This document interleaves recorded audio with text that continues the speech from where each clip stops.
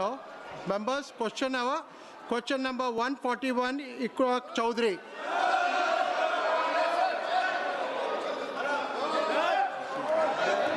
उत्तर सदन के पटल पर रख दिया।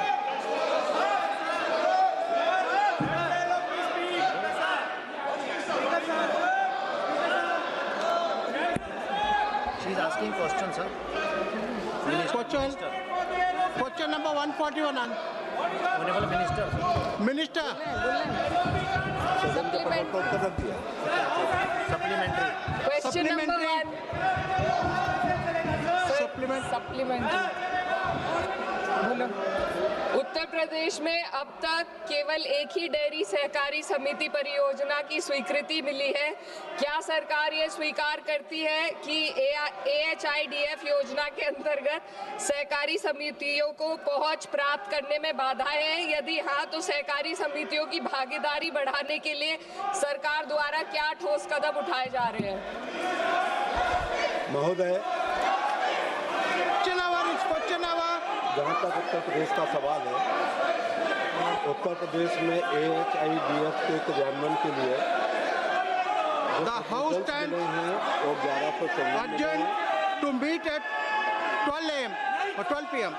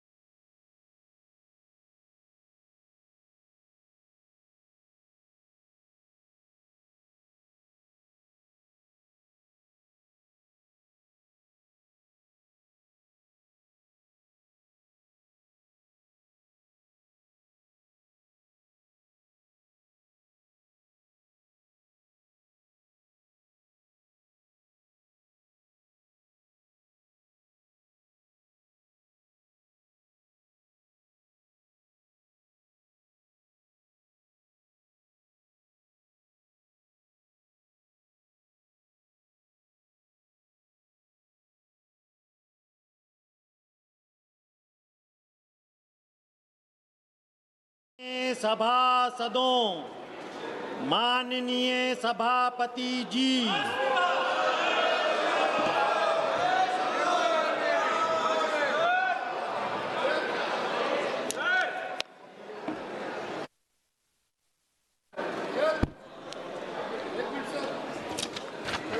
Honorable members, few notices of adjournment motion have been received on different subjects. Honorable Speaker has disallowed all the notices of adjournment notice. Now papers to be laid on the table. Item number 2, Shri Piyush Goyal ji. Sir, with your kind permission, on behalf of my senior colleague, I rise to lay on the table of the House the papers mentioned against his name at serial number 2 in the revised list of business papers. Item number 3, Dr. Virendra Kumar. राष्ट्रपति महोदय जी, आपकी अनुमति से मैं आज की संशोधित कार्यसूची के क्रम संख्या 3 पर मेरे नाम के समक्ष सूचीबद्ध दस्तावेजों को सदन के पटल पर रखता हूं। Item number 4, Shri Pratap Rao Jadhav. आदरणीय अध्यक्ष महोदय, मैं आपकी अनुमति से अपने वरिष्ठ साथी श्री प्रताप राव यादव की ओर से आज की संशोधित कार्यसूची में उनके नाम के सामने क्रम संख्या 4 पर सूचीबद्ध दस्तावेजों को पटल पर रखता हूं। Item number 5, Shri Jitendra Prasada. Respected sir, with your kind permission, I rise to lay on the table of the House the papers mentioned against my name at serial number 5 in the revised list of business for today. Item number 6, Shri Kishan Pal. आदरणीय अध्यक्ष महोदय, मैं आपकी अनुमति से आज की संशोधित कार्यसूची में क्रम संख्या 6 पर मेरे नाम के सामने सूचीबद्ध दस्तावेजों को सदन के पटल पर रखता हूं। Item number 7, Shri Ramnath Thakur. अध्यक्ष महोदय, मैं आपकी अनुमति से आज की पुनरीक्षित कार्यसूची में क्रम संख्या 7 पर अपने नाम के समक्ष दर्ज सभा पटल पर रखता हूं। Item number 8, Shri Nityanand Rai. महोदय, मैं आज की पुनरीक्षित कार्यसूची की क्रमांक संख्या 8 पर मेरे नाम के सामने उल्लेखित दस्तावेज सभापति पर रखता हूं। Item number 9, Shri V. Somarna ji. Sir, with your kind permission, I lay on the table of the House paper mentioned against my name at serial number 9 in the revised list of business for today. Item number 10, Professor S.P. Singh Baghel. महोदय, मैं आपकी अनुमति से आज की पुनरीक्षित कार्यसूची में मेरे नाम के आगे क्रम संख्या 10 पर उल्लेखित कागज सदन के पटल पर रखता हूं। Item number 11, Shri B.L. Verma ji. आदरणीय अध्यक्ष महोदय, मैं आपकी अनुमति से आज की लोकसभा की संशोधित कार्यसूची में क्रम संख्या 11 पर अपने नाम के सम्मुख अंकित प्रपत्र सभा पटल पर रखता हूं। Item number 12, Shri Suresh Gopi ji. Respected Chairman, sir, with your permission, I rise to make this statement in the House listed against my name at serial number 12 in today's revised list of business. Thank you. Item number 13, Shri Bhagirath Chaudhary. माननीय अध्यक्ष जी, मैं आज की कार्यसूची में क्रम संख्या 13 में उल्लिखित कृषि और किसान कल्याण मंत्रालय की वर्ष 2026-27 की निर्गत परिणामी अनुसरण रूपरेखा की प्रक्रिया हिंदी तथा अंग्रेजी संस्कृत सभा पटल पर रखता हूँ। Item number 14, Shri George Kurian. Speaker sir, with your kind permission, I rise to lay the papers listed against my at serial number 14 in today's revised list of business. Item number 15, Shri Robert Bruce.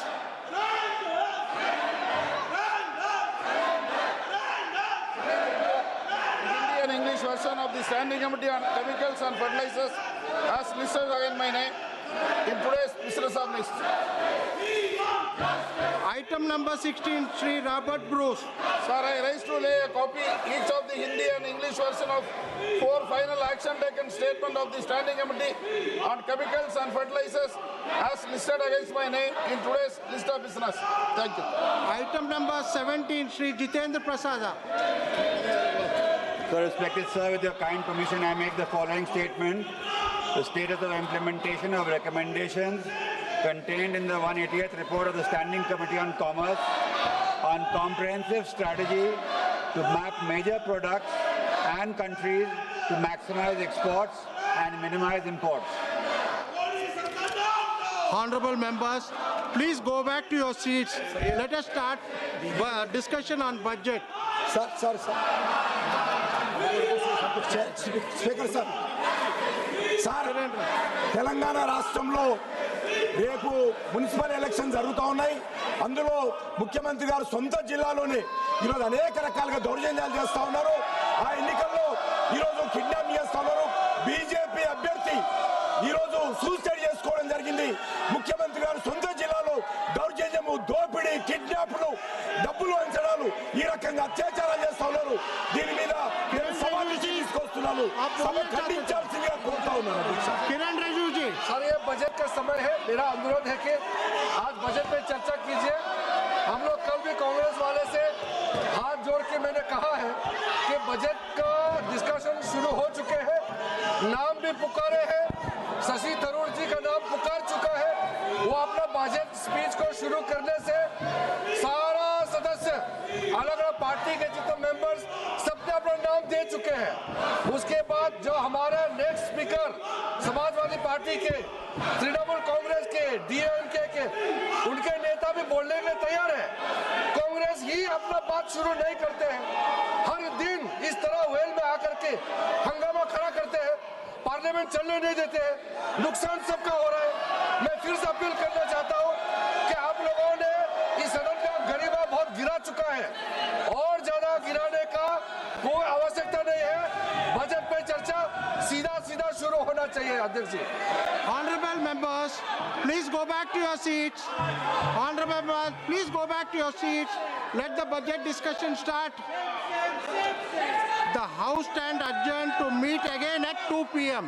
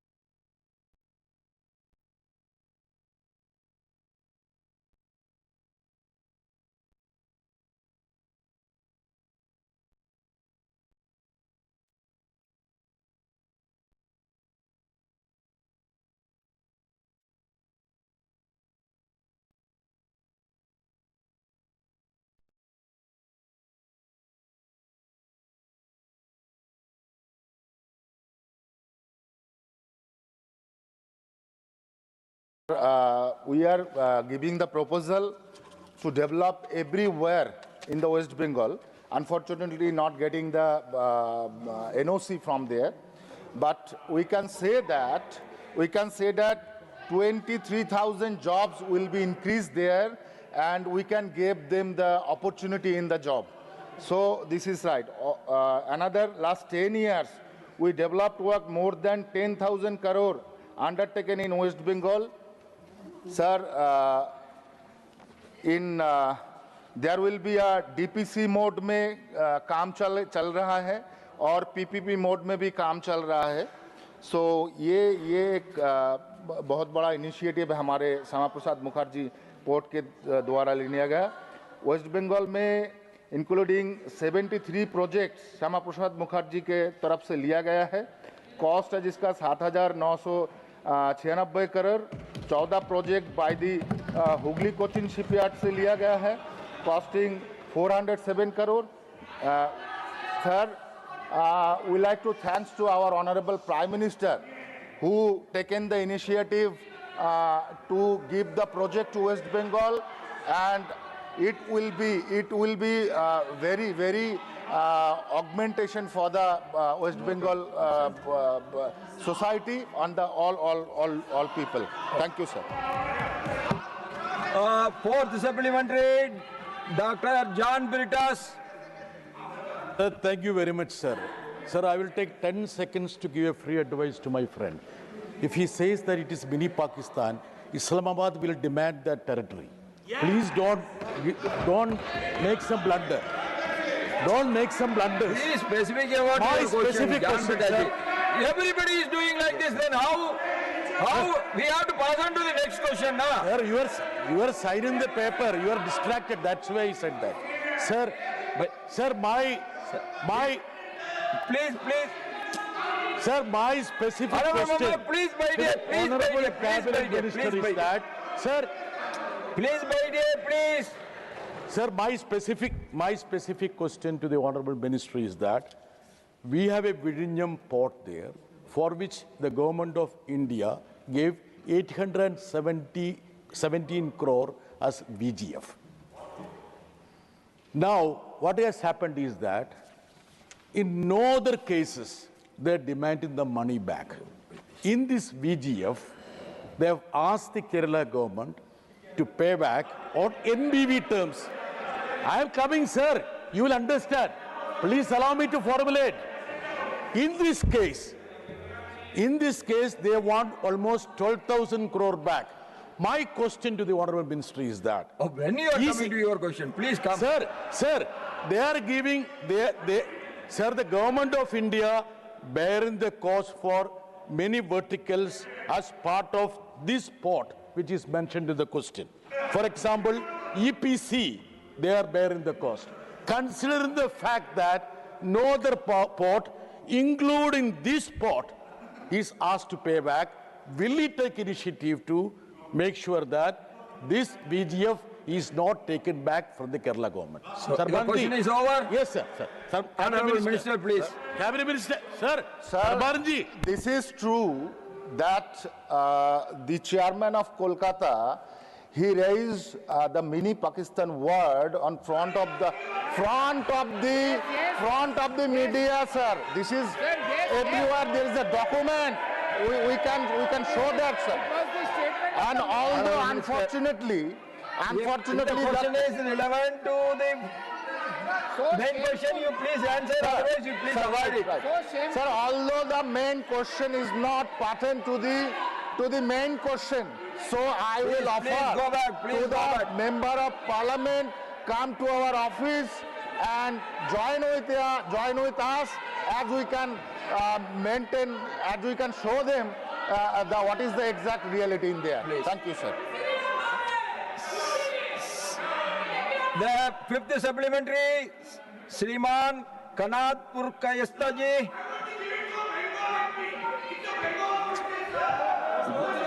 You cannot instruct. You please sit down. You please sit down. You cannot instruct to the chair. No, you mind your words. You cannot instruct to the chair. You please wait here. No, you please wait here. You please wait here. You have no right to instruct to the chair. You take your chair. You take your seat. Yes. This is registered. Please. धन्यवाद सभापति महोदय. Nothing doing. Are you going to your seat or not? If you are not going to your seat, no, this is not correct. This is not correct. You cannot take the house for a ride. You go back. No. If you are not going back, then I will be forced to take some action. No, you are wrong. You are wrong. You are wrong. You go back. They are all pro-Pakistani. Please raise your धन्यवाद माननीय सभापति महोदय. मैं आपके माध्यम से माननीय मंत्री जी से ये जानना चाहता हूं कि what are the measures specially taken by Nothing will go on record. If you are continuing like this, then I will be forced to take strong action against you. What you are thinking? Every time you want to disturb others. 16. No, you go back. Nothing doing, you go back. You go back. You go back now. You go back now.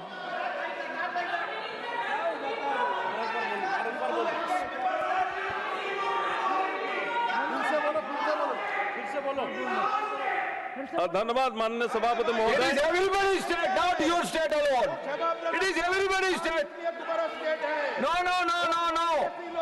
West Bengal is everybody's state, not only belongs to you. Please, please. No, no. Honorable member, please take your seat. You put your question. You please put your question.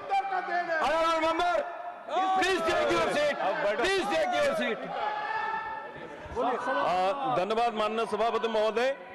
मैं आपके माध्यम से माननीय मंत्री जी से ये जानना चाहता हूं कि what are the measures, especially infrastructure developments and dredging taken by Indian Waterways Authorities of India for smooth operations of cargo and transport in the National Waterways 16 of the Barak River in Assam. Please, my dear, you know very well you cannot raise a point of order during the question hour. Please, my dear. Honorable Minister. Honorable Minister. Respected Respected Chairman, sir. Please, my dear. Please, my dear. No, no, you cannot disturb. You cannot disturb the house like this. You please, my dear. Honorable Minister. Respected Please Chairman, answer sir. to the question. The question. No, no, no. You please take your seat. You please take your seat. You have no right to raise a point of order during the question hour. You please take your seat. Respected Chairman, sir. That is right. Honorable Prakash ji has raised a very, very important question. This is regarding the initiative undertaken by the Ministry of Port Shipping Waterways for the seamless movement of our different kind of vessel, cargo vessel, passenger vessel, and cruise vessel in the National Waterways 16 Barak. And the stretch of River Barak from Lakhipur to Bhangra, it is 121 kilometers. For the development of this particular area, the length of the river, we have started dredging and we have renovated the terminal at Badarpur and Karimganj so that the people, almost 50 lakhs people reside in the Barak Valley of Assam. And it is not only for Assam, but it is adjacent to the nearby state like Mizoram, Manipur, and Tripura. If Barak River is developed, then all, the state will be benefited, particularly our farmers, our, the people as a whole, the entrepreneurs, they will be benefited for the, transportation of their finished product from one part to the other parts, with a very, very least amount of, expenditure, particularly logistic costs will be reduced through the inland waterways movement. So I believe that's the facility, particularly it is happening only because of the visionary Prime Minister Narendra Modi ji, because he loved the country, he loved the northeast part of India, and because of his special initiative, untiring effort, special support, the entire northeast in the last 11 years got the special status in the country, and now almost 5 crore people in the country, that part of the country, they have now come up with self-confidence because of the Honorable Prime Minister leadership, and now the entire region is developing faster. And number two, because I must mention some of the important points here. As we all know, Honorable Prime Minister has always been, appealing to the people of the country that let us reform, perform, and transform. With this kind of policy and program, the entire, particularly the 3 important sectors, that is exim trade, coastal shipping, and inland waterways. All these 3 important sectors got surged up. And in the last 11 years, because of the transformative initiative, let me, I'm coming to that point, let me cite out exciting success story. In inland waterways, the cargo movement was limited to 18 million metric ton up to 2014.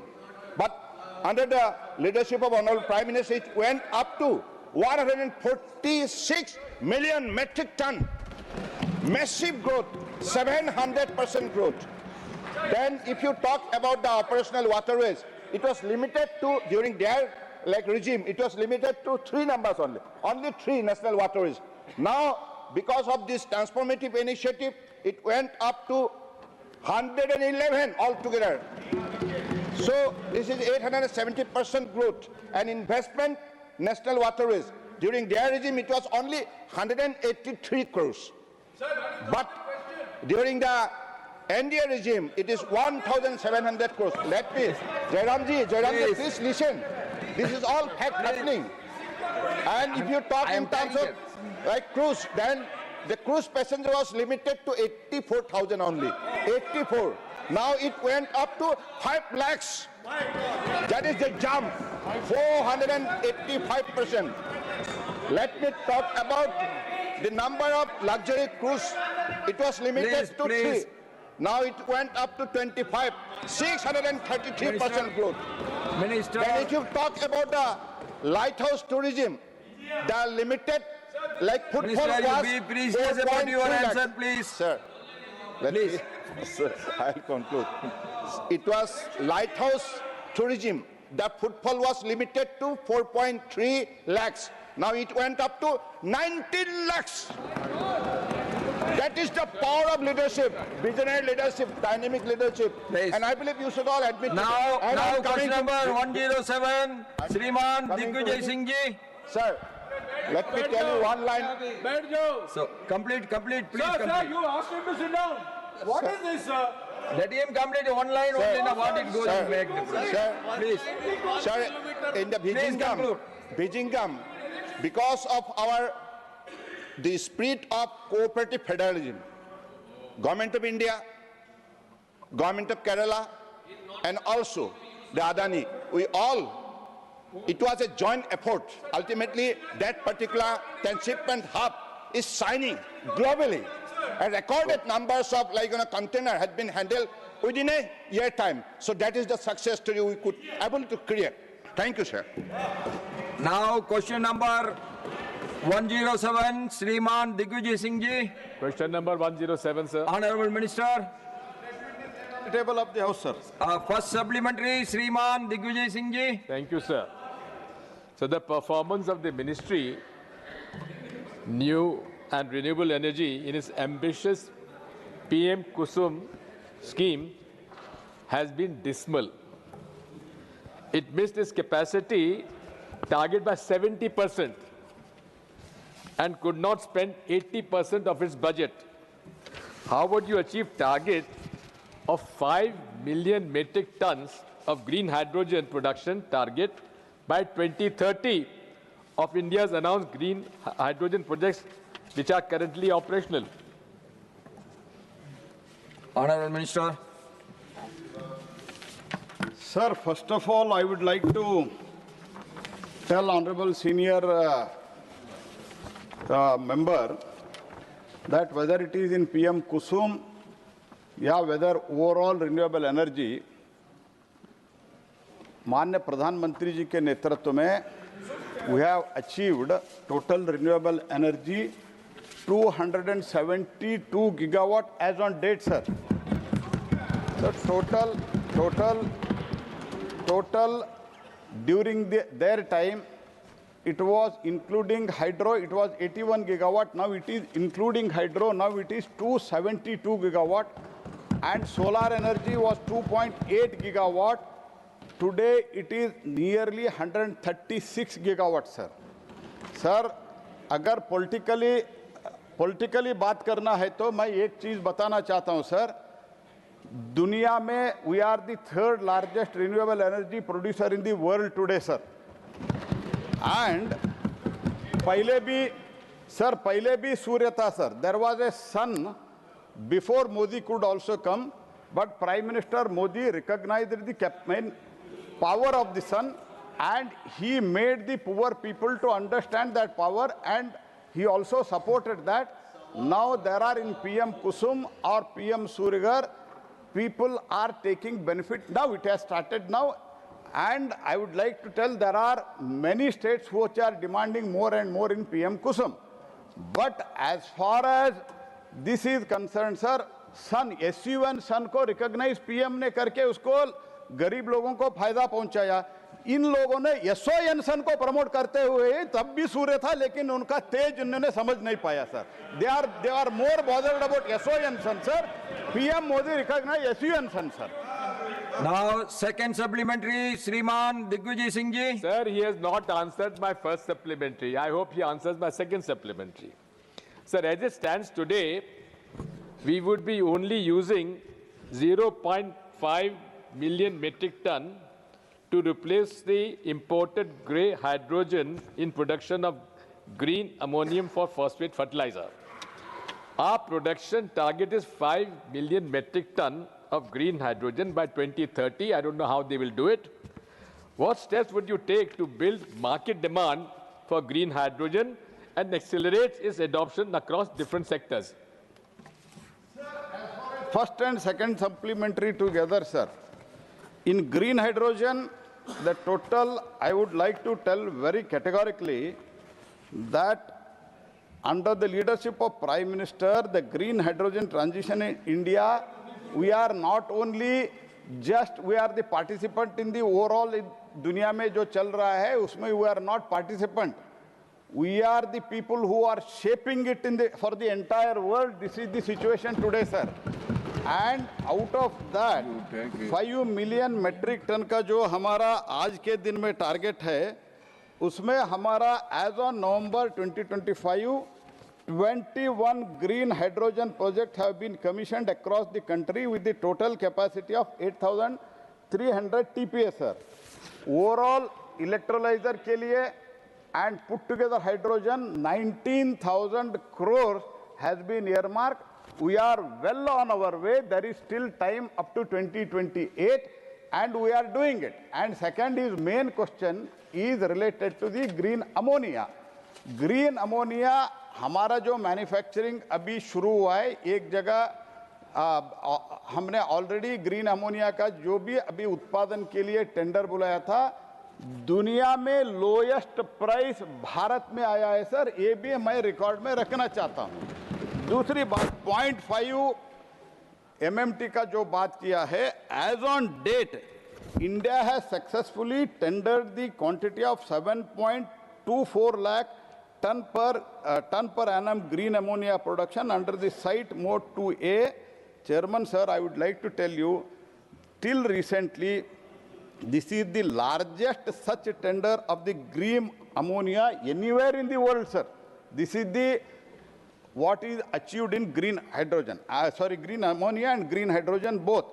Means 25-30% of the total ammonia required for the fertilizers. Now from 28, it will be through green ammonia, sir.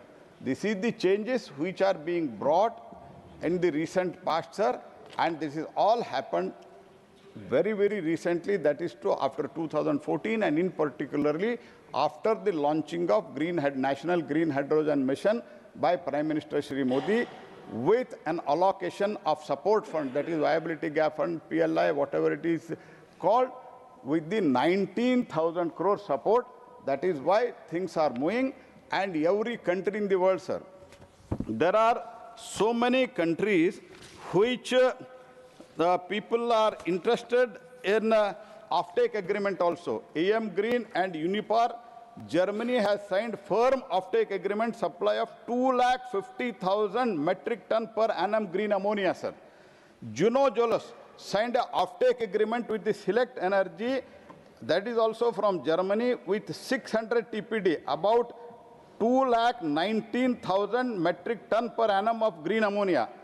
L&T is in a process of finalizing agreement with the Japan. ACME is in the finalization with again Japan. People are demanding. I would also like to place it on record, sir. Recently, Honorable Prime Minister had sent me to the Davos.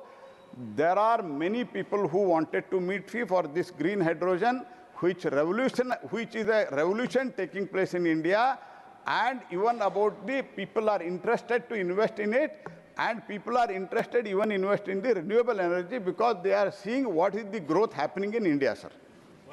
Third supplementary, Dr. Sasmit Patraji. Honorable Chairman, sir, my specific question to the Honorable Minister is, he has mentioned in the reply regarding offtake fertilizer units and the selected green ammonia producers.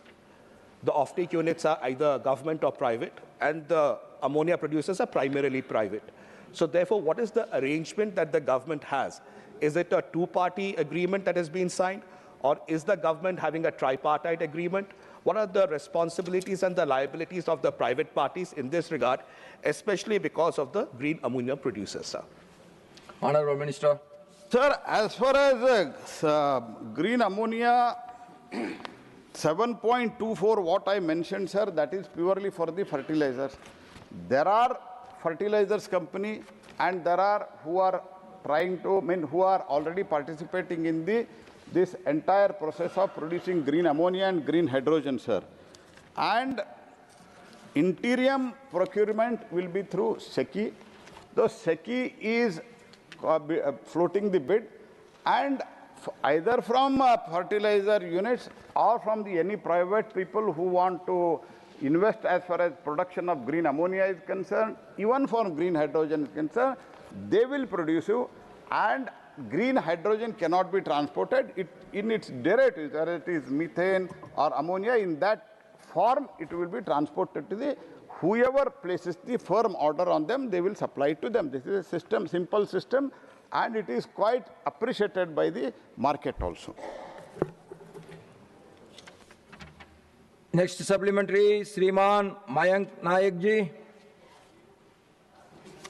Somnath sir, thank you sir. Sir, देश के यशस्वी प्रधानमंत्री जब गुजरात के मुख्यमंत्री थे तब से ये रिन्यूएबल एनर्जी में उन्होंने देश में सबसे पहला सोलर पार्क बनाया। विंड एनर्जी के माध्यम से इस एनर्जी में नया प्रोडक्शन गुजरात के द्वारा शुरू किया था। आज देश पूरी दुनिया में तीसरे नंबर पर पहुंचा है।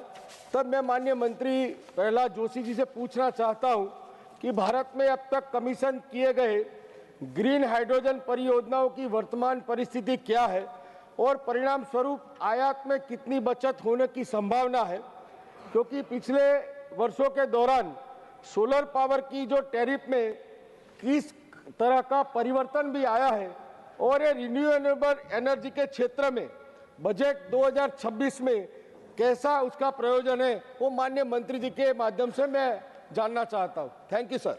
Honourable minister. सर, बहुत डिटेल में प्रश्न उन्होंने पूछा है sir. I am thankful to him. मैंने पहले भी बताया, total 21 green hydrogen projects have been commissioned across the country. एक में JSW स्टील में large scale project at Vijayanagar Karnataka में शुरू भी हुआ है सर। ये प्रोजेक्ट जो है diverse applications including electricity generation sir, इसमें जो है इलेक्ट्रिसिटी ग्रीन इलेक्ट्रिसिटी ही चाहिए सर, इसीलिए इलेक्ट्रिसिटी जनरेशन, रिफ्यूलिंग स्टेशन है सर। रिफ्यूलिंग स्टेशन के लिए बहुत बड़ा, शुरुआत में बहुत बड़ा इन्वेस्टमेंट चाहिए। स्टील प्रोडक्शन में हम पायलट प्रोजेक्ट शुरू किया है। Blending with the natural gas, ये तो already hydrogen, of course it is a grey hydrogen, इसका ब्लेंडिंग इंदौर वगैरह में, बहुत जगह गुना वगैरह में शुरू हो गया सिटी गैस में। Furnace fuel, refinery operation, glass manufacturing और पायलट प्रूफ कंसेप्ट डेमोन्स्ट्रेशन ये शुरू हो गया सर। मेजर प्रोडक्ट इंक्लूडिंग गेल का ब्लेंडिंग प्रोजेक्ट एट गुना, मैं हरदीप जी को धन्यवाद देता हूं, उन्होंने इसका blending, whether blending is possible, hydrogen का ब्लेंडिंग इज पॉसिबल और नॉट, इसको सक्सेसफुली गेल ने गुना में करके दिखाया है, and that has been proved successful sir. तो ऐसे ही 7 number of electrolyser plant have been commissioned with the total capacity of 1135 megawatt sir.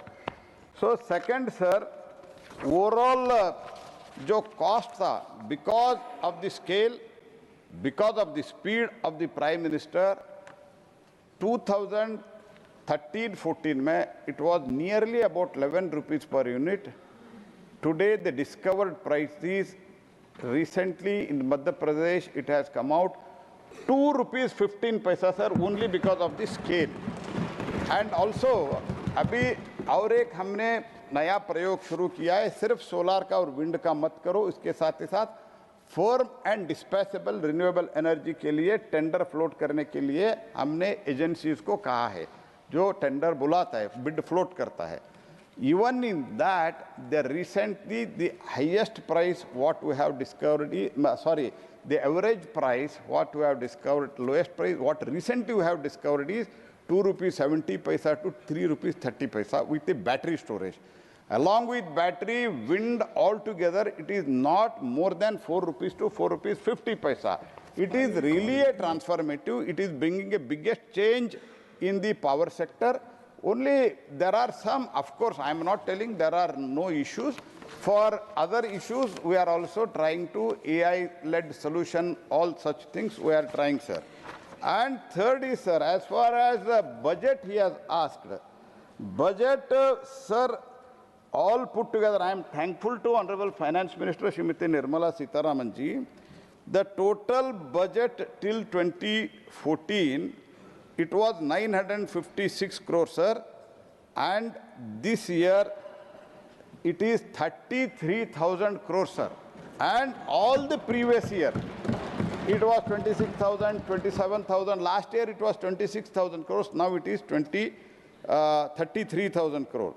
From 2000 to 2004 to 14, total budget to NRE in all the 10 years put together, it was 8,815 crores.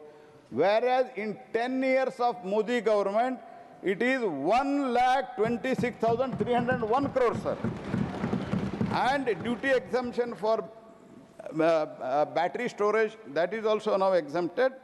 And there are critical minerals. इसमें critical minerals हमको बहुत चाहिए, sir. Rare earth permanent magnet चाहिए for renewable energy and its all other derivatives like hydrogen derivatives. And for that manufacturing of that, and even in wind energy, we need many rare earths and even rare earth magnet, permanent magnet also. For that, critical minerals duty exemption for processing equipment, that has been allowed, sir. Overall, हमारे budget में माननीय प्रधानमंत्री जी के मार्गदर्शन में वित्त मंत्री जी ने जो इसके allocation किया है, that is why India is become overall third in solar and fourth in overall renewable energy in the entire world, sir. This is the greatest success story which we can showcase. Not as only the Prime Minister himself has said, whatever Bharat ने जो achieve किया है, सिर्फ मोदी जी का ही achievement नहीं है, कम से कम ये भारत का अचीवमेंट करके हमको मान के चलना है, मोदी जी के नेतृत्व में जो हुआ है. श्रीमती अशोक रंजनी पटेल जी. For giving me a opportunity, sir. Mike, sir. वो वाला चलना चाहिए. यहाँ जाऊँगा. पीछे भी ऑन कर दिया. इस पे बोलिए आप. इधर अब ताइए आ गया. Sir, some studies by CPCB and international research bodies have highlighted that excessive use of chemical fertilizers and containing nitrogen and phosphorus leads to leaching into rivers and causing atrophication, oxygen depletion, and large-scale damage to aquatic life, while over-application has also resulted in nitrate contamination of groundwater, which is affecting the drinking water effectively in several regions. Further, reports indicate that effluents from fertilizers manufacturing units add to water pollution when industrial discharge norms are not strictly followed. So in that case, what measures Honorable Minister is going to take? For some other questions, she might have prepared the supplementary, sir. This is not at all that question, sir. That's why I referred, it is 107, the question number 107, she has given the supplementary. Anyway, now 108.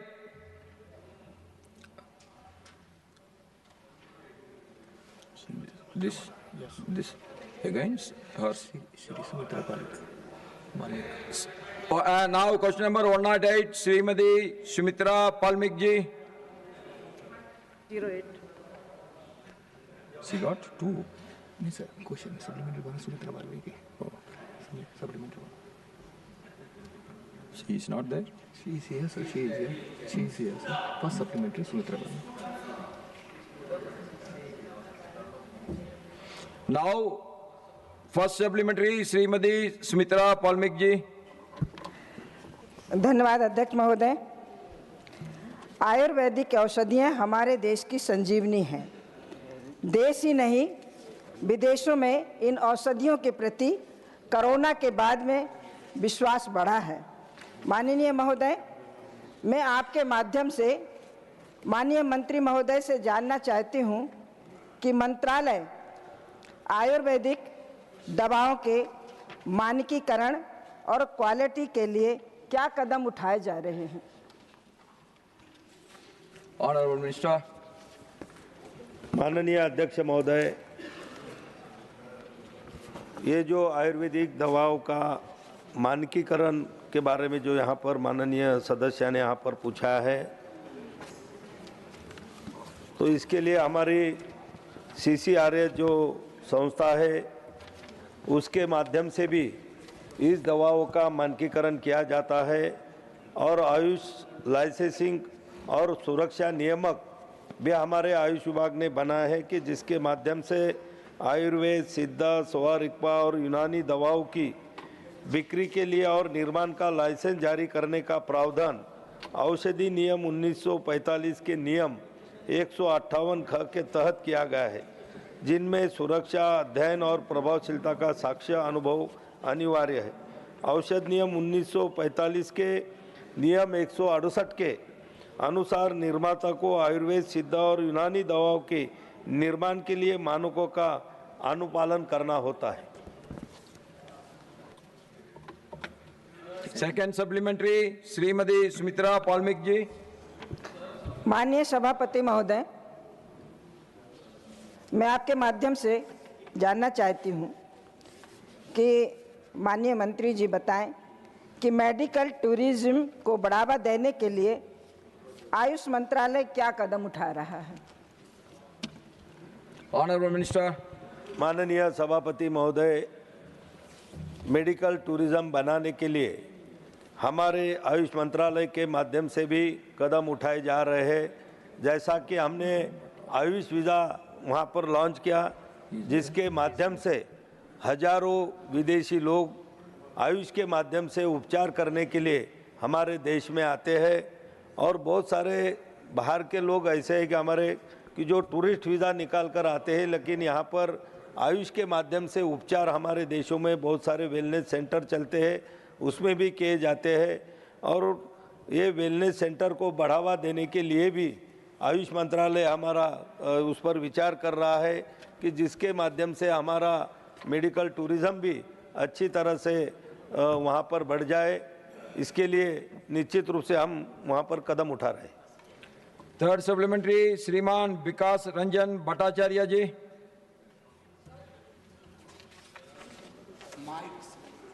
Yes, I would like to know what is this concept of Garv Sanskar? Has it any rational and scientific foundation? Because India wants to see a nation of scientific temper. Honorable Minister.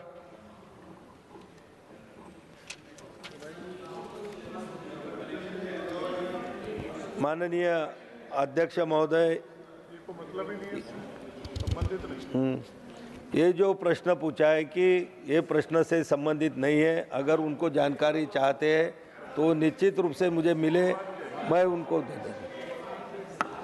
Doctor Parmar Jaswant Singh ji. Thank you honourable chairman sir.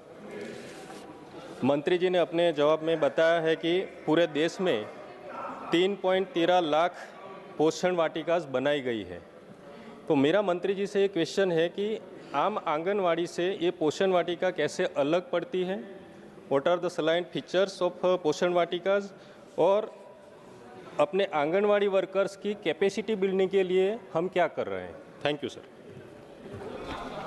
माननीय सभापति महोदय, mission सक्षम आंगनवाड़ी और पोषण 2.0 के तहत स्वास्थ्य पोषण और रोग प्रतिकारक क्षमता बढ़ाने के लिए आयुष पद्धतियों को एकीकृत किया गया है और महिला एवं बाल विकास मंत्रालय से शुरू किए गए मिशन सक्षम आंगनवाड़ी और पोषण 2.0 के तहत सुपोषित ग्राम पंचायत अभियान पंचायत स्तर पर आयुष से जुड़ी पोषण प्रथाओं को भी बढ़ावा देता है और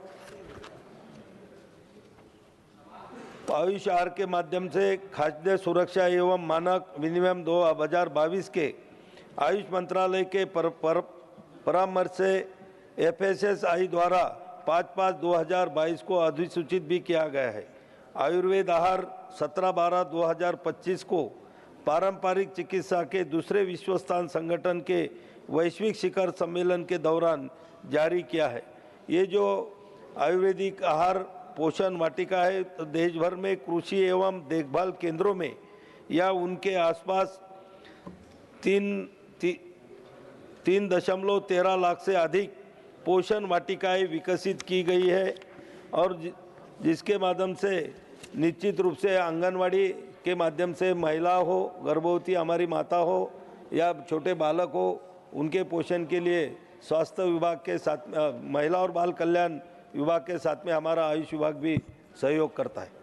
5th सप्लीमेंट्री श्रीमान संजय यादव जी।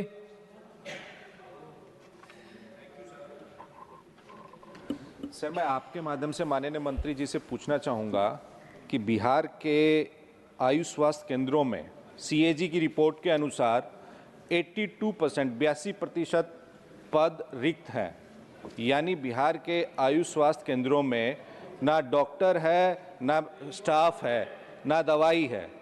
82% बहुत बड़ा फिगर है महोदय।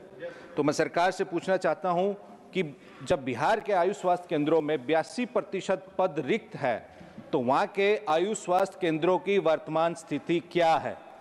और आपके माध्यम से महोदय पूछना चाहूँगा कि ऐसी गंभीर स्थिति को देखते हुए क्या सरकार बिहार में आयुष सेवाओं को सुदृढ़ करने के लिए कोई विशेष समयबद्ध कार्य योजना पे कार्य कर रही है क्या? धन्यवाद।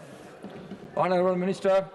माननीय सभापति महोदय, माननीय सदस्य ने बिहार के बारे में यहाँ पर पूछा है, प्रश्न से संबंधित नहीं है तो भी मैं इसका जवाब यहाँ पर दे दूँगा कि अभी तक 2015-16 से 2025 तक बिहार को 134 करोड़ रुपए न्याम के माध्यम से दिए हैं।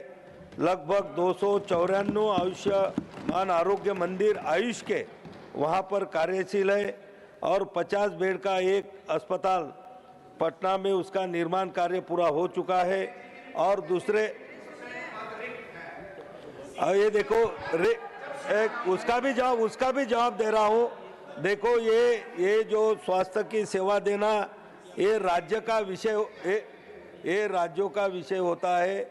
हमारे आयुष मंत्रालय सिर्फ राज्यों को फाइनेंशियल सपोर्ट करता है और टेक्निकल सपोर्ट भी हम यहाँ से उनको देते हैं।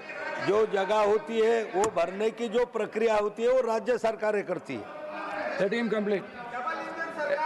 क्वेश्चन नंबर 109 श्रीमान मिथिलेश कुमार जी। जी 109। Honorable Minister.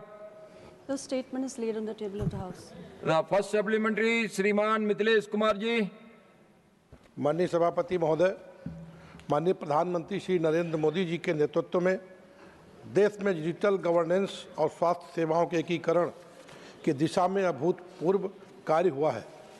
डिजिटल इंडिया अभियान के अंतर्गत स्वास्थ्य क्षेत्र में पारदर्शिता, जवाबदेही और अंतिम पंक्ति तक सेवाएं पहुंचाने के लिए कई तकनीकी नवाचार किए गए हैं। यूविन पोर्टल इसी दूरदर्शी सोच का परिणाम है जिसने टीकाकरण प्रणाली को अधिक सुदृढ़ और ट्रैक योग्य बनाया है। क्या माननीय मंत्री जी ये बताने की कृपा करेंगे कि यूविन पोर्टल के माध्यम से रियल टाइम डेटा उपलब्ध होने से राज्यों और जिला स्तर पर टीकाकरण की योजना बनाने एवं संस्थानों के बेहतर आवंटन में किस प्रकार की ठोस सुधार देखने को मिले हैं? Honourable minister. धन्यवाद सभापति जी। मैं सबसे पहले बताना चाहूँगी कि हमारा जो यूविन पोर्टल है ये एक नेशनल रिपोजिटरी है हमारी सारी इम्यूनाइजेशन सर्विसेज के लिए, और एक ऐसा सिंगल डिजिटल प्लेटफॉर्म है जो सभी के लिए उपयोगी है, जो बेनिफिशरीज़ हैं उनके लिए भी, जो सर्विस प्रोवाइडर्स हैं उनके लिए भी, और जो एडमिनिस्ट्रेटर्स हैं उनके लिए भी। यानी हर वैक्सीनेशन सेशन को ट्रैक करना, उसे रिकॉर्ड करना और यहाँ तक कि वैक्सीनेशन सेशन को प्लान करना, ये तीनों काम करने में ये बहुत ही सुविधाजनक है। और इससे एक बहुत बड़ा अंतर देखने को मिला है कि आज हमारे जो भी कार्य पहले मैनुअली हुआ करते थे, पेपर बेस्ड तरीके से हुआ करते थे, राज्यों में, ज़िलों में, खास तौर से जो हमारे फ्रंटलाइन हेल्थ केयर वर्कर्स होते थे उन्हें कागज़ पर रिकॉर्ड रखना पड़ता था, आशा हो, एएनएम हो, लेकिन आज ये सारे रिकॉर्ड्स जो हैं वो डिजिटाइज हो चुके हैं। और जो हमारे फ्रंटलाइन हेल्थ केयर वर्कर्स हैं आज वो इस पोर्टल के ज़रिए उन्हें ये सहूलियत हो गई है कि वो उनके पास एक लाइन लिस्टेड डेटा होता है। हर एक बच्चा, हर एक महिला, हमारा जो कोहॉर्ट है वो 2.54 करोड़ बच्चों का है और 2.9 करोड़ प्रेग्नेंट वुमेन का है। तो हर केस को हम इस पर उसके स्टेटस को जान सकते हैं, उसे ट्रैक कर सकते हैं, अपनी एक ड्यू लिस्ट जनरेट कर सकते हैं और इस तरीके से अधिक हमारा इम्यूनाइजेशन कवरेज आज हो रहा है। और इस हमारे प्रयास के ज़रिए जो हमारा फुल इम्यूनाइजेशन कवरेज है आज वो 98.7% पहुंच गया है। हमारी राष्ट्रीय स्वास्थ्य नीति ने टारगेट सेट किया था कि देश के अंदर जो हमारा यूनिवर्सल इम्यूनाइजेशन कार्यक्रम चल रहा है उसके तहत जो हमारा टारगेट है वो 90% से अधिक हो। लेकिन यूविन पोर्टल आने के बाद क्योंकि एक केस को ट्रैक करना आसान हुआ है तो उससे हमारा जो फुल इम्यूनाइजेशन कवरेज है वो 98.7% पहुंच गया है। और इसका वृहत असर हमें MMR, IMR, नियोनेटल मोर्टेलिटी और अंडर 5 मोर्टेलिटी की गिरावट में भी देखने को मिला है, जो आज जो वैश्विक दर पे गिरावट हो रही है उससे बेहतर है। तो ज़िले में, राज्य में आज बेहतर ढंग से फ्रंटलाइन हेल्थ केयर वर्कर्स काम कर पा रहे हैं और एक केस की बेहतर निगरानी कर पा रहे हैं। सेकंड सप्लीमेंट्री श्रीमान मिथिलेश कुमार जी। माननीय प्रधानमंत्री जी के नेतृत्व में केंद्र सरकार ने सबका साथ सबका विकास के मंत्र के अनुरूप ग्रामीण और वंचित वर्गों तक स्वास्थ्य सेवाएं पहुंचाने को सर्वोच्च प्राथमिकता दी है। यूविन पोर्टल के माध्यम से शून्य खुराक बच्चों की पहचान कर उन्हें टीकाकरण के दायरे में लाना भारत की सार्वजनिक स्वास्थ्य प्रणाली की एक बड़ी उपलब्धि मानी जा रही है, जिसे अंतर्राष्ट्रीय स्तर पर भी सराहा जा रहा है। क्या माननीय मंत्री जी बताने की कृपा करेंगे कि यूविन पोर्टल के माध्यम से शून्य खुराक बच्चों की पहचान और टीकाकरण से मातृ एवं शिशु मृत्यु दर में कमी लाने की दिशा में सरकार को क्या सकारात्मक परिणाम प्राप्त हुए हैं तथा भविष्य में इस प्रणाली को और अधिक प्रभावी बनाने की क्या योजना है? अध्यक्ष महोदय, मैं सबसे पहले बताना चाहूँगी कि 0 डोज जिसे शून्य खुराक कह रहे हैं, ये वो बच्चे होते हैं जिन्हें जन्म के 1 साल के भीतर जो पहली डोज पेंटावेलेंट वैक्सीन की 5-in-1 वैक्सीन की मिलनी होती है वो नहीं मिल पाती है। पहले देश में ऐसे बच्चों की संख्या अधिक थी। वर्ष 2013 में 26 लाख ऐसे बच्चे थे जिन्हें हम शून्य खुराक बच्चे कह रहे थे। इस पर हमारी सरकार ने अपने प्रयासों को केंद्रित किया। यूविन पोर्टल आने के बाद खास तौर से ऐसे बच्चों की ट्रैकिंग हमारे लिए आसान हुई और जो संख्या 26 लाख हुआ करती थी 2013 में, वो सरकार के प्रयासों के चलते आज 2025 में 8.5 लाख पर पहुंच गई है। 2023 में 0 डोज बच्चे 0.11% हुआ करते थे, आज वो घटकर 0.06% पर पहुंच गए। और ये ये जो हमने उपलब्धि हासिल की या ये जो प्रगति हम कर पाए हैं शून्य खुराक बच्चों को की संख्या को कम करने में, उसके लिए हमने बहुत बड़ा प्रयास किया। देश के अंदर ऐसे 11 राज्य हैं जिसमें उत्तर प्रदेश, बिहार, झारखंड, मध्य प्रदेश, राजस्थान, हरियाणा और हमारे नॉर्थ ईस्ट के कई राज्य, अरुणाचल, मिजोरम, मेघालय, नागालैंड, ऐसे तमाम राज्यों के 143 जिले आते हैं। ये वो जिले थे जिसमें वैक्सीनेशन का कवरेज कम था और 0 डोज बच्चों की संख्या ज़्यादा थी। यहाँ पर हमने मिशन इंद्रधनुष बहुत तेज़ी से उसका संचालन किया, इंटेंसिफाइड मिशन इंद्रधनुष चलाया और उसकी 12 फेजेस में हमने state task force, district task force और ब्लॉक लेवल टास्क फोर्स बनाई ऑन इम्यूनाइजेशन और इसके ज़रिए 5.46 करोड़ बच्चों को और 1.32 करोड़ प्रेग्नेंट विमेन को हमने इसमें सफलता मिली, इनको हमने वैक्सीनेट किया। एमएमआर का, जहां मैंने पहले भी बताया सर, इसका व्यापक असर हमें एमएमआर के ऊपर देखने को मिला है। आज एमएमआर, दुनिया में जो एमएमआर की गिरावट हो रही है वो 86% है और सर दुनिया में जो गिरावट है वो 48% है, लेकिन भारत में जो एमएमआर की गिरावट है वो 86% है। अंडर 5 मोर्टेलिटी में दुनिया की गिरावट 61% है, भारत के अंदर गिरावट 78% है और नियोनेटल मोर्टेलिटी रेट में दुनिया में गिरावट 54% है और इंडिया में गिरावट 70% है। तो आज भारत एक उदाहरण बनके दुनिया के समक्ष पेश हुआ है कि कैसे डिजिटल टेक्नोलॉजीज का उपयोग करके हम अपने जो यूनिवर्सल टीकाकरण अभियान है उसको और सफलता से एग्जीक्यूट कर सकते हैं और मैटरनल और चाइल्ड हेल्थ के जो हमारे लक्ष्य हैं उनको बेहतर ढंग से प्राप्त कर सकते हैं। Very good. Third supplementary doctor Akshay Kumar Mittal महोदय,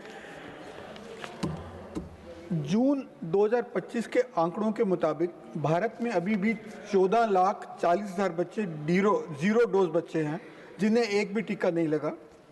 हालांकि जो सरकार का प्रयत्न है यूविन पोर्टल का वो सराहनीय है। जो ये डिजिटल जो 0 डोज बच्चे हैं सरकार उन तक क्यों नहीं पहुंच पा रही है, जबकि वो ऑनलाइन पोर्टल पे रजिस्टर्ड भी हैं और हमारी मैन पावर भी उधर होनी चाहिए। तो मेरा प्रश्न ये है कि इन बच्चों को, और जो बच्चे अभी रजिस्टर्ड नहीं हैं और उन तक हमारी एक्सेस नहीं है डिजिटल प्लेटफॉर्म्स पर, उनको पहुंचने के लिए सरकार क्या विशेष प्रयत्न कर रही है ताकि दूर दराज के इलाकों में भी ये बच्चों को डोज दी जा सके और उनको वैक्सीनेट किया जा सके। Honourable minister. सर मैं पुनः दोहराना नहीं चाहूँगी, किंतु मैंने 0 डोज के बच्चों के संबंध में जो प्रगति है उसके आंकड़े अभी रखे कि हमारे 26 लाख हुआ करते थे 2013 में, आज वो 8.5 लाख पहुंच गए हैं। आपने आंकड़ा कहां से प्राप्त किया मुझे पता नहीं, लेकिन ये 8.5 लाख की संख्या है और 0 डोज में गिरावट हो रही है। खासतौर से जो आपने पूछा कि जो माइग्रेटरी हैं, पॉपुलेशन ऐसी होती है या जो दूर दराज के रहने वाले जो हमारे पॉपुलेशन ग्रुप्स हैं, वहाँ पे जो बच्चे छूट जाते हैं। अब हमने जब ये यूविन पोर्टल लागू किया है तो उससे हमें सबसे बड़ा लाभ इसी आबादी के लिए मिला है जो माइग्रेटरी पॉपुलेशन है और जो हार्ड टू रीच एरियाज़ में रहने वाली पॉपुलेशन है। इन दूर दराज के इलाकों में अब हमारे जब फ्रंटलाइन हेल्थ केयर वर्कर्स जाते हैं, एना माशा कोई भी जाते हैं, ऑफलाइन मोड पर भी वो डेटा एंट्री कर सकते हैं और क्योंकि हमें यूविन पोर्टल पे स्पष्ट रूप से दिखाई पड़ता है कि कितना वैक्सीनेशन आगे बढ़ा है, कहाँ वैक्सीनेशन, कौन से ऐसे पॉकेट्स हैं जिसमें वैक्सीनेशन नहीं हो पा रहा है, हम उसके लिए स्पेशल वैक्सीनेशन सेशंस प्लान करते हैं ऐसी खास साइट्स पे जहाँ पे वैक्सीनेशन में हमें कमी देखने को मिलती है। माइग्रेटरी पॉपुलेशन के लिए अब देश भर में एनी टाइम एक्सेस एनीवेयर ये अब उपलब्ध है क्योंकि इसका सिटीजन सेंट्रिक मॉड्यूल है। तो कोई भी ऐसा पॉपुलेशन ग्रुप, कोई भी ऐसे माता पिता जो एक जगह से दूसरे स्थान पे माइग्रेट करते रहते हैं, अगर उन्होंने पहली डोज एक जगह पे ली है तो देश के अंदर कहीं भी दूसरे गवर्नमेंट हेल्थ फैसिलिटी पर वो जाकर दूसरी डोज बच्चे की ले सकते हैं। इसके लिए उनका एक यूनिक आईडी क्रिएट होता है, एक चाइल्ड आभा आईडी क्रिएट होता है। हर माता पिता को हम रजिस्टर करते हैं, उनका एक यूनिक रजिस्ट्रेशन आईडी होता है। उसके आधार पर देश के किसी भी कोने में किसी भी पब्लिक हेल्थ फैसिलिटी पर जो हमारी एएनएम है वो उस आईडी के माध्यम से किसी भी अनवैक्सीनेटेड बच्चे को ट्रैक कर सकते The हैं। House stands adjourned to meet at 2 p.m.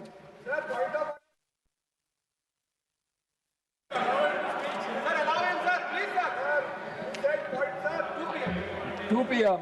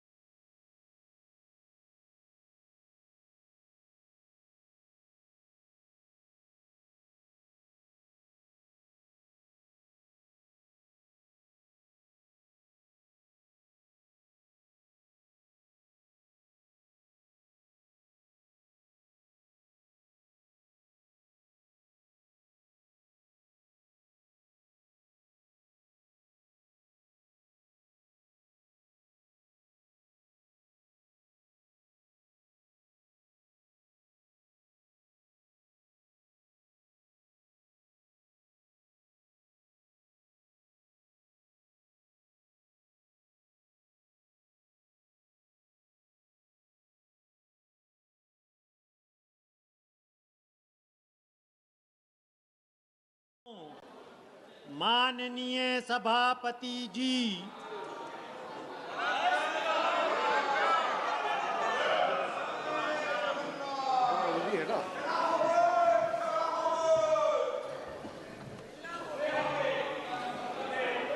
माननीय सदस्यगण, जिन्हें आज नियम 377 के अधीन मामले उठाने की अनुमति दी गई है, वे व्यक्तिगत रूप से तत्काल मामले का अनुमोदित पाठ सभा पटल पर प्रस्तुत करें।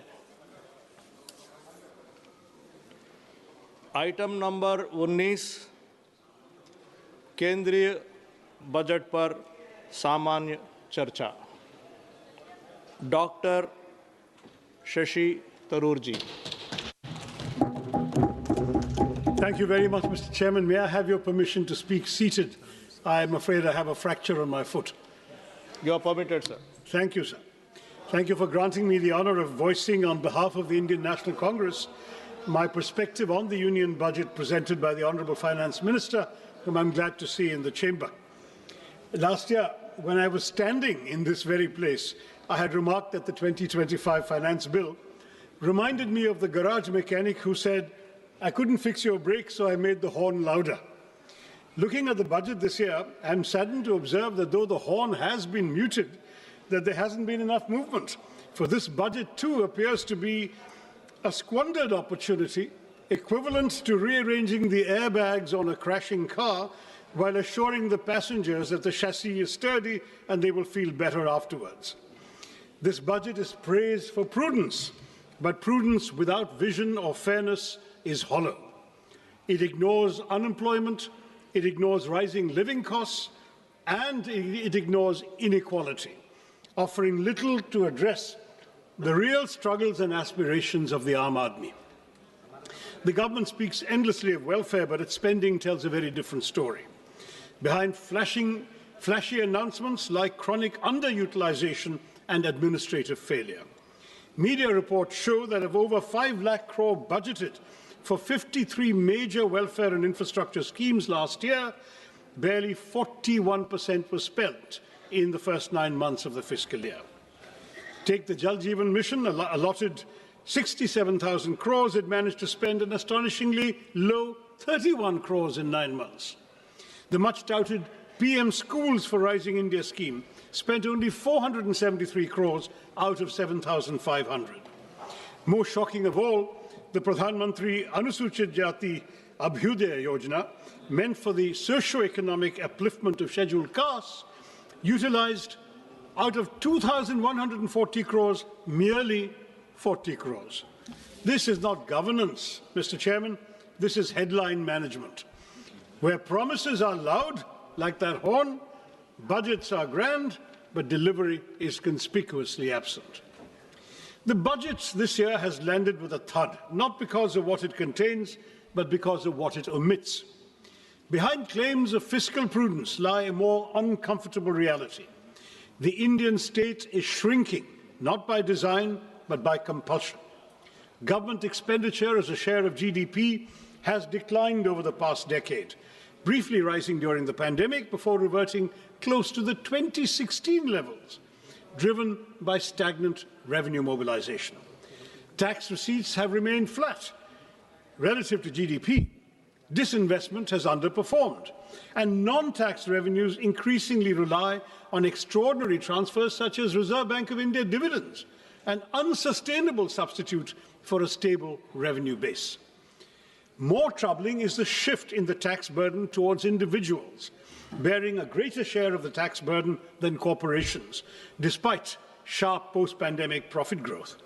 To elaborate further, in fiscal year 2017, corporate taxes were 3.2% of GDP, personal income tax was 2.3% of GDP. In fiscal year 27, that is 10 years later, they are projected to be 3.1% for corporates and 3.7% for personal income tax of individuals. So your revenue is coming disproportionately from the individual taxpayers. Fiscal consolidation since COVID has been achieved largely through expenditure compression, presenting necessity as virtue and compulsion as choice.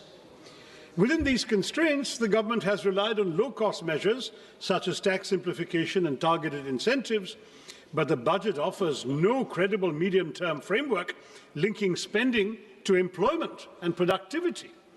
Capital expenditure is emphasized, yet weak demand, stagnant wages, high youth unemployment, compressed welfare spending, and inadequate devolution to states all persist, leaving India fiscally disciplined but developmentally constrained, without the revenue capacity or strategic clarity to deliver real economic security for the Aam Aadmi.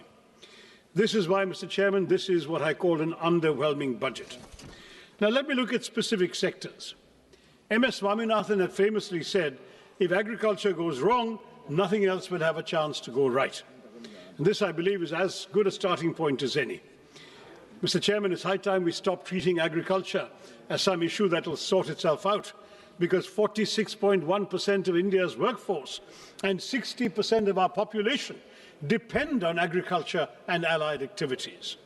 Despite agriculture contributing 16 to 17% of GDP, it receives only 3% of this union budget, 1.62 lakh crore, which is a 5.1% cut from last year's 1.71 lakh crore. Now, this underinvestment is all the more alarming, Mr. Chairman, given the existential threats facing Indian agriculture today. This sector, vital as it is increasingly threatened by climate change and misaligned farming practices. Nearly two-thirds of the country are prone to drought, and the toll of weather-related disasters has been severe. Yet the Fasal Bima Yojana, meant to protect farmers, has failed. Flawed assessments and opaque settlements have reduced compensation to token amounts, 1 rupee, 3 rupees, 21 rupees, as your minister himself has acknowledged, turning protection into systemic injustice. Matters are worsened by cuts that leave the scheme at its lowest budget allocation in 8 years, fueling fears that new initiatives will repeat a familiar cycle of announcement without commitment, as seen last year when Gradley announced missions on cotton technology, pulses, vegetables, fruits, and hybrid seeds, all quietly faded with zero funding in the revised estimates.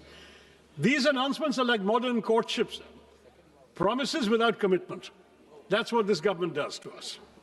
At a time when farm distress is deepening, the budget silence on revising the PM Kisan Nidhi disbursement speaks louder than any promise made elsewhere. हमारे किसानों की आय दोगुनी करने का वादा तो आपसे पूरा हो नहीं पाया। कम से कम उनकी सम्मान निधि ही बढ़ा दीजिए। पिछले 6 सालों से ये सिर्फ 6,000 रुपए पर ही अटकी हुई है।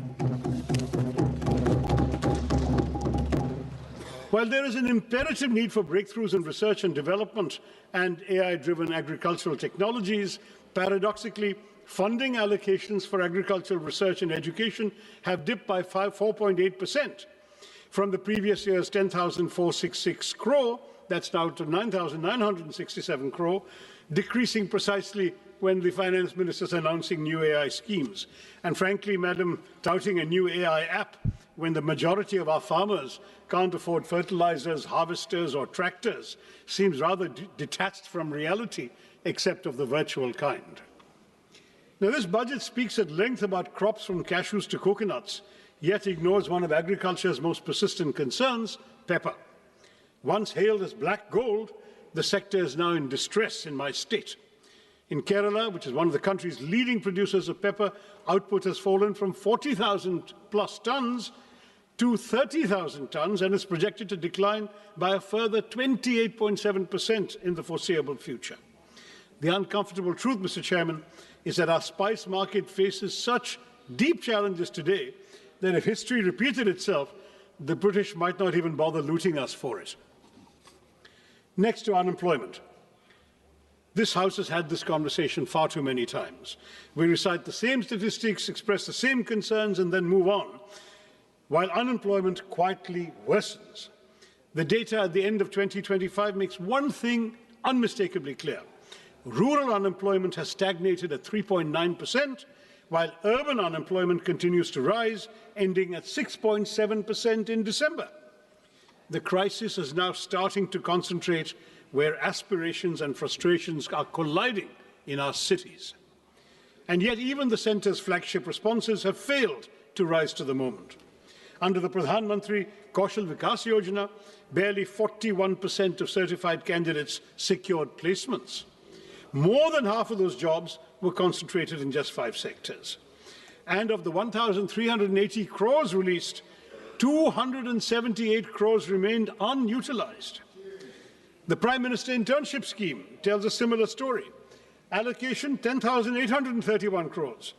Ministry spends 526 crores in the first 9 months. This pattern is recurrent, sir.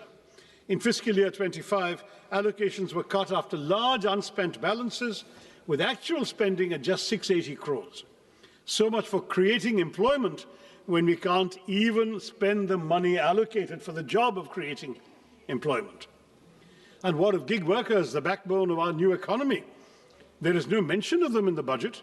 Their welfare has been deprioritized at a time when unrest grows over the absence of clearly defined benefits, time-bound claims and appeals mechanisms, and mandatory disclosure of work hours, earnings and deductions. This silence further weakens the gig workers' access to social security in practice. Any discourse about the workers of our country stands incomplete without a discussion about Manrega, now replaced by the ambitious VBG Ramji Act. It increased guaranteed work days from 100 to 125, introduced weekly wage payments, but at the same time it hollowed out the legal employment guarantee. While Manrega was demand-driven, fully centrally funded for unskilled wages, and rooted in decentralized planning, the new Act caps central funding through state-wise normative allocations, shifts 40% of the costs, the wage costs, to most states, and allows the scheme to be paused for up to 60 days during the peak agricultural seasons, shrinking the real window of guaranteed work. Once a state's allocation is exhausted, workers' statutory right to employment effectively ends. This converts an open-ended rights-based program into a budget-restricted, centrally rationed scheme where fiscal ceilings override legal entitlements. The VBG Ramji scheme received a massive allocation of 95,000 crores in this budget, yet it has a major overlooked flaw that also needs to be addressed as soon as possible, Madam Minister. It attempts inclusion, but perhaps unintentionally drives technological exclusion. Manrega trusted the panchayats and gram sabhas to plan work based on local needs and community strengths. But the GRAMG Act mandates dashboards with GIS tools, PM Gati Shakti layers, central digital stacks. Local priorities are filtered through a Viksit Bharat National Rural Infrastructure Stack, making biometrics, geotagging, dashboards, and AI audits statutory requirements. Thus, for millions of tech workers, rural workers, one tech failure will mean exclusion without appeal and work without skill considerations. Now, when you have millions struggling to find work, Mr. Chairman, the least the government can do is to ensure that they move freely across the country to seek opportunities. But here too, Mr. Chairman, we see a pattern of neglect that is as consistent as it is shameful. Nowhere, I might add, is this neglect of connectivity clearer than in Kerala. Despite repeated demands for new railway lines to decongest existing routes, the state finds no mention in the Finance Minister's much-touted 7 high-speed railway corridor initiative. One is compelled to ask, does strategic connectivity end where political inconvenience begins? The consequences of this neglect are borne daily by passengers and railway staff alike in my state. Chronic overcrowding has pushed passenger capacity to dangerous limits. Sanitation has visibly deteriorated. Even basic facilities remain inadequate. It's telling, Mr. Chairman, that locomotive pilots entrusted with the safety of thousands are forced to work without assured access to toilets. For passengers, the experience is no better. Overcrowded coaches, unsanitary conditions, and a steady erosion of dignity that no glossy brochure can conceal. These failures are structural, they're not incidental. The railway sanction strength across categories stands at over 2 lakhs, yet only about 1.59 lakh employees are in service. This staffing deficit compromises safety, delays operations, and stretches frontline workers beyond reasonable limits. A railway system cannot run on announcements alone. Continued underinvestment in capacity, personnel, and basic human conditions risks turning the nation's lifeline into a symbol of administrative exhaustion. And it's not just railways, Mr. Chairman. We hear of national corridors and maritime ambitions, but Vizhinjam Port, India's gateway to global trade, our only port that can host the world's largest container ships, is treated as a local afterthought, with no central support announced for the road and rail connectivity that is hampering its potential as a world-class transshipment port. Similarly, while 20 new national waterways are to be operationalized, it remains unclear how many, if any, will benefit Kerala. Ship repair ecosystems are promised in Patna and Varanasi, but not in a state with 44 rivers and a rich inland waterway network. Our coastal communities, Mr. Chairman, face the deadly peril of sea erosion that has already leached so much of our territory into the sea. But there is no money for the sea walls and groins so essential for coastal protection. I have been raising this repeatedly in the House over the last 15 years. The centre tells me it's the state's problem. The state says it has no money. So we continue losing our territory, our seafront, to the marauding ocean. The lives and livelihoods of our fisherfolk, mostly living below the poverty line, are apparently of no concern to our budget makers either. And if maritime connectivity disappoints, Mr. Chairman, should we rely on the air? The regional connectivity scheme, which promised to give wings to the armed Nagrik to lift aspirations off the ground, make the skies accessible to all, yet today, many of those promises lie grounded. Nearly a decade on, at least 11 airports launched under UDAN have seen flights taper off or disappear altogether. Runways without aircraft, terminals without passengers, skies conspicuously empty. Last year, we were promised a modified UDAN with 120 new destinations and 4 crore passengers. But in this budget, Mr. Chairman, UDAN does not even earn a mention. Not just that, but for fiscal year 24-25, a total of 81 airports owned and operated by the Airports Authority have incurred financial losses. Duopolies have led to declining service quality, with the Indigo fiasco exposing the vulnerabilities of our airline industry. When aviation policies cannot stay airborne beyond announcements, one must ask whether this government is still committed to democratizing the skies, as it claims, or rather, as the minister claimed last year. Mr. Chairman, if connectivity cannot move people physically, one would hope education might lift them socially and economically. But here too, we see a betrayal of promises. India speaks of global excellence while presiding over domestic neglect. The national education policy promised 6% of GDP for education. Years later, spending remains at barely 4%, with the union government contributing only 0.4% and leaving states to shoulder an unsustainable burden. The consequences are visible and damaging. Over 1.5 lakh schools lack electricity, thousands lack toilets, ramps, or basic facilities for children with disabilities, and the foundations of learning continue to crumble even as we advertise world-class universities. This neglect hits the most vulnerable the hardest. For scheduled castes, enrollment falls from 99% at the preparatory stage to 70% at the secondary level. For scheduled tribes, from 99% to just 67%. These numbers reveal a system where poverty pushes students out of classrooms and into premature work. We are told artificial intelligence will shape our future, yet only 52% of government schools have functional computers, just 58% have internet access. Where is artificial intelligence going to come to these schools? Technology without access is not transformation, Madam Minister. It is exclusion by design. Continued underfunding paired with grand promises will not uplift our children. It will mortgage India's future at a discount. Mr. Chairman, if education is one pillar of development the government should care about, health is surely the other. Budgets may speak in numbers, but nations are built in flesh and blood. And any budget serious about India's economic potential must invest in human capital, because healthcare is not charity, it is foresight. Yet public health spending remains below 2% of GDP, missing even the government's own promise of 2.5% after COVID. An allocation of over 1 lakh crore to the health ministry may sound impressive, but ambition must be measured in proportion, not in numbers. The consequences are now visible beyond government hospitals. Since 2019, over 600 private hospitals have exited the Ayushman Bharat Jan Arogya Yojana, revealing the fragility of coverage without delivery.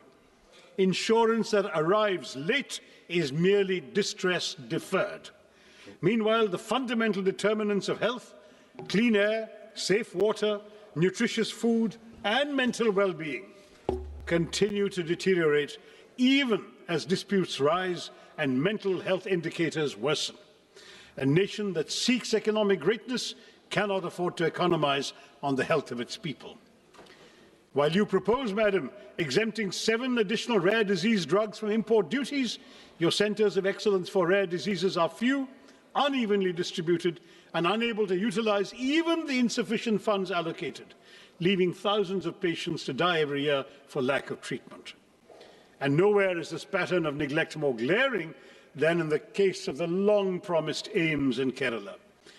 First year of the NDA government, the promise was announced. The promise still remains unrealized. A state with one of the strongest public health records in the country continues to wait, while this budget, like its predecessors, offers neither clarity, nor timelines, nor urgency. 22 AIMS have been sanctioned across India, Mr. Chairman, but when it comes to Kerala, the silence is deafening. And AIMS that is not even a dot on a map is not institution building, it is institutional disregard. Kerala does not lack need, capacity, or credibility. What it lacks, it seems, is visibility in this government's priorities. Why, Mr. Chairman, is Kerala invisible to this government? I'd like to know. Equally telling is the silence on air pollution. After months of public outrage and choking headlines, the finance minister's speech found space for everything except the air we breathe.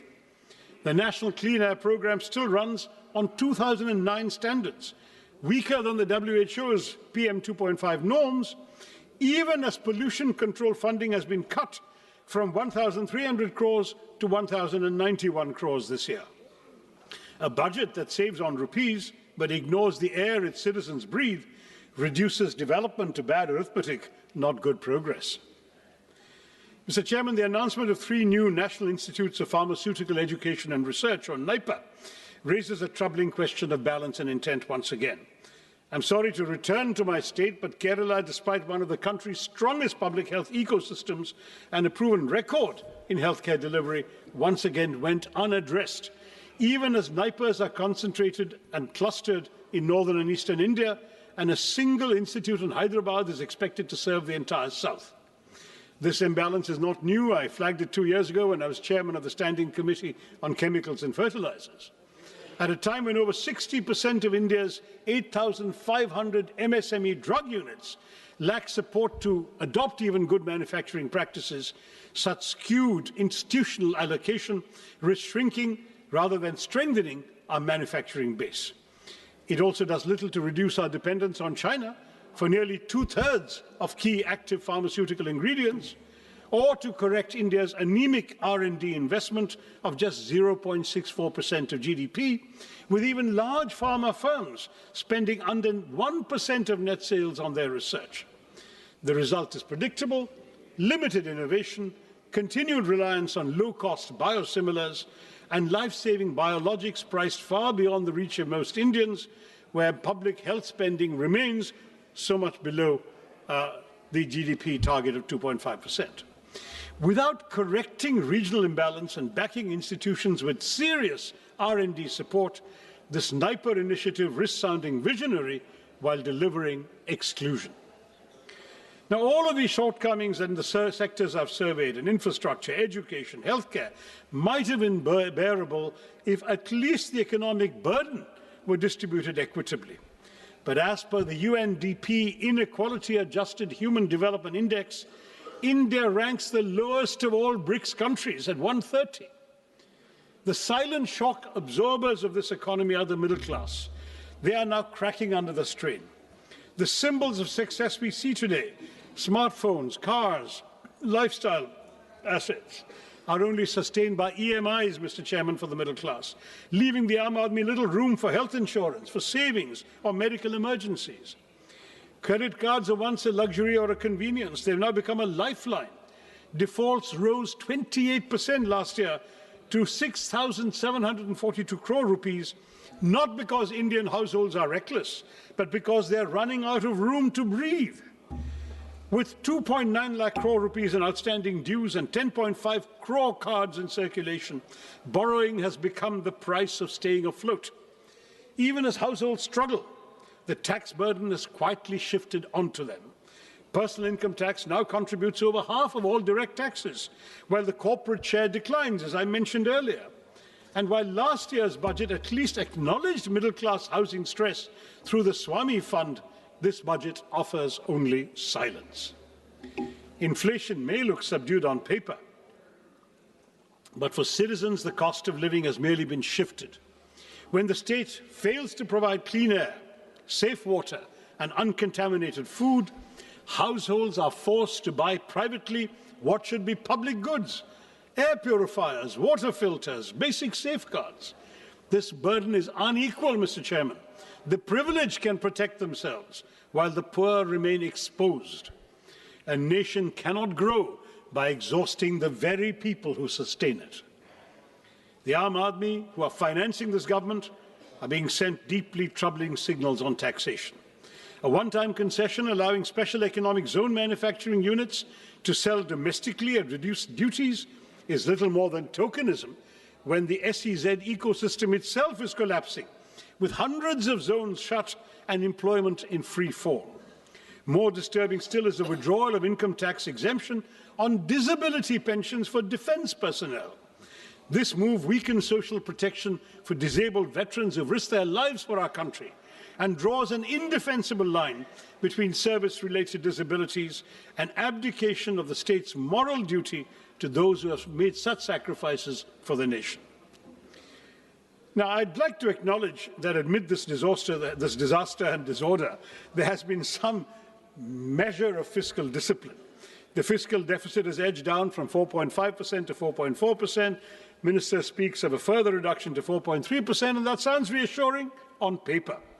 But I've been in this House long enough, Mr. Chairman, to remember when her predecessor, the late Arun Jaitley, as Finance Minister, set a target of 3.5%. We're nowhere near that benchmark today, yet we seem eager to applaud for settling at a much higher number. Perspective matters, sir, and without it, these figures lose their meaning, especially when they fail the only test that truly counts: whether the Aam Aadmi has more money in his pocket, whether he has wages that keep pace with prices, whether he or she has a life that is becoming easier. Fiscal prudence cannot be celebrated in isolation when household budgets remain under strain and economic security is elusive for millions. In this budget, the Union government has once again doubled down on an infrastructure-led growth strategy, raising capital expenditure to 12.2 lakh crores on the assumption that public capex will crowd in private investment and generate jobs. But this promise has yet to materialize. In fact, it hasn't materialized at all during this government's tenure. Private investment has throughout remained sluggish. Labor-intensive sectors are crowded out by capital-heavy projects. Welfare spending has been compressed, and key subsidies and social sector allocations fall short of stated goals. The burden has increasingly been pushed onto the states without adequate devolution of tax revenue. Meanwhile, unemployment, particularly amongst educated youth, remains distressingly high, and capacity utilization continues to remain below levels that would trigger a genuine private investment cycle. In this context, the capex-centric approach appears less like a strategy for inclusive growth and more like a gamble that ignores weak demand, joblessness, and the lived economic distress of the ordinary citizen. Mr. Chairman, no nation can develop on slogans or headlines alone. India's investment in research and development remains stuck at 0.6% of GDP. not only below advanced economies, but even below several emerging ones. China invests about 2.4%, Brazil even over 1%, the US 3.5%, South Korea 5% of GDP. A country that aspires to be a manufacturing and knowledge powerhouse cannot afford to treat research and development as an afterthought. I would urge the Minister to elevate R&D as a national priority. Now, on urban cities, on our cities, it should be pointed out that the hesitancy in innovation is reflected in the Smart Cities mission, which has become a reminder of unfulfilled promises. A decade after Smart Cities was announced, deadlines have been repeatedly extended from June 23 to December 25, no real change on the ground. Claims of 96% completion certainly ring hollow for somebody from Thiruvananthapuram or Warangal or Silvassa or Port Blair, because they're all incomplete. Large parts of the Northeast continue to lag, leaving even the Parliamentary Standing Committee unconvinced. Instead of transforming urban life, the mission has largely polished a few elite enclaves, while basic services for millions remain untouched.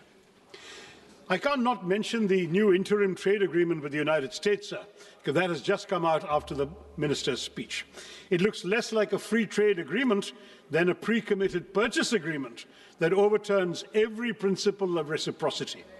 How can we speak of a reciprocal tariff of 18% on one side and 0% on the other? At a time when India's total bilateral trade with the US stands at roughly $130 billion, and we have a trade surplus of only $45 billion, we have surprisingly promised to buy $500 billion worth of American goods over 5 years. This effectively converts a surplus into a long-term deficit by executive assurance rather than by market demand. No major economy has ever neutralized its own trade leverage in this manner. While the US continues to impose import tariffs of up to 18%, we have committed ourselves, apparently according to this joint statement that I've been seeing here, joint US-India statement, to impose tariffs up to 18% on Indian exports, and we to slash tariffs to near zero levels, open agriculture, dilute data localization, soften intellectual property safeguards, and even redirect strategic energy imports, especially away from Russia, to meet purchase targets. Now, this is not strategic balancing, it is economic preemption.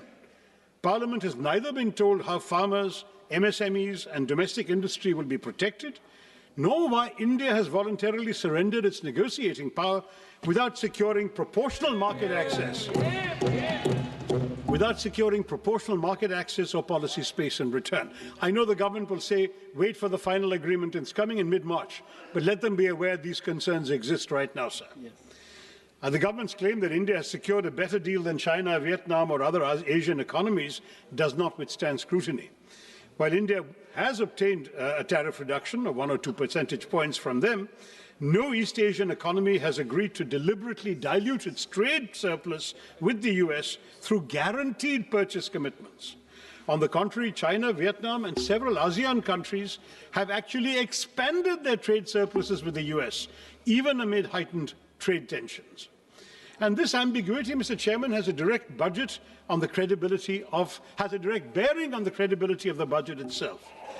When both the Minister of Commerce and Industry and the Minister of External Affairs were questioned on these commitments, they were really offered no clear explanation of their scale, timeline, or fiscal implications. Now, the reason I mention this in the context of the budget is that key budgetary assumptions on trade balances, external financing needs, and overall macroeconomic stability rest on information that the Parliament does not possess and has not been given. A budget framed amid such uncertainty is not just incomplete, it asks this House to approve numbers without knowing the obligations that may soon overtake them from this trade agreement.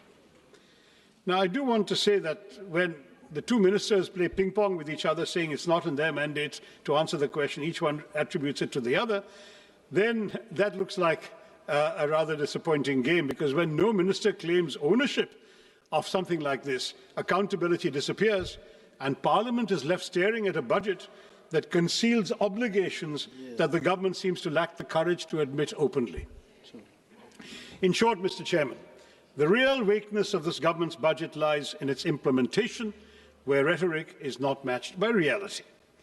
Let me quote that famous verse once again by Mirza Ghalib, which I think perfectly captures our reality today as reflected in this budget and its aspirations. हमको मालूम है जन्नत की हकीकत, हमें मालूम है जन्नत की हकीकत, लेकिन दिल बहलाने के लिए गालिब ये ख्याल अच्छा है. That seems to be what we have had inflicted upon us. We know the reality behind these claims, these tall promises, these narratives of model governance, but they're not policies grounded in outcomes.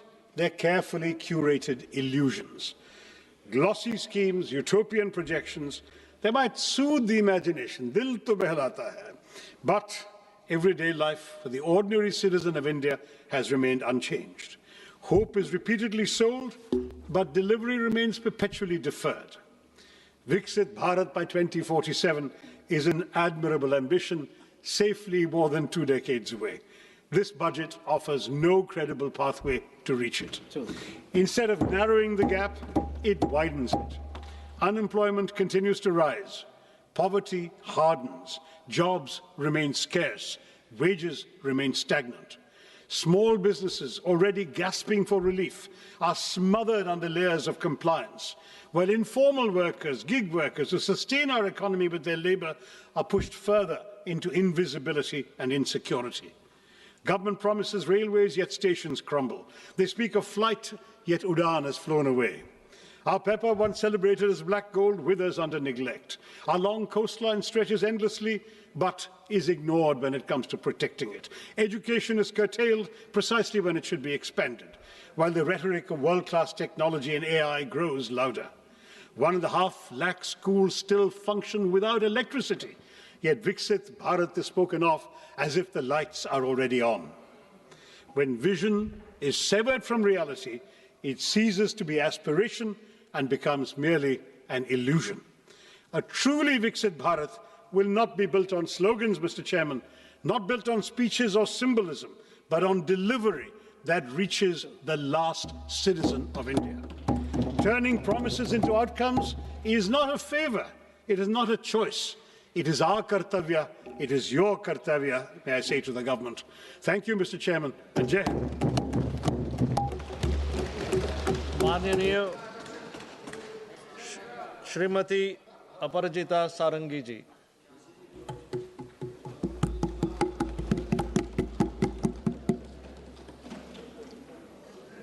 It is my pleasure and privilege to talk about the Union Budget for the financial year 26-27.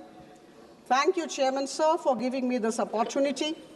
At the outset, I commend Honorable Finance Minister, Madam Nirmala Sitharaman, for giving to this country of 1.4 billion people her 9th consecutive budget, a budget which reflects her commitment, the commitment of the government, the conviction of the government, and the consistency of the government. As I stand here to speak, I am reminded of a few words from Rigveda, the oldest of our Vedas. Sangachadhvam sangvadadhvam sangvo manansi janatam. हम साथ बोले, हम साथ चलें, हमारी भावना और हमारी सोच एक दिशा में हो. My dear colleagues, we are all moving towards one and only one goal in the country, and the goal is to make India Viksit Bharat by 2047. And I can say with all conviction at my command that this particular budget of the financial year 26-27 is definitely a very strong step in our common journey. For the sake of clarity, I must say, my dear friends, that our Finance Minister, Madam Nirmala Sitharaman, framed the blueprint around 3 kartavyas. Number 1, to accelerate and sustain economic growth. Number 2, to fulfill the aspirations of the people and build their capacities. And number 3, to align with our core objective of Sabka Saath, Sabka Vikas. Bandhugan, यह ऐतिहासिक budget सिर्फ संख्याओं का संकलन नहीं है, यह विकसित भारत की यात्रा में हम सब के लिए एक माइलस्टोन है, एक निर्णायक मील का पत्थर है। यह हमारी आर्थिक स्थिरता, सुधार और हम सब के सामूहिक आत्मविश्वास का दस्तावेज है। My dear colleagues, this particular budget of the union government comes at a time when India is actually moving fast in its growth trajectory, and we must accept and acknowledge this. This is the first budget of the second quarter of 21st century, and that's why it's a very important budget for all of us, for all 1.4 billion Indians. Friends, we are aware of the fact that in 2014, we were the 10th largest economy, and at this juncture, our micro fundamentals are very strong. We are the 4th largest economy, bypassing Japan. We are going to be the 3rd largest economy, bypassing Germany very soon, and our forest reserves are very high. Our exports have gone beyond $800 billion, and I must say here, we have been all listening about inflation rate. The inflation at this juncture, December 25 figure, we are at 1.7%. And here while I say this, I must say that between 2011 and 2014, the average inflation of this country was 9.8%. I must say this, and I think all of us sitting in this house must appreciate this. Friends, the unemployment rate, all of us have been talking about the unemployment rate. It's declining every day, and at this juncture, it is 4.8%. We must realize this. हमारा देश वैश्विक निवेशकों, foreign investors के लिए एक भरोसेमंद गंतव्य की तरफ उभर के आया है, और हम सबको समझना होगा कि इस तरह की जो आर्थिक स्थिति है, जब विश्व में हमारी प्रशंसा हो रही है, हम मजबूत जमीन पर खड़े हैं, यह कोई संयोग नहीं है। यह हमारे अनुशासित वित्तीय प्रबंधन, संरचनात्मक सुधारों और स्पष्ट नीति का प्रमाण है। आदरणीय प्रधानमंत्री जी की सोच, की दूरदर्शिता और मार्गदर्शन को मैं नमन करती हूँ। The analysis of the budget of financial year 26-27 makes it abundantly clear that the Indian government has chosen the path of long-term growth. And this is not growth by impulse. This is not short-term stimulus. This is possible because of sustained, continuous investment in infrastructure, in institutions, in industrial capacity and upskilling. We must realize this. And these 4 things which I talked of are extremely important when a country aspires to become a developed nation. As was told by Honorable Madam Sitharaman in her speech, the expenditure today stands at 53.5 lakh crore. We must remember this. And the fiscal deficit stands at 4.3% of the GDP. My dear friends, we are in a very difficult global settings. I think all of us are aware of this. All my esteemed colleagues who are present in this house, it's an age of global uncertainty. And in this age of fractured global order, the government of India has decided to keep building. Charai veti, we must remember this. There is a massive scale-up in public capital expenditure. I remember in 2014, it was just 2 lakh crore. We must appreciate this. Rupees 2 lakh crore in 2014-15 has gone up to 11.2 lakh crore rupees in 2025-26. And now, with all pride, with all happiness as a citizen of the country, I can say that the public capital expenditure has gone up to 12.2 lakh crore rupees, which is 4.4% of the GDP, and it registers a 10% increase over the last year.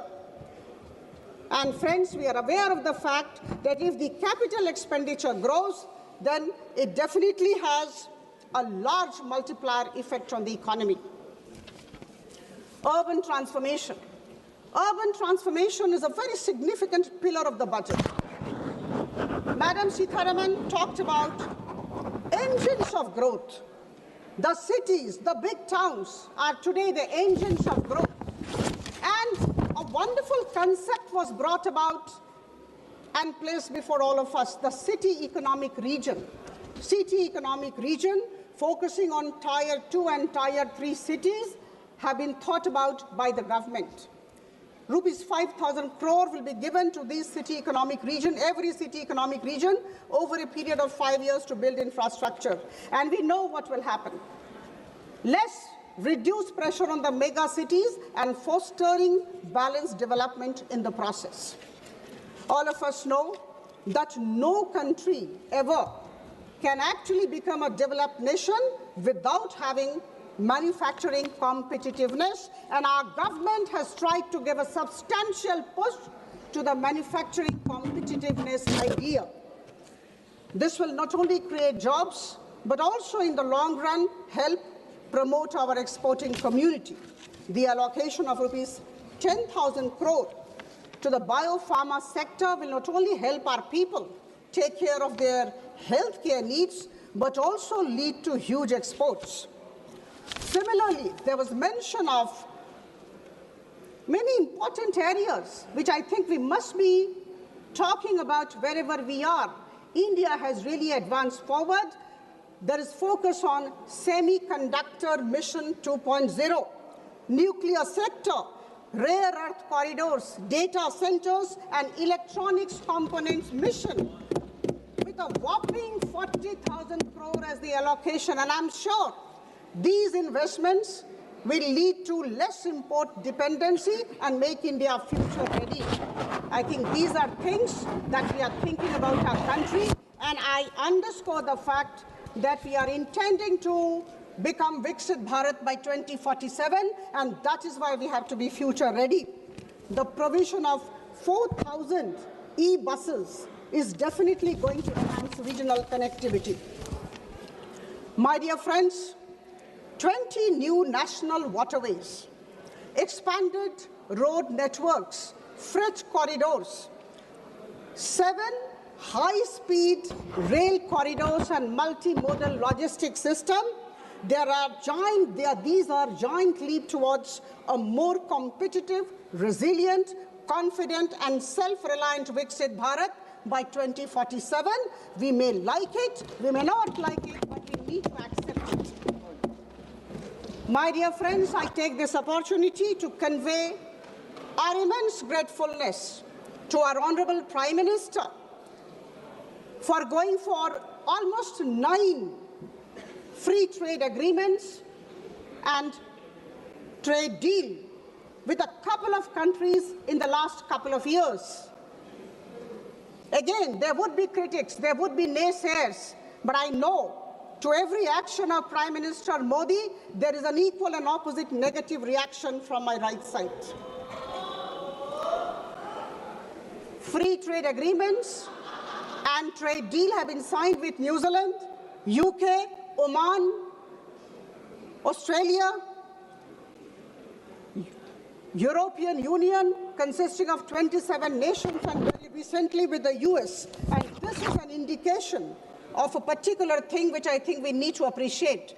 This is an indication of the fact that the government of India, under the leadership of our Prime Minister, knows how to navigate in a difficult world order.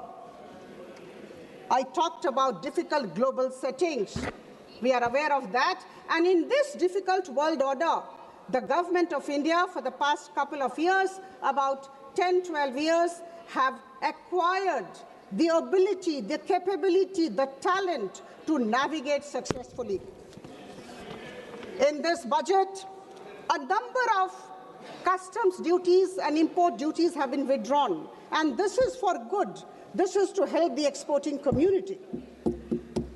Friends, I would like to give certain examples which I think all of us need to appreciate. We have allowed duty-free import of ingredients by seafood exporters, allowing 3% of freight on board value of exports to be imported duty-free by textile and leather goods, and allowing SEZ units to sell in domestic tariff area at concessional duty, and these are extremely progressive and pragmatic ways of strengthening our exporting community. My dear friends, our Prime Minister and our Finance Minister have been talking all the while about the micro, small and medium enterprises. I would say they are the backbone of Indian economy, extremely important, and they control 4% of the manufacturing output.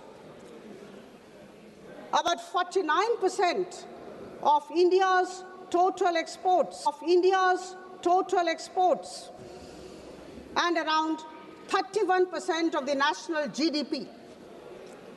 Now, with 7.47 crore MSMEs in the country, employing around 33 crore people, MSME has emerged as the second largest employer after agriculture. And our government, under the visionary leadership of our Honorable Prime Minister, recognizes this. And that is why rupees 10,000 crore have been allocated as SME Growth Fund. And there is a great concept, and the concept is nurturing the champion MSMEs. I think this is something very interesting, very innovative, and we all need to stand together and appreciate. Friends, a healthy India is a prosperous India. And here I must like to inform all of you, or rather help you recall, that Madam Nirmala Sitharaman allocated rupees 1.06 lakh crore for the Ministry of Health and Family Welfare in this budget. And this is a staggering 194% increase over the 2014-15 levels. In order to make our healthcare affordable and even accessible to many people, you know, the customs duties, the import duties have been withdrawn from 17 cancer drugs and drugs of many diseases which are rare by nature. I think this is something for which our government, Prime Minister Modi's government, needs to be commended and complimented. Now, my dear friends, could anybody think about AVGC, animation, visual effects, gaming and comics? This government is planning to raise about 2 million professionals by 2030 in AVGC sector. Absolutely out of the box idea, you may like it or not, but this is highly innovative and an out of the box idea of our government. Now here, the government will be supporting the Institute of Creative Technologies Mumbai to raise these professionals and to actually establish content creator labs in about 15,000 secondary schools and 500 colleges. It is very easy for me to read out, as my dear friend just did. When you are convinced about what your government is doing, you know, you need not read out from the papers. I know what our government is doing and how my government is ensuring that India moves forward. I don't have to look into papers for data and statistics. We are convinced that the government is moving forward, and this confidence is coming out when we speak about the government's good works. Friends, there is a very interesting thing. Ma'am, kindly address the chair. Yeah, thank you. To ensure sustained economic growth, and also at the same time to keep fiscal deficit in check, is an interesting phenomenon. It's a challenge. And I'm extremely happy to inform the House that we recognize, we appreciate that this government has been doing that. Our growth momentum has been sustained, and at the same time, fiscal deficit is low, 4.3%, as I told earlier. This is a challenge which has been taken on by the government. The budget of financial year 26-27 is definitely pragmatic, pro-people and balanced in nature. हमें सशक्त, आत्मनिर्भर और विकसित भारत बनाना है।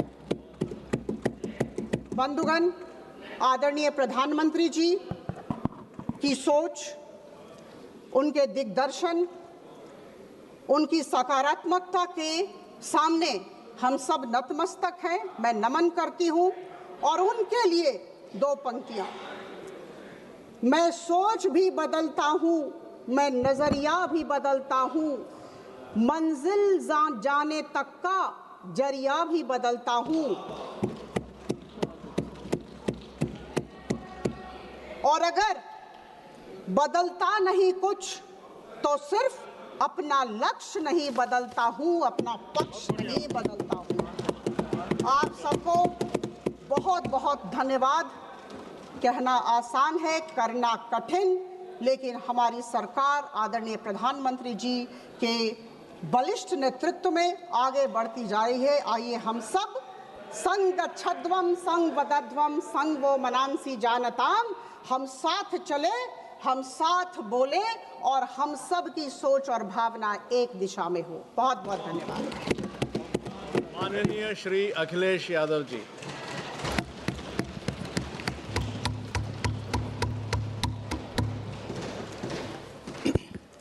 मैं सबसे पहले सभापति महोदय आपका मैं धन्यवाद देता हूं कि मुझे आपने बजट पे बोलने का समय दिया है।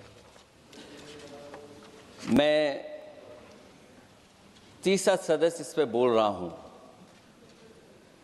मैं अभी में से पूर्व कांग्रेस पार्टी के नेता माननीय शशि थरूर जी जो बात कह रहे थे, उन्होंने बहुत सारे आंकड़े दिए हैं। सभापति महोदय, वही मिलते जुलते आंकड़े हमारे पास भी हैं। जब कभी जवाब आए तो शायद उन आंकड़ों का जवाब भी आए। और जब वो अपनी बातों को ख़त्म कर रहे थे तो वो एक शेर पढ़ के गए हैं। मिर्ज़ा गालिब का एक शेर पढ़ के गए हैं सभापति महोदय। सभापति महोदय, यही शेर अगर बीजेपी को पढ़ना होता तो बीजेपी कैसे पढ़ती? अगर यही शेर बीजेपी को पढ़ना पड़ता तो वो पढ़ते कि हमको मालूम है स्वर्ग की सच्चाई, लेकिन दिल को बहलाने के का गालिब ये ख्याल की जगह सोच अच्छा है। सभापति महोदय, यही फर्क है। सबका साथ, सबका विकास। सभापति महोदय, बोलने से पहले मैं जब बजट को देख रहा था और अक्सर सरकार को पिछले कई सालों से चलता हुआ मैं देख रहा हूं, मैं कहना चाहता हूं, क्यों झूठे ख्यालों में दिन रात करें, जो बनाते हैं हवा में बातों के महल, आओ उनसे कुछ जमीनी बात करें। सभापति महोदय, बजट आने से पहले और बजट आने के बाद पूरा देश और पूरे देश में ये बहस चल रही थी कि अमेरिका को लेकर के डील होने जा रही है। सभापति महोदय, मुझसे पहले अभी जो भारतीय जनता पार्टी की माननीय सदस्य बोल रही थी, और भारतीय जनता पार्टी का ये पक्ष है कि हम लोगों ने दुनिया में बहुत सारे देशों से फ्री ट्रेड एग्रीमेंट कर लिया है। सभापति महोदय, मैं भारतीय जनता पार्टी की सरकार से जानना चाहूँगा, अभी कितने देश और बचे हैं जिससे आप फ्री ट्रेड एग्रीमेंट नहीं कर पाए हैं? कुछ ऐसे भी देश बचे होंगे शायद जिनसे आपकी इच्छा होगी कि हम फ्री ट्रेड एग्रीमेंट कर लें। और सभापति महोदय का फ्री ट्रेड एग्रीमेंट हो भी जाते हैं, जो लोग कभी रुपए के बारे में बहुत चिंता करते थे, कभी कभी उम्र से, कभी कभी दूसरे लोगों के उससे जोड़ देते थे, इतने सब फ्री ट्रेड एग्रीमेंट होने के बाद और अमेरिका से डील नहीं ढील हुई है, उसके बाद हमारा रुपया कहां पहुंचेगा? और अगर यही डील होनी थी तो 11 महीने इंतजार क्यों कराया? अगर यही डील होनी थी सभापति महोदय तो 11 महीने किस बात का इंतजार था? हमारे कारोबारियों को या हमारे जितने भी उद्योग से जुड़े लोग हैं उनके साथ ये परेशानी क्यों? बजट पर सबसे पहला सवाल यही है कि डील पहले बनी है बजट।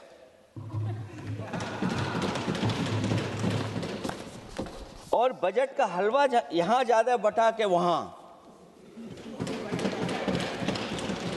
सभापति महोदय, स्वदेशी, आत्मनिर्भर, ये शब्द तो बहुत अच्छे लगते हैं, लेकिन जब डील हो गई है तो क्या इस बजट को लाने से पहले आत्मनिर्भरता और स्वदेशी को अपने अपने शब्दकोश से हटा दिया है या इसको उल्टे अर्थ में विलोम शब्दकोश में डाल दिया है?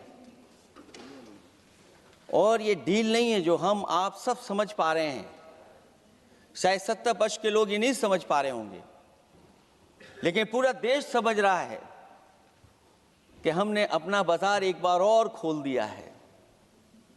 $500 बिलियन का व्यापार एक तरफा, हमारे आत्मनिर्भरता कहां जाएगी? स्वदेशी नारा हमारा कहां जाएगा? हमारे देश की जनता भाजपा से कह रही है कि जहां तक हमें मालूम है डील एक तरफा नहीं होती है। क्या ये बनी वहां पहुंची यहां जहां जैसे कोई एक पक्ष मान रहा हो? जनता भाजपा से यह भी जानना चाहती है कि 0 बड़ा के 18।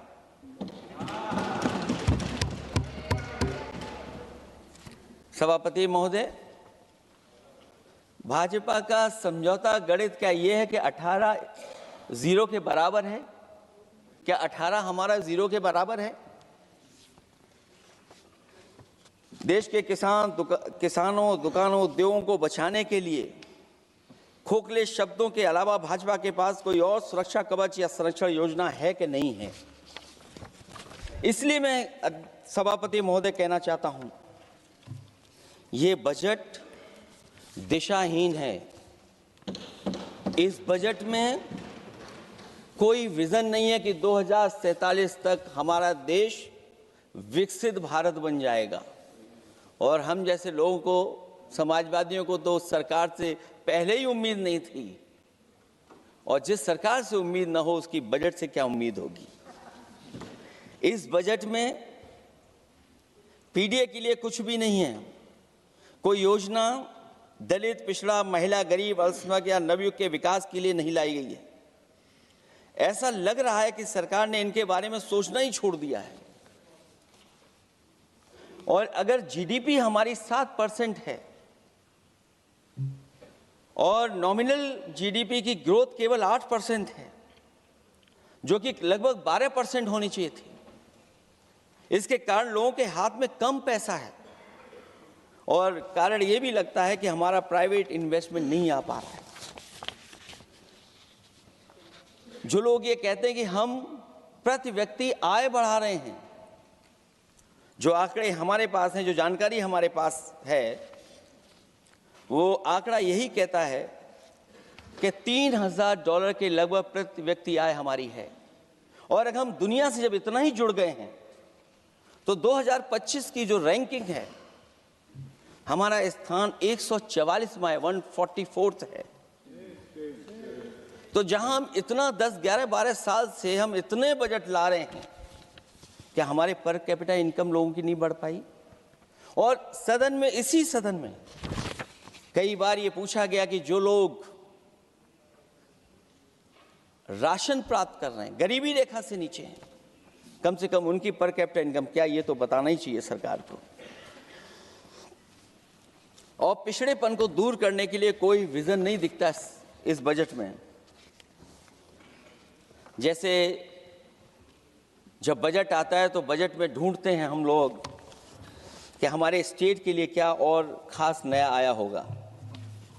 उत्तर प्रदेश जैसा प्रदेश जहां पर डबल इंजन की सरकार को बहुत कुछ कहा जाता है कि डबल इंजन की सरकार है, हम विकास भी डबल करेंगे, लेकिन मैं देखता हूं उत्तर प्रदेश के लिए कोई खास योजना ऐसी नहीं आई है जिससे उत्तर प्रदेश के 25 करोड़ लोगों को कुछ मुख्य धारा से जोड़ा जाए। वैसे तो बड़ी बड़ी योजनाएं बताई जा रही हैं कि हमारे कई फ्रेट कॉरिडोर्स बन रहे हैं, वाटरवेज बन रहे हैं, एक्सप्रेसवेज बन रहे हैं, लेकिन उत्तर प्रदेश जहां से प्रधानमंत्री जी आते हैं, भविष्य में जो बनेंगे एक्सप्रेसवे, लेकिन भारत सरकार के बजट से कोई भी अभी एक्सप्रेसवे वहां पर नहीं बना। अगर कोई बना हो, नया बन रहा हो, बड़ा बन रहा हो तो बताएं। और जो बने भी हैं वो उस मानक, उस क्वालिटी के नहीं हैं जिस क्वालिटी के आज विकसित भारत के एक्सप्रेसवे होने चाहिए। जो लोग भ्रष्टाचार पे बड़े बड़े सवाल उठाते हैं वो कम से कम अपनी सड़कों को देखें, अपने एक्सप्रेसवेज को देखें कि उन्होंने क्या बना करके खड़ा इतने हजारों करोड़ रुपए खर्च करने के बाद। इनके सबसे पहले प्रधानमंत्री अटल बिहारी वाजपेयी जी, उनके नाम से कोई एक्सप्रेसवे बन रहा था। सभापति महोदय, हम लोगों ने अखबारों में पढ़ा, कई लोग स्टेटमेंट भी देते हैं कि हम एक्सप्रेसवे बना रहे हैं। उनके नाम से बनने के साथ साथ उनका नाम भी बदल दिया। पहले वो चंबल एक्सप्रेसवे बन रहा था, फिर अटल जी के नाम से एक्सप्रेसवे बन रहा था। लगता है वो जमीन पर नहीं उतरा है, वो केवल कागजों पे बन रहा था। तो ये तो एक्सप्रेसवे की बात हुई।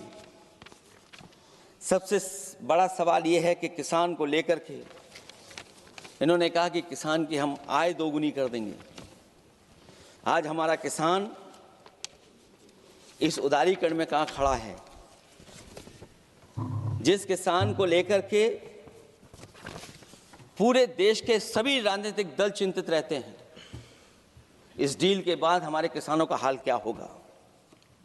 और जब सब कुछ विदेश से ही आएगा तो हमारा किसान भारत में क्या उगाएगा, जमीन पर क्या उगाएगा और क्या बेच पाएगा? सभापति महोदय, सरकार ने बड़ा बजट पेश किया, कहा कि हम एग्रीकल्चर इंफ्रास्ट्रक्चर तैयार करेंगे, एग्रीकल्चर इंफ्रास्ट्रक्चर से हम मंडियां तैयार करेंगे, बाजार तैयार करेंगे, एमएसपी लागू करेंगे।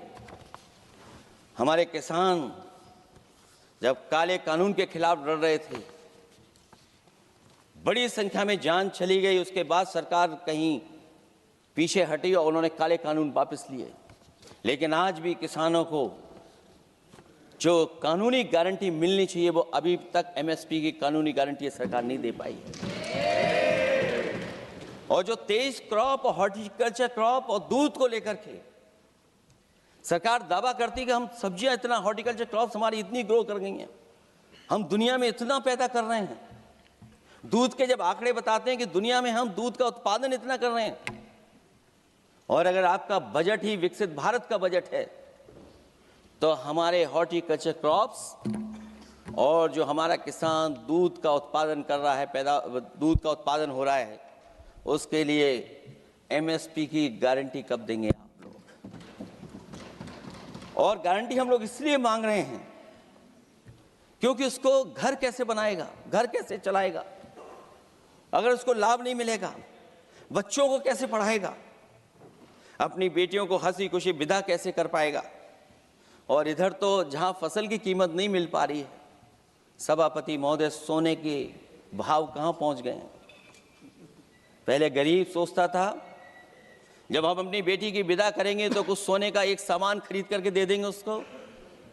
जैसे जैसे बीजेपी की सरकार चली और आगे बढ़ती गई, 12 साल ऐसे हैं आ गए कि अब तो चांदी तो दूर, अगर यही सरकार चलती रही तो लोहे पर पीतल चढ़ाकर भी गरीब अपनी बेटी की विदाई नहीं करा पाएगा। कैसे अपने भविष्य के लिए 2 पैसे जमा कर पाएगा? मतलब आज क्या खाएगा, कल के लिए क्या बचा पाएगा? ये किसानों के बड़े सवाल हैं। भाजपाई किसानों को लाभ नहीं पहुंचाना चाहते हैं, ये किसी और को लाभ पहुंचाना चाहते हैं। कुछ अदृश्य लोग हैं जिनको लाभ पहुंचाना चाहते हैं, क्योंकि इनका बजट, जो बजट बनाते हैं, वो आम जनता का ना उसमें जिक्र है ना फिक्र रहती है। और अगर फिक्र होती उनको तो किसान की खाद समय पर मिल जाती उन्हें, उनको बीज समय पर मिल जाता, सस्ती बिजली उपलब्ध हो जाती, सिंचाई या सिंचाई मुफ्त हो जाती थी। और मुझे याद है सभापति महोदय, समाजवादी सरकार में हम लोगों ने किसानों की सिंचाई मुफ्त करने के भी फैसले लिए। कीटनाशक दवाइयां कितनी महंगी हैं और सरकार ने किसानों को अपने हाल पे छोड़ दिया। मंडियों पे कहीं कोई खरीद नहीं है, और अगर खरीद हुई है तो सरकार बताए कि धान, आलू या गेहूं की खरीद में तो मिल जाती है उसको कीमत, लेकिन धान और आलू जैसी फसलों पर कोई सरकार कीमत नहीं दे पा रही है। महंगाई बेतहाशा बढ़ने पर भी इस बजट में जनता को टैक्स में न छूट देना टैक्स शोषण है।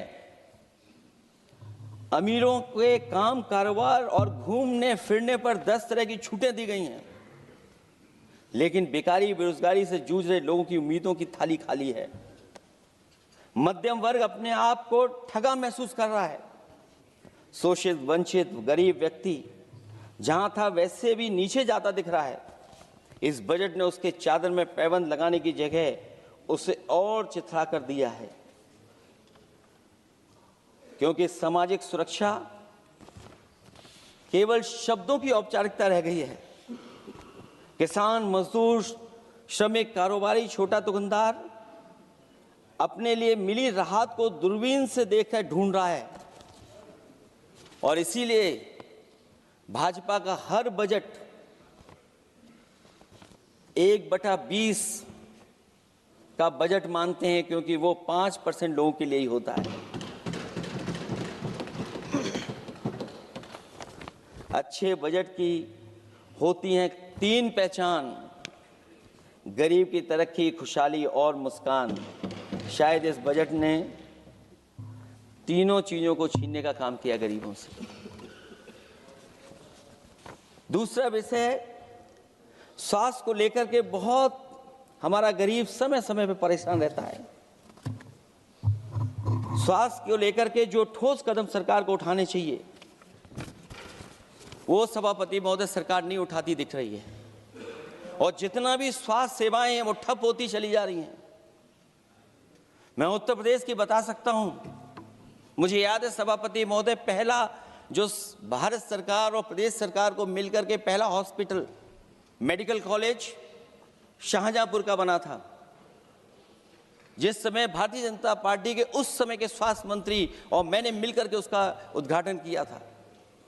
उसके बाद जो प्रचार में तो ये बहुत आगे हैं, प्रचार में तो ये कहते हैं कि हर डिस्ट्रिक्ट में हर हॉस्पिटल, हर डिस्ट्रिक्ट में एक हॉस्पिटल या मेडिकल कॉलेज, लेकिन सच्चाई तो ये है कि इन हॉस्पिटलों में इलाज नहीं है, दवाई नहीं है, ऑपरेशन के लिए कहाँ जाना पड़ता है, भटकना पड़ता है। और जिस तरीके से अभी जिन लोगों ने इंश्योरेंस या LIC में किस्त दी होगी, वो जानते होंगे कि महंगाई कम नहीं हुई है, महंगाई बढ़ी है, किस्तें बढ़ गई हैं।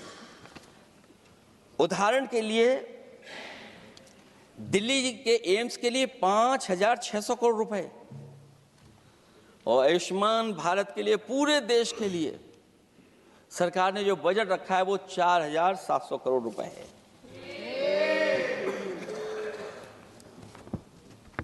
सुनते हैं पहले उपवन में हर ऋतु में बहार गाती थी, कलियों का तो कहना ही क्या, मिट्टी में खुशबू आती थी। ये भी ज्ञात हमें उपवन में कुछ ऐसे भौरे आए थे, सारा चमन कर दिया मरघट, अपने साथ जहर लाए थे। लेकिन अगर चमन वाले ही भौरों के रंग ढंग अपनाएं, माली तुम ही फैसला कर दो हम किसको दोषी ठहराएं। सभापति महोदय, मैं उत्तर प्रदेश से आता हूं, जहां पर प्रधान संसदीय क्षेत्र है। राजमाता पूजनीय अहिल्याबाई होलकर जी, उनकी मूर्ति थी, उसको बुलडोजर से तोड़वा दिया। सभापति महोदय, कोई कल्पना कर सकता है एक मणिकर्णिका घाट जो हमारी पौराणिक पहचान रही, सदियों से हमारी विरासत की पहचान रही, सनातनी काशी की विरासत रही, वहां पे इनकी सरकार ने प्रधान संसदीय क्षेत्र में बुलडोजर चला करके हमारी पूजनीय अहिल्याबाई होलकर की मूर्ति को इन्होंने तोड़ने का काम किया। और सभापति महोदय, केवल एक मूर्ति नहीं, वहां पर अगर हम गिनती करेंगे, 1 नहीं, 2 नहीं, 3 नहीं, 4 नहीं, 5 नहीं, 6 नहीं, 7 नहीं, लगभग 100 मंदिरों को तोड़ने का काम इसी सरकार में हुआ है। केवल मंदिर नहीं तोड़े गए सभापति महोदय, एक antique bell donated by Nepal नरेश, जो घंटा बजता था, सभापति महोदय, जो घंटा बजता था, नेपाल नरेश जिन्होंने गिफ्ट किया था, वो घंटा भी लापता है।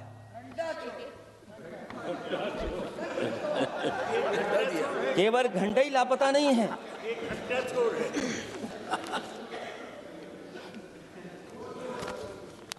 सभापति महोदय, नमामि गंगा को लेकर के हमारे कानों में अभी भी वो बातें गूंजती हैं कि मां गंगा ने मुझे बुलाया है। क्या बात है कि पिछले 11 साल से मां गंगा ने बुलाया ही नहीं किसी को। मां गंगा बह रही हैं, जो उसके पैरामीटर्स हैं, जिस पैरामीटर्स को हर दिन नापा जाता है, उसमें डिसॉल्व ऑक्सीजन, सीओडी, बीओडी और तमाम पैरामीटर्स, आज किस हालत में है मां गंगा। कोई कह रहा था कि अब गंगा बहकर के दूर तक जाएंगी, लेकिन शायद वो ये नहीं जानते होंगे कभी कभी उल्टी गंगा भी बहती है। जब उल्टी बहेगी तो यूपी के आते आते आप बाहर हो जाएंगे। सभापति महोदय, नमामि गंगा, मां गंगा में जुड़ने वाली नदियां, वरना नदी को एक संरक्षण कैसे हो, ब्यूटिफिकेशन कैसे हो, रिवर फ्रंट कैसे बने, उसकी शुरुआत की थी। लेकिन सभापति महोदय, इनकी बुलडोजर सरकार ने उसका काम रोक दिया। काली नदी किस हालत में है। यमुना के बारे में दिल्ली की सरकार जब बनानी थी तो कहा कि हम दुनिया का सबसे बेहतर रिवर फ्रंट बनाएंगे यमुना पर, इसी राजधानी में कहा गया। आज बताइए यमुना की हालत क्या है। और अगर यमुना दिल्ली में गंदी हो रही है तो ये बह करके जब यूपी जाती है तो मथुरा में भी गंदी है।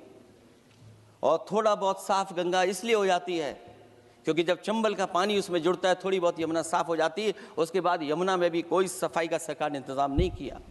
और आज भी मैं कहता हूं, देश का सबसे अच्छा रिवर फ्रंट अगर कहीं बना है तो लखनऊ में बना है, गोमती रिवर फ्रंट। जो लोग ये कहते हो कि दूसरा रिवर फ्रंट अच्छा है, मैं उनसे कहूंगा कि अभी लखनऊ के रिवर फ्रंट पर भी घूम करके आइए, तब आपको मालूम पड़ेगा कि रिवर फ्रंट क्या होता है। 26 जनवरी इसी वर्ष मैंने एक प्रतिष्ठित अखबार को पढ़ा और उसमें देखा मैंने कि high uranium in India's ground water samples लिए गए हैं। एक्सपर्ट्स वार्न कर रहे हैं कि सेवरल हेल्थ रिस्क हैं उससे। Lead pollution alarming in 69 rivers in India contaminated, rivers are contaminated. हमारे पानी में पेस्टिसाइड है, इंडस्ट्रियल वेस्ट है, अनसेफ है ड्रिंकिंग के लिए। हमारी नदियों में मरकरी है, डेंजरस लेवल।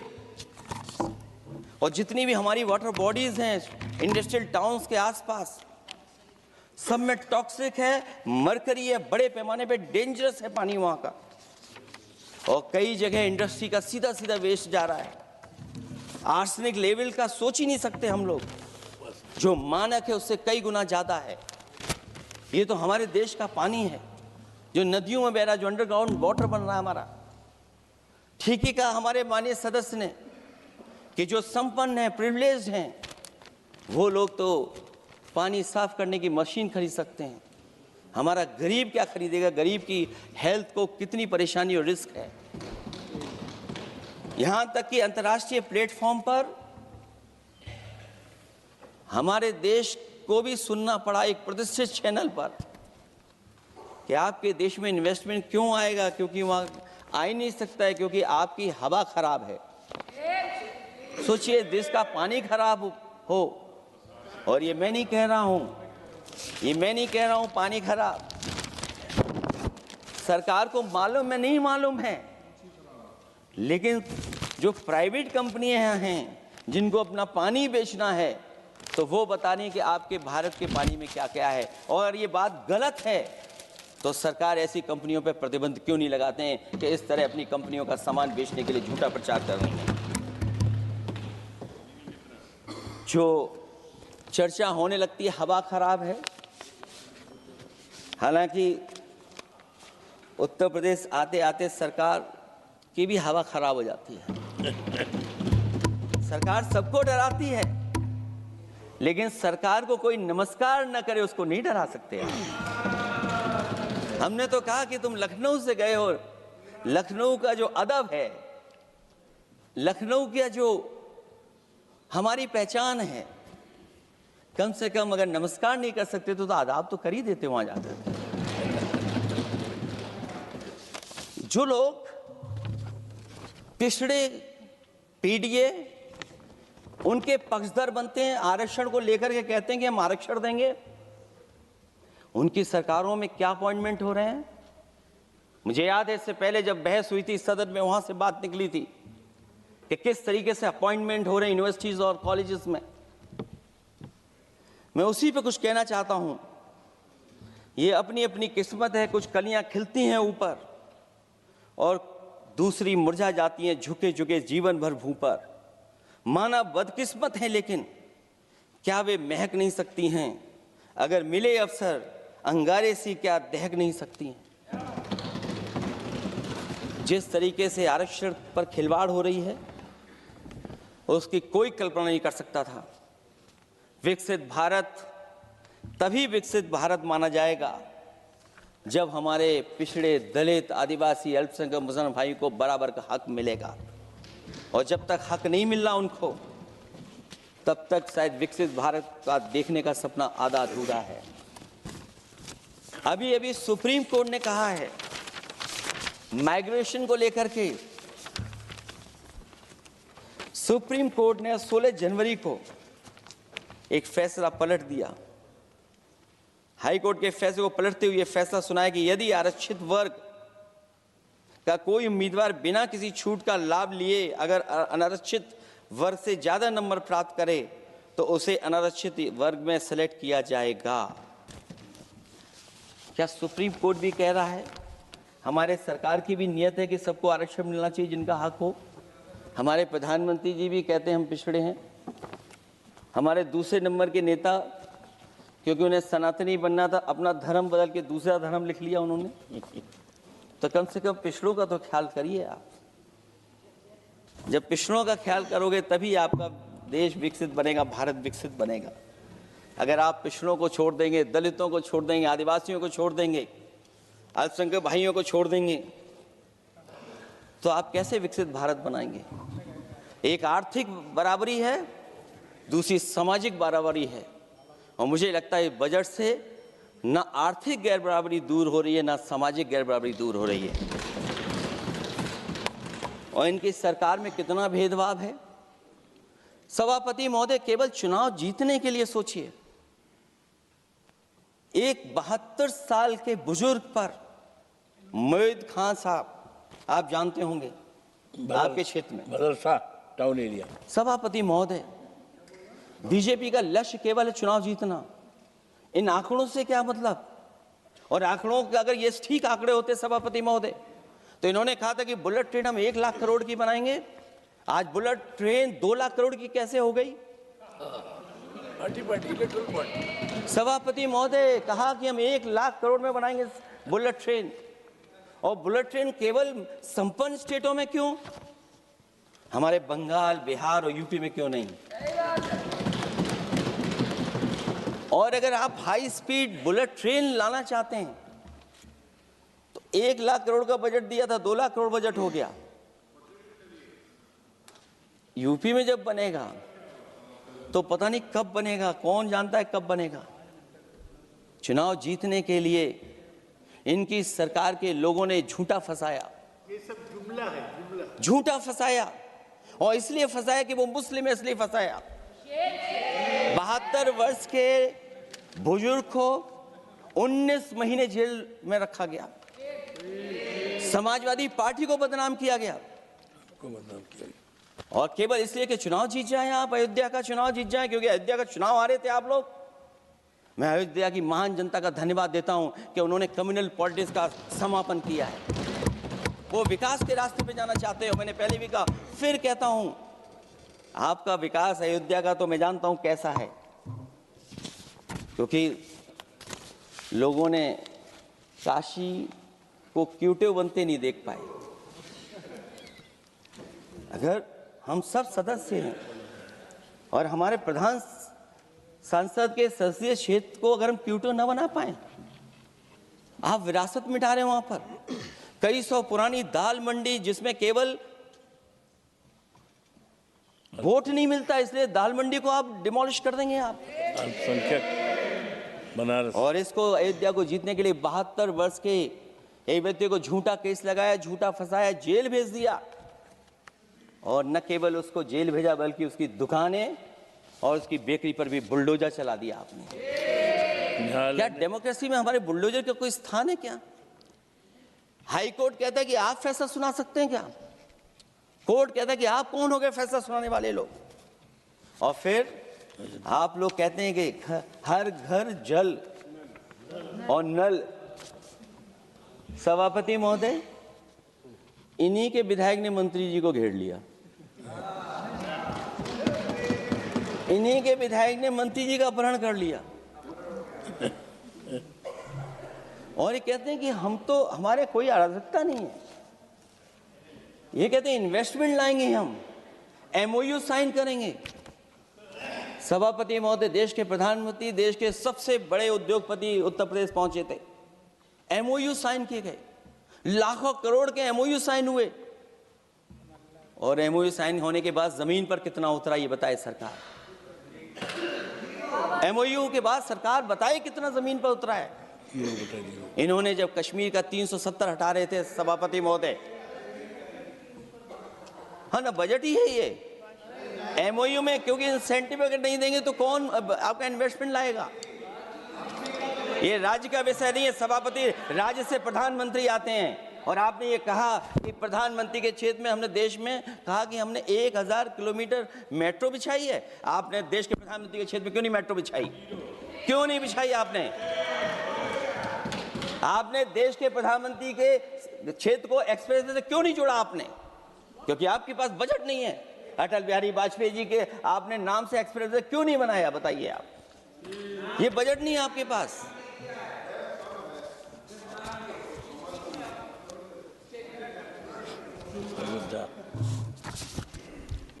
अयोध्या एयरपोर्ट घोटाला, एयरपोर्ट बनते ही पानी टपकने लगा। एयरपोर्ट तो दिल्ली का है, बजट तो दिल्ली ने दिया होगा। अयोध्या रेलवे स्टेशन, हमारे कन्नौज का रेलवे स्टेशन बनते ही गिर गया, और गिरने के बाद अभी तक नहीं बन पाया। तो ये बजट का हिस्सा नहीं है क्या? आप वाटरवेज बात कर रहे हैं, गंगा साफ नहीं है, आप पानी का जहाज कहां ले जाएंगे? बिहार में जाकर के रुक जाएगा। पिछली बार भी एक पानी का जहाज चला था, बनारस से जाते ही बिहार में रुक गया, जाकर के पटना भी नहीं पहुंच पाया।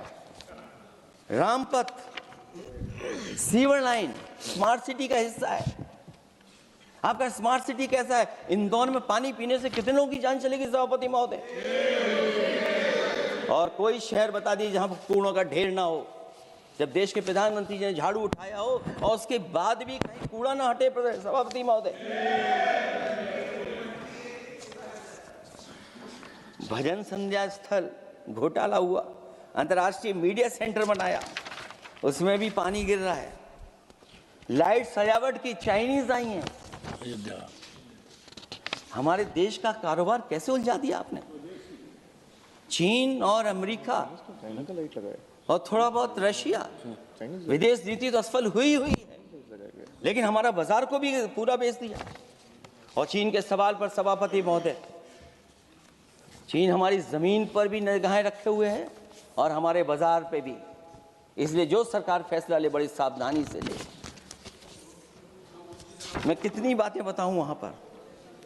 सेना जमीन ले लिया, जमीनें जाने कहां चली गई हैं। इसलिए सभापति महोदय, ये बजट दिशाहीन है। ये 2047 में हमारा विकसित भारत तो नहीं बनेगा। और जिस तरीके से बेरोजगारी बढ़ी है, बेरोजगारी को लेकर के जो चिंता रही, हमेशा रहती थी, और जो सरकार ने बड़े बड़े फैसले भी लिए थे, जानकारी दी थी कि हम बेरोजगारी ऐसे दूर कर लेंगे। मेक इन इंडिया का जो सपना दिखाया था, आखिरकार मेक इन इंडिया का सपना कहाँ पूरा हो पा रहा है? मेक इन इंडिया का जो शेर था वो जंग खा रहा है सभापति महोदय। जो योजना लेकर के आए थे, एम्प्लॉयमेंट लिंक्ड इंसेंटिव्स, सरकार बताए कि हमें कितना उसमें लाभ पहुंचा है। 2024-2025 के बजट में इन योजनाओं के लिए 33,000 करोड़ रुपए आवंटित किए गए थे, लेकिन खर्च कितना हुआ? 1,700 करोड़ रुपया केवल। एक आपने पिछली बार सपना दिखाया था कि इंटर्नशिप की योजना, इंटर्नशिप वाली योजना जो घोषित की, जिसके लिए 10,000 करोड़ रुपए आवंटित किए थे आपने, लेकिन उसमें खर्च कितना हुआ है? 500 करोड़ रुपया। और जो लक्ष्य रखा था आपने रखा था 5 साल में 1 करोड़ लोगों को, लेकिन इसमें आए कितने? 1,65,000 लोगों ने फॉर्म भरा, ऑफर दिया उन्होंने, लेकिन फाइनली जिसमें ऑफर जिसका सिलेक्ट हो वो केवल 16,000 लोगों को काम पहुंचा है। सोचिए, हमारा देश इतना बड़ा, जहां करोड़ों को आप इस योजना से जोड़ना चाहते थे, केवल 16,000 लोग जाएंगे उसमें। ये आपको बेरोजगारी खत्म करने की योजना है आपकी?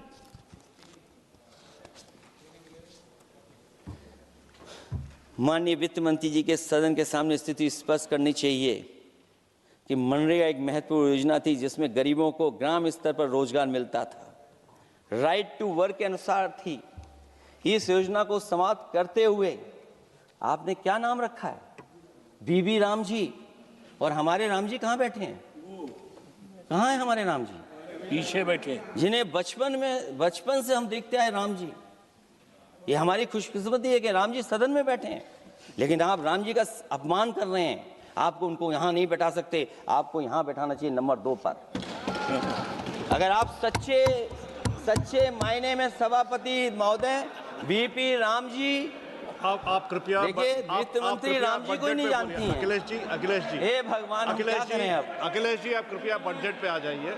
आप कृपया बजट पे आ जाइए अखिलेश जी। सभापति महोदय, बजट पे आइए, बजट पे आइए।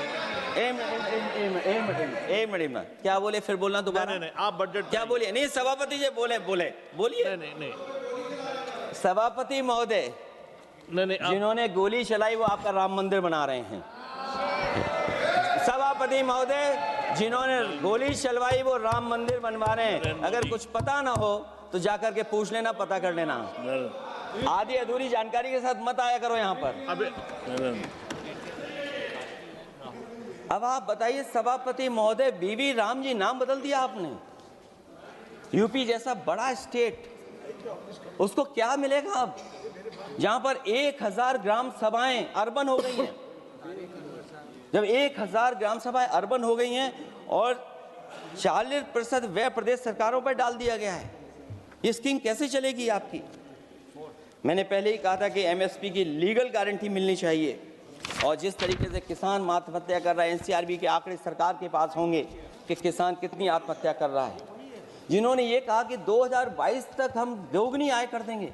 आप बताइए, आलू की पैदावार की क्या आय दोगुनी हो गई? धान की पैदावार करने वाले की आय दोगुनी हो गई। आपको गाय से बहुत प्रेम है। हमारे क्षेत्र में खुद एक काऊ मिल्क प्लांट बना, यूपी का पहला काऊ मिल्क प्लांट। आपकी सरकार ने उसको बंद कर दिया। आप कहते गाय की सेवा करो, लेकिन पहला यूपी का काऊ मिल्क प्लांट वो आपसे बंद हो गया। अगर शायद हम ऊंट के मिल्क की चॉकलेट बना रहे होते उस प्लांट से, तो वो प्लांट चलता रहता। आय दोगुनी कितनी हुई है बताएं सरकार? मत्स्य पालन और पशुधन विकास की तरफ सरकार का कोई ध्यान नहीं है।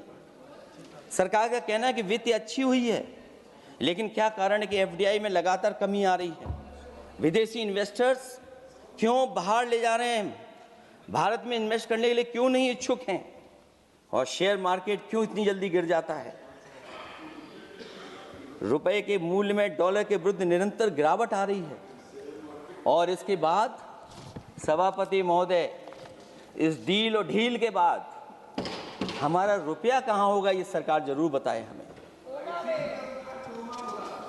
मैन्युफैक्चरिंग में कोई सुधार नहीं हो रहा है। अभी भी हम जीडीपी के 15% पर मैन्युफैक्चरिंग पर निर्भर हैं, जबकि मैन्युफैक्चरिंग के शेयर मेक इंडिया के अनुसार अभी तक 25% होना चाहिए था। इससे स्पष्ट लगता है कि मेक इन इंडिया, आत्मनिर्भर भारत और पीएलआई योजना सफल नहीं हो पाई हैं, और उसी का परिणाम है कि आज हमारे नौजवानों को रोजगार और नौकरी नहीं मिल पा रही है।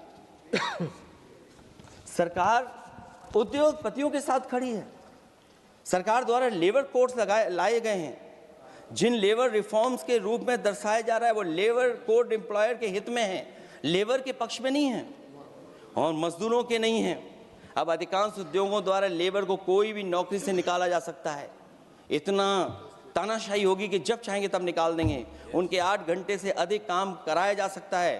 परमानेंट एम्प्लॉयमेंट की बजाय कॉन्ट्रैक्चुअल एम्प्लॉयमेंट की व्यवस्था की है सरकार ने। सोचिए, यही सरकार है कि सबका साथ सबका विकास। एयर पॉल्यूशन को लेकर के मैं पहले ही कह चुका हूँ, और शहरी विकास तो इनका मैंने क्यूटो को मैं देखा है, इसलिए उस क्यूटो के बारे में मैं ज़्यादा नहीं कहना चाहता हूँ। अंत में मैं इतना ही कहूँगा कि स्वास्थ्य और शिक्षा के केवल 10% और 14.2% बजट बढ़ाया गया है, जबकि पिछले वर्ष का पूरा बजट इन दोनों मदों में खर्च ही नहीं किया गया है। आखिरकार सरकार बताएगी खर्च क्यों नहीं हुआ, आखिर क्या कारण है, किसकी वजह से खर्च नहीं हुआ है? जल जीवन मिशन में 50,000 करोड़ रुपए खर्च नहीं हो पाए हैं, और प्रधानमंत्री आवास योजना में 40,000 करोड़ रुपए।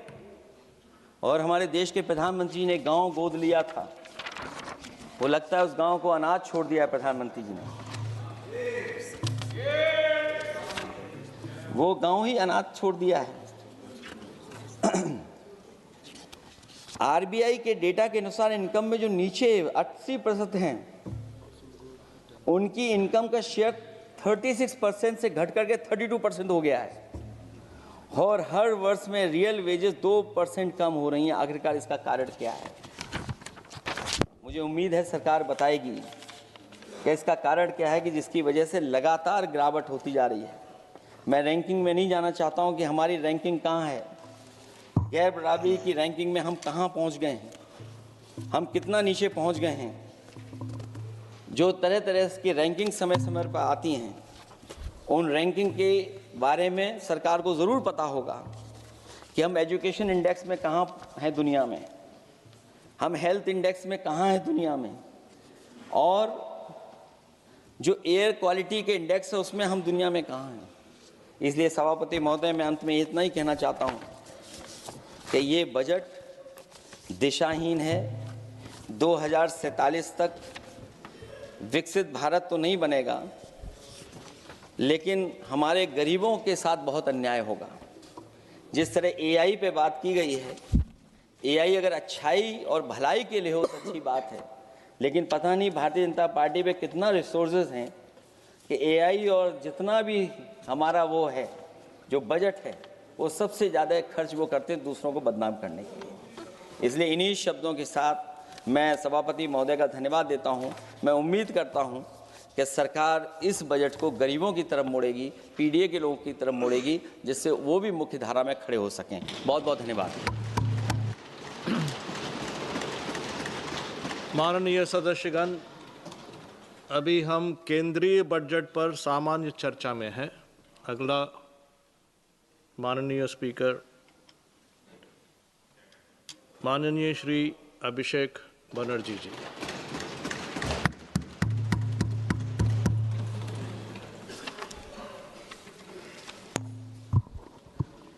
Thank you, sir, for giving me the opportunity to speak on the general budget.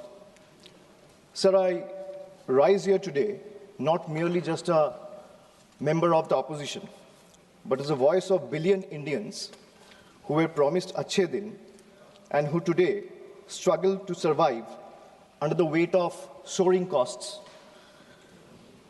So this union budget was presented on Maghi Purnima, a day which is ideally meant for clarity, renewal of purpose, and moral responsibility.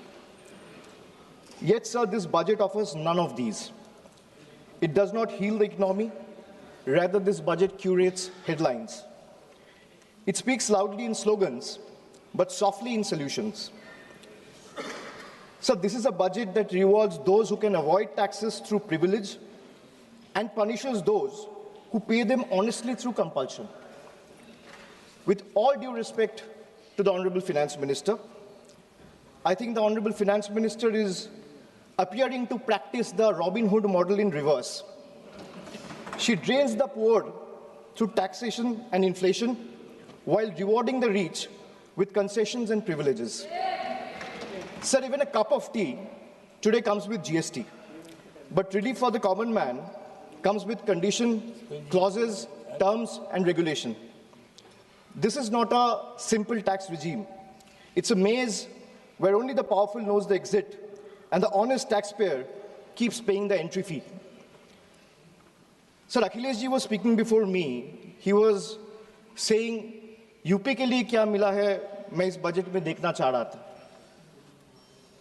Sir 85 minutes का finance minister का speech था. Bengal was not even mentioned once. Even the freight corridor from Dankuni, referenced in this very budget, was originally announced by the then railway minister in 2009, which was Mamata Banerjee, who is now the chief minister of West Bengal. The constitution promises equality among states, but this government practices preference. Allies are funded while opponents are starved. So this is not a model of cooperative federalism. This is a model of subscription-based federalism. So the budget and the manner in which the government chooses to function forces us to confront a truth that we as citizens have been avoiding for too long. So in November 2021, on a stage thousands of miles away at the Kennedy Center, Veer Das, a young stand-up comedian from India, spoke of two Indias. Many laughed, some were offended, few paused to listen. But what he offered was not comedy. It was a warning, a prophecy, a mirror held up to a nation standing at the edge of its own contradictions. Because I too, sir, come from India. And I come from an India which proclaims Ek Bharat, Shresth Bharat. And I also come from an India where mother tongue becomes a marker of suspicion, where speaking Bengali makes you a Bangladeshi and eating fish makes you a Mughal. Sir, I come from a part of India that gave birth to revolutionaries and wrote courage in blood. And I also represent an India where saying Joy Bangla or singing Amar Sonar Bangla is enough to strip you and brand you a labeled Ghuspetia. Sir, I come from an India that thunders Sabka Saath, Sabka Vikas. From every podium, And I come from an India where West Bengal's rightful dues to the tune of 1,96,000 crores are frozen in cold bureaucratic silence. Sir, what is withheld is not just money. What is withheld is dignity.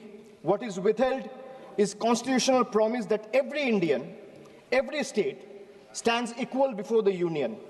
This is not governance or federalism, sir. This is a message that you stand in line or you'll be made to pay the price. And that is the tragedy of our time. India has two faces, but that one India is being asked to kneel before the other is the truth that we all are facing today. Sir, I come from an India where the finance minister proudly declares with absolute confidence that India is the fastest growing economy in the world. And I come from another India where Bengal, after contributing 6.5 lakh crores in taxes in just last 7 years, is systematically denied its rightful share. So despite repeated requests and appeals, we have been denied employment under Manrega, housing under PM Awas Yojana, road connectivity under Gram Sadak Yojana, even basic drinking water under Jal Jeevan Mission is being stopped. So I come from an India that boasts of maximum governance, minimum government. And I also come from an India where governance means abandonment, where the poorest are forced to fight for roti kapra makan, where wages are held hostage, where houses are sanctioned on paper but erased in practice, where even drinking water becomes a bargaining chip in a political vendetta. I come from an India where farmers are stopped at the national capital with nail embedded in the roads with concrete barricades. And I also come from an India where terrorists can enter the national capital and carry out blasts killing 15 innocent people. I come from an India where we are told, and I quote, India's borders are safe and they cannot be violated. A promise that is made from the highest office. And I also come from an India where that promise lies in ruins. Terrorists crosses our border, infiltrated heavily guarded militarized zones like Pahalgam, and gunned down 26 innocent civilians under broad daylight. And Honorable Sir, all of these, the abandonment, the broken promises, the selective cruelty, it's not random, it's not accidental. It flows from a single, unmistakable principle of this budget. So this budget is built on a single unmistakable principle, that is triple, teen. A writer once said, there are three kinds of lies: lies, damned lies, and statistics. Modern India lives with three certainties: pressure that mounts, taxes that multiply, and trust that is betrayed. So today, India lives under triple pressure, triple taxation, and triple betrayal, triple. So let me place before this August House my 10 principles of triple. Sir पहले है triple tax trap. एक आम इंसान को लगता है मैं एक बार इनकम टैक्स दे रहा हूं, but I will explain to the chair and share with this august house that how a common man is being taxed 3 times over, not once, twice, but thrice. So the first blow is the income tax. The salaried citizen pays tax even before the salary reaches his bank account. There is no escape, no negotiation, no adjustment made for inflation. In today's India, honesty doesn't pay, it costs. So number 2 is GST.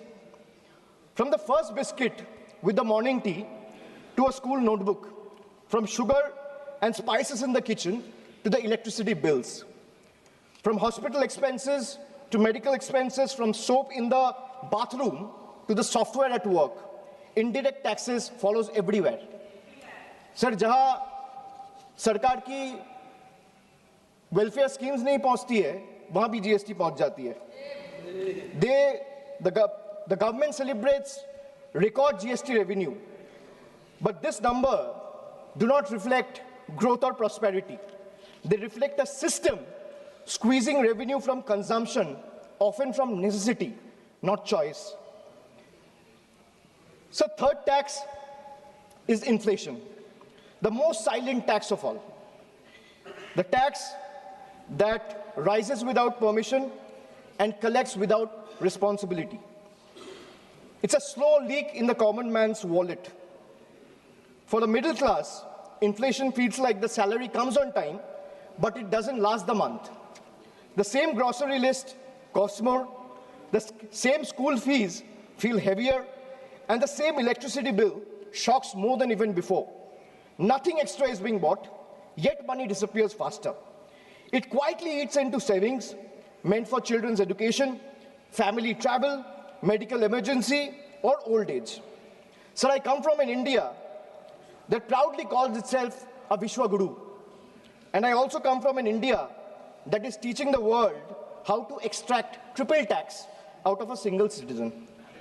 So my triple number 2, triple pain of proving your existence. So let us be honest.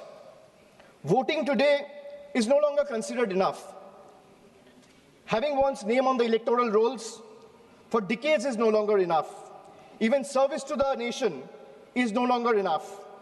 You may be a decorated soldier, a Nobel laureate, a sitting High Court justice, or even a member of this august house, and still you have been asked to prove that you belong. This strikes the heart of Article 326 of the Constitution, which guarantees adult citizens the right to vote. Sir, in Bengal alone, 150 lives have been lost in the last couple of months, and nearly 1 crore people are today being treated as suspects. If electoral rolls are so unreliable that every citizen must continually reprove their legitimacy, then by that same logic, sir, the legitimacy of this very house, formed on the basis of this very electoral rolls, is itself questionable. Yes. So my triple number 3, and I'll talk of 3 betrayal. First betrayal is where the global crude oil prices crash. Indian citizen sees no benefit. Instead, the common man is generally offered ethanol mixed petrol at a premium, paying extra for a policy experiment he neither demanded nor benefits from. My second betrayal, the government boasts of bullet trains, which Akhilesh ji has also mentioned. While fancy trains make the headlines, only 4% of the network is safeguarded with Kavach, leaving ordinary travelers exposed to risk. Third betrayal. So the ordinary Indian doesn't ask for any miracle. They ask for clean air to breathe, clean water to drink, safe roads to return home, and affordable health care while life falters. Even these simple hopes remain uncertain. An ordinary citizen pays income tax to buy a vehicle. Or for example, an ordinary citizen pays income tax to earn, a road tax to buy a vehicle, and toll tax to drive it on the road, often broken, unsafe, and unfinished. So 3 payments on one journey. अगर एक इंसान income tax दे रहा है, तो एक गाड़ी को सड़क पे चलाने के लिए सर उसको 3 बार टैक्स देना पड़ता है. एक है इनकम टैक्स, दूसरा है रोड टैक्स, तीसरा है toll tax. That is why I said 3 betrayals. So now I'll come to triple bonanzas for the rich. So this budget reveals a clear pattern. First, a triple bonanza for the elites and a triple lock on the poor. So top 10% of this country now corner 57% of nation's income and 65% of its wealth, while the bottom half survives on just 6.4%. In this economy, money earns money, but survival earns nothing. Second, so if you look at taxation and support, foreign cloud giants are handed tax holidays, while Indian MSME, the very backbone of employment, are left empty-handed. Sir, relief exists on paper, but in actual distress exists on the ground. Third, corporate India gets red carpet, easier property rules, wider equity access for NRIs and massive infrastructure promises, but the result of these government policies is not competition, it is concentration. Oligopolies flourish, entry barriers rise, and ordinary entrepreneurs are kept outside the gate, watching cronies grow richer with the union's support. Sir, I come from an India where wealth is applauded as a virtue. And I also come from an India where survival itself is treated as ambition. I come from an India where policy quietly opens the gates for the powerful. And I also come from an India that stand outside those gates with hands folded, backs bent, hearts heavy, and eyes raised, hoping that one day these gates will open for them too. Now my 555, farmers. So the budget completes a cycle of betrayal. Every day, nearly 30 farmers dies by suicide. Not because they failed, but because policy failed them. 5 years after the historic farmers' movement, which saw 700 lives lost, the union government has still refused to legalize MSP. Promises were made at protest sites,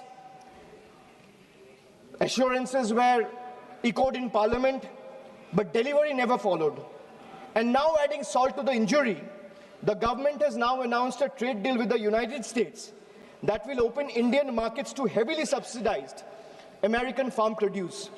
The deal may benefit American farmers, but it will depress prices, destroy competitiveness, and further marginalize Indian farmers who struggle without MSP protection. So this is not a trade policy. This is an abandonment of our Annadata. Sir, I have a tweet right in front of me, which I want to show or place before you. Sir, Secretary Brooke Rollins, who is the Agricultural Secretary of the United States, she said, and this is 5 days back, on the day when the trade deal was announced, she's clearly saying, new US-India deal will export more American farm products to India's massive market.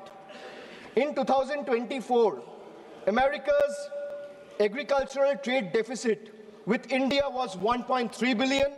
India's growing population is an important market for American agricultural products, and today's deal will go a long way to reduce that deficit.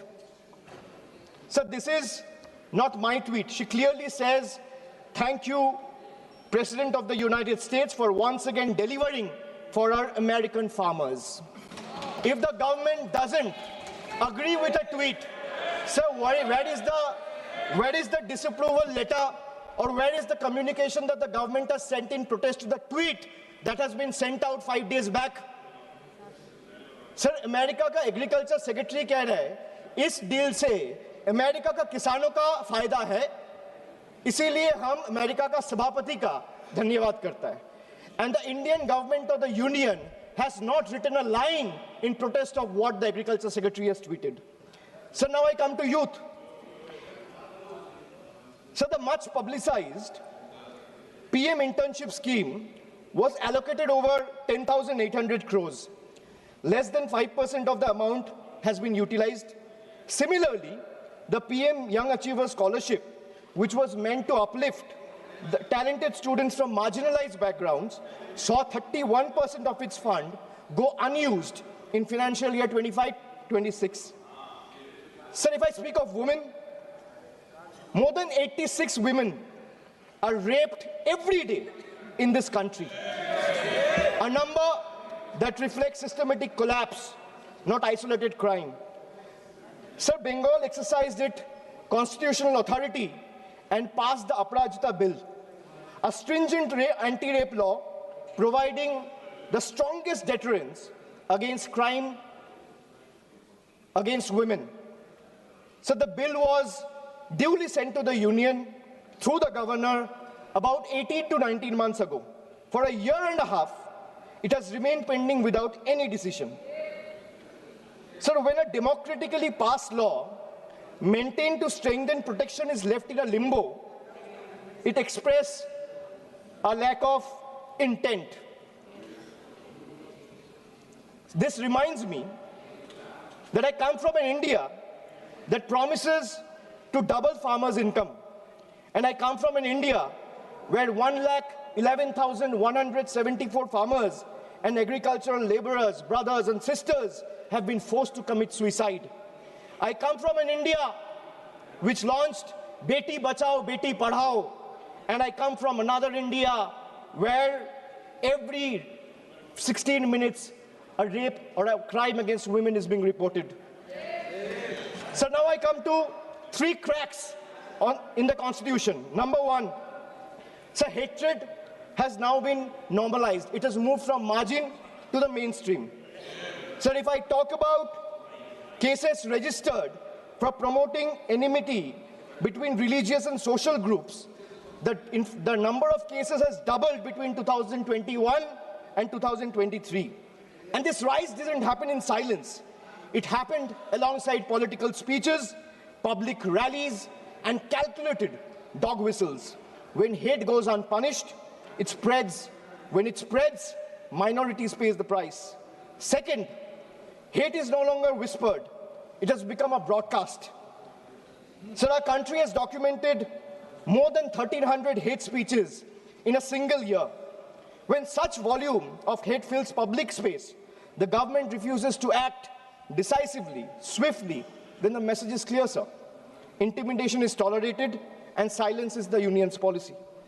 Third, sir, the education empowerment scheme under the Ministry of Minority Affairs has just used 8% of its total funds, while the 35% of the ministry's allocation, 27% under tribal affairs, and 28% under scheduled tribes remain unutilized.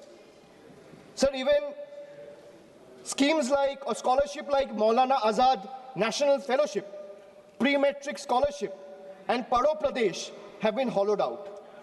So now I come to 777, which is the triple power grab.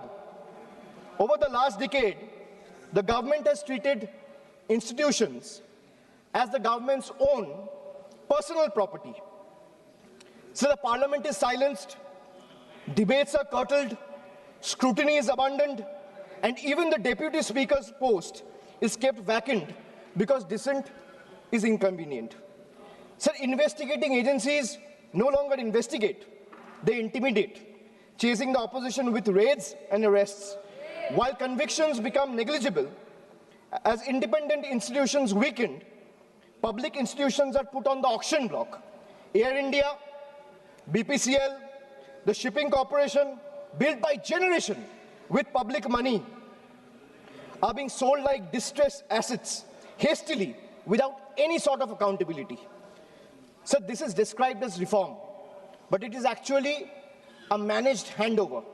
When institutions are bent to serve power and national assets are reduced to headlines and handover, the Constitution is not broken in protest, it's torn apart. Sir, I come from an India where the Honorable Prime Minister says, na khaunga, na khane dunga. And I also come from an India where questioning the washing machine that gave reprieve to 23 of the 25 leaders who joined the BJP makes you the most corrupt one. So now I come to triple jumla on finances, agriculture. So the budget waxes eloquent about coconut, cocoa, cashew, sandalwood, fisheries and AI advisories, but remains silent on MSP assurances, procurement expansion. There is no price stabilization fund, no diesel support, no fertilizer relief, and no electrical subsidy. This is diversification without security, and it leaves the majority of Indian farmers trapped in distress. So even the PM Kisan scheme has been stuck at 6,000 rupees since December 2018. Despite soaring input costs and record diesel prices, so in actual, if we see, real terms, farmers are earning less each year. A rupee in 2018 is not a rupee in 2026. So if I speak of healthcare, the government spends less than 0.26% of the GDP. And they might have questions on my source of information. If the need be, I will place all the sources before the table by 8 p.m. tonight. The government spends 0.26% of GDP on public health even today. The national health policy promised 2.5% of GDP. What we get instead is postponement, excuses, and under-allocation. In a country where illness is still the fastest road to poverty, this budget chooses flyover over first aid, optics over oxygen, and announcement over actual care. So if I speak of infrastructure, the smart city mission promised transformation in 100 cities with over 2 lakh crore. Yet a decade later, what we have is half-dug roads and half-built homes. Instead of finishing the job, this budget announces new economic regions. Sir, under the Jal Jeevan mission, funds were cut by 74%, forcing states to pick up the bill. In higher education, 55,000 crore is spent on management, but 2.68 crore on infrastructure, not even enough to build a world-class lab. So now I come to my 999, the triple truth trap. And what I mean by truth is, the accountability on the government, sir, primarily rests on 3 pillars. One is the RTI Act. But when I speak of transparency, it diluted the RTI Act by expanding personal information as a ground for refusal. Sir, if you speak of PM Cares, the PMO claims it lies outside the purview of RTI because it's a private fund. A fund that is created by public authority in a public office with the money of the people is being claimed as a private fund. There's no accountability. Sir, NFHS and NCRB data has been frozen because welfare still runs on census 2011. Sir, if I am to summarize the budget from the perspective of 3 stalwarts, B.R. Ambedkar warned us. What is the moral verdict of the budget? If we were to look at it from the perspective of Dr. Ambedkar, Gandhiji, or Swami Vivekananda, Dr. Ambedkar warned us that democracy is not just institutions. It is a constitutional morality. Gandhiji taught us economics divorced from ethics is violence. Swami Vivekananda reminded us that a nation cannot rise by crushing the weakest. Well, this budget violates all 3. In today's India, sir, tax does not follow income. Tax follows life. आज के भारत में tax कमाई के पीछे नहीं, जिंदगी के पीछे है, चलता है sir. I will give you a small example. A baby is born, his milk and diapers are taxed. He grows, his education is taxed. He studies, his books, pencil and mobile data are taxed. He starts earning, his income is taxed. He saves for future, his savings are taxed. He spends to survive, his survival is taxed. He goes to work, his fuel is taxed. He falls sick, his illness is taxed. He grows old, pension and healthcare are also taxed. And Honorable Speaker, even after his death, the family still pays tax. बच्चा पैदा होता है, दूध और diaper पर tax, पढ़ाई शुरू होती है, शिक्षा पर टैक्स, किताबें, notebook, pen, pencil, mobile data, सब पर टैक्स, कमाई शुरू होता है, इनकम पर टैक्स, सर बचत करता है, बचत के ऊपर टैक्स, जीने के लिए खर्च करता है, खर्च पे टैक्स, काम पर जाता है, पेट्रोल डीजल पर टैक्स, बीमार पड़ता है, इलाज और दवाई पर टैक्स, बुढ़ापा आता है, पेंशन और इलाज पे टैक्स, और मौत के बाद भी सर शोक सभा में अगरबत्ती जलाने के लिए भी परिवार को टैक्स देना पड़ता है. This summarizes the budget. Sir, I am addressing the chair. I'm sure the finance minister will have a reply ready. When she is given the opportunity to speak, she can quote me, and if I am misleading the house, she can take my name and then place her arguments. Sir, from a baby's first milk to a citizen's final farewell, this government taxes life at every step. जन्म से लेके अंतिम संस्कार तक हर कदम पर tax. ये reform नहीं sir, ये लाइफ टाइम टैक्स ट्रैप है. Sir, now I come to 1010, मेरा लास्ट ट्रिपल. मैंने 9 ट्रिपल का बात किया, अब 10वां कर रहा हूं. Sir, I will and with 3 dates, 3 moments of history: 2016, 2021 and 2024. 3 elections, 3 verdicts, 3 decisive defeats for the BJP in West Bengal. And after this triple defeat, A fourth one is no longer a warning. It is approaching. Sir, मैं ज़्यादा घुमाऊंगा नहीं. Let me come straight. Sir, the government want to punish Bengal. Let them proceed. We won't bow. You want to freeze our funds? We will persist. मैं क्यों कह रहा हूँ persist? क्योंकि पीएम आवास से लेके, सड़क से लेके, मनरेगा से लेके सारे पैसे बंगाल के पिछले 5 साल से ये सरकार ने रोक के रखा है. प्रधानमंत्री ने आत्मनिर्भर भारत की बात किया है. हम स्वनिर्भर बंगाल क्या होता है काम करके दिखाया है. So you want to punish Bengal? Proceed, we won't bow. You want to freeze our funds? We will persist. You want to profile and persecute our youth? We will protect them. You want to starve our schemes?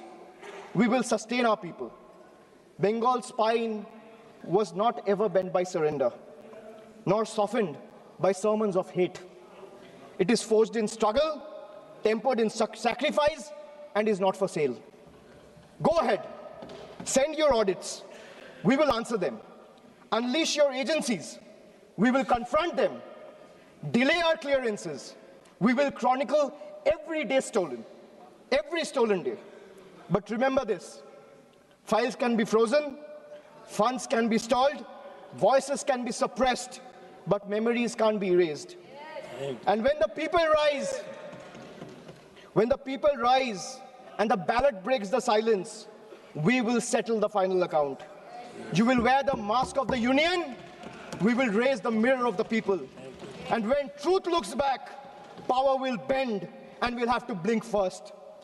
So this reminds me again that I come from an India that celebrates labor as a backbone of the economy, the hands that build our highways, factories, ports, cities, this parliament. But I also represent an India where that very labor, when it travels from Bengal, is no longer seen as a labor, he's seen as a suspect. Punished for the language he speaks. I come from an India where Northeast is proudly called Ashtalakshmi. And I also come from an India where Manipur bled for 864 days and the Prime Minister found no time to visit. I come from an India that derives its vocabulary from Ishwar Chandra Vidyasagar. And I also come from an India where Vidyasagar's bust was vandalized by ruling party at the center. I come from an India where we worship Ma Durga as Supreme Shakti. And I also come from an India where Ma Durga's ancestry is questioned by BJP leaders. Sir, I really come from two India. And honestly, I'm tired of explaining this house which India I belong to. Because the truth are, they both exist. And until and unless we acknowledge the second one exists, we will never be able to be the first one we claim to be. So budgets can divide, politics can polarize, power can pretend, but there's something deeper than budgets, older than governments, and stronger than fear, which is the moral imagination of the people. When institutions weaken and language loses its faith, it is our literature, our culture, our shared memory that rises to remind the nation of who it is and who it must never cease to be. So I finally return to the Constitution. When you open the Constitution, it opens with the words, "We, the people of India." It's not a ceremonial phrase. It's a declaration of sovereignty. It's a reminder that power flows upward from the people, not the other way down. That governments may rule, but people remain the supreme. That sentence is not meant to be recited, it is meant to be lived. And as long as people remember it, no fear can last, no injustice can endure, and no republic can ever truly be taken away. And thus today, I do not end with slogans, I end with conscience, and I end with voice of Bengal. এই মৃত্যু উপত্যকা আমার দেশ না, এই জল্লাদের উল্লাস মঞ্চ আমার দেশ না, এই বিস্তীর্ণ শ্মশান আমার দেশ না, এই রক্তস্নাত কসাইখানা আমার দেশ না। আমি আমার দেশকে ফিরে কেড়ে নেব। জয় হিন্দ, জয় Bangla. Thank you. Next speaker, Sri T.R. Baluji. Honorable Chairman, sir, thank you for giving me this opportunity to discuss on the subject matter of budget estimate 26-27. First of all, I would like to congratulate Madam Nirmala Sitharaman ji for having brought the budget estimates for the consecutive 9th time, next to Mr. Chidambaram, who has also done the same thing in the same parliament. Sir, Finance Minister claims she aims at developed India by 2047. India has programmed like artificial intelligence, biopharma, semiconductors, critical minerals, and they are given a lot of priority and importance. But the question is, how efficiently Madam Nirmala ji is going to implement them with a sustained push. So strategy of the government is said to be reducing revenue expenditure and increasing capital expenditure. It is also claimed that revenue expenditure has fallen by 11% in the last 10 years. That is from 88% in 2014-15 to 77% 26-27. It is also stated that the reduction of the revenue expenditure included 7% of subsidies. But what is the reality? Well, usual practice is reduction of subsidies in the budget estimate, and in the next 6 months we come up with additional demands for subsidies through supplementary demands. That is what I have also mentioned in the last supplementary demands in 25-26. Within 6 months, things became haywire. Now at the end of the current fiscal year, you are saying that the revenue receipts shortfall is around 78,086 crores. Decrease in revenue expenditure is 1,05,503 crores. The fall in capital expenditure is 1,44,376 crores. It's a very huge fall. It gives no hope of credibility. Budget 26-27. Expenditure estimated is 53.43 lakhs crores. Expenditure proposed in 25-26 was 50.65 lakhs crores. Now FM is asking 3 lakh crores more in upcoming fiscal year. Usually the government used to announce big schemes in the budget, but even after several months, no progress is the result. Last year, 15th August, Employment Linked Incentive, ELI, scheme was announced, and the incentive to labor and industry to provide additional 3.5 lakhs crores, 5 crores jobs, with the outlay of 99,446 crores was launched, but the scheme has not taken off. Another non-starter is Research and Development Innovation, RDI scheme, announced with the effect from 1/7/25 and was said to be implemented with a corpus of 1 lakh crore, and provision of 20,000 crores was made in 25-26 budget. But no progress has been achieved in this effort. Also, this was also properly responded by the Honorable Minister during his reply in the Lok Sabha. Coconut production in Tamil Nadu. Tamil Nadu is the second largest coconut production state. 12 lakh acres are under cocoa cultivation next to paddy. Besides Pollachi, Pattukottai, Tiruchi, Dindigul, and others, southern districts are major coconut producing districts.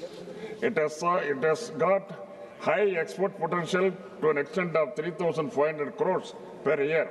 The production has fallen because of the root diseases, but Government of India has not taken care and the root diseases still remain.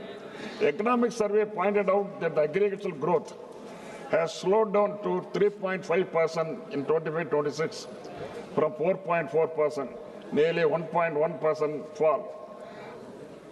The tariff and trade agreement unilaterally announced by USA bound to open floodgates to import of agricultural products into India. This will be disastrous for our farmers and farm sector. The finance minister said in her speech that rich value crops like coconut, cocoa, sandalwood, cashews, etc. will be given special support. But the allocation was just 350 crores only. The farmers' organization are condemning this announcement of government is nothing but a naive rhetoric. Banana is another crop that requires special attention and support from Government of India. Tamil Nadu is #1 in banana cultivation and exports around 4,000 crores every year. Government of India should come forward to give special intensive to banana cultivation to boost exports. Union government has been giving stepmotherly treatment to Tamil Nadu, and there has been no special scheme or financial allocation so far. Even the prestigious projects like Setu Samudram, which were implemented by UPA, has been shelved on political grounds. UPA government had gifted 69 large projects and very important projects in all sectors during 2004 and 2014.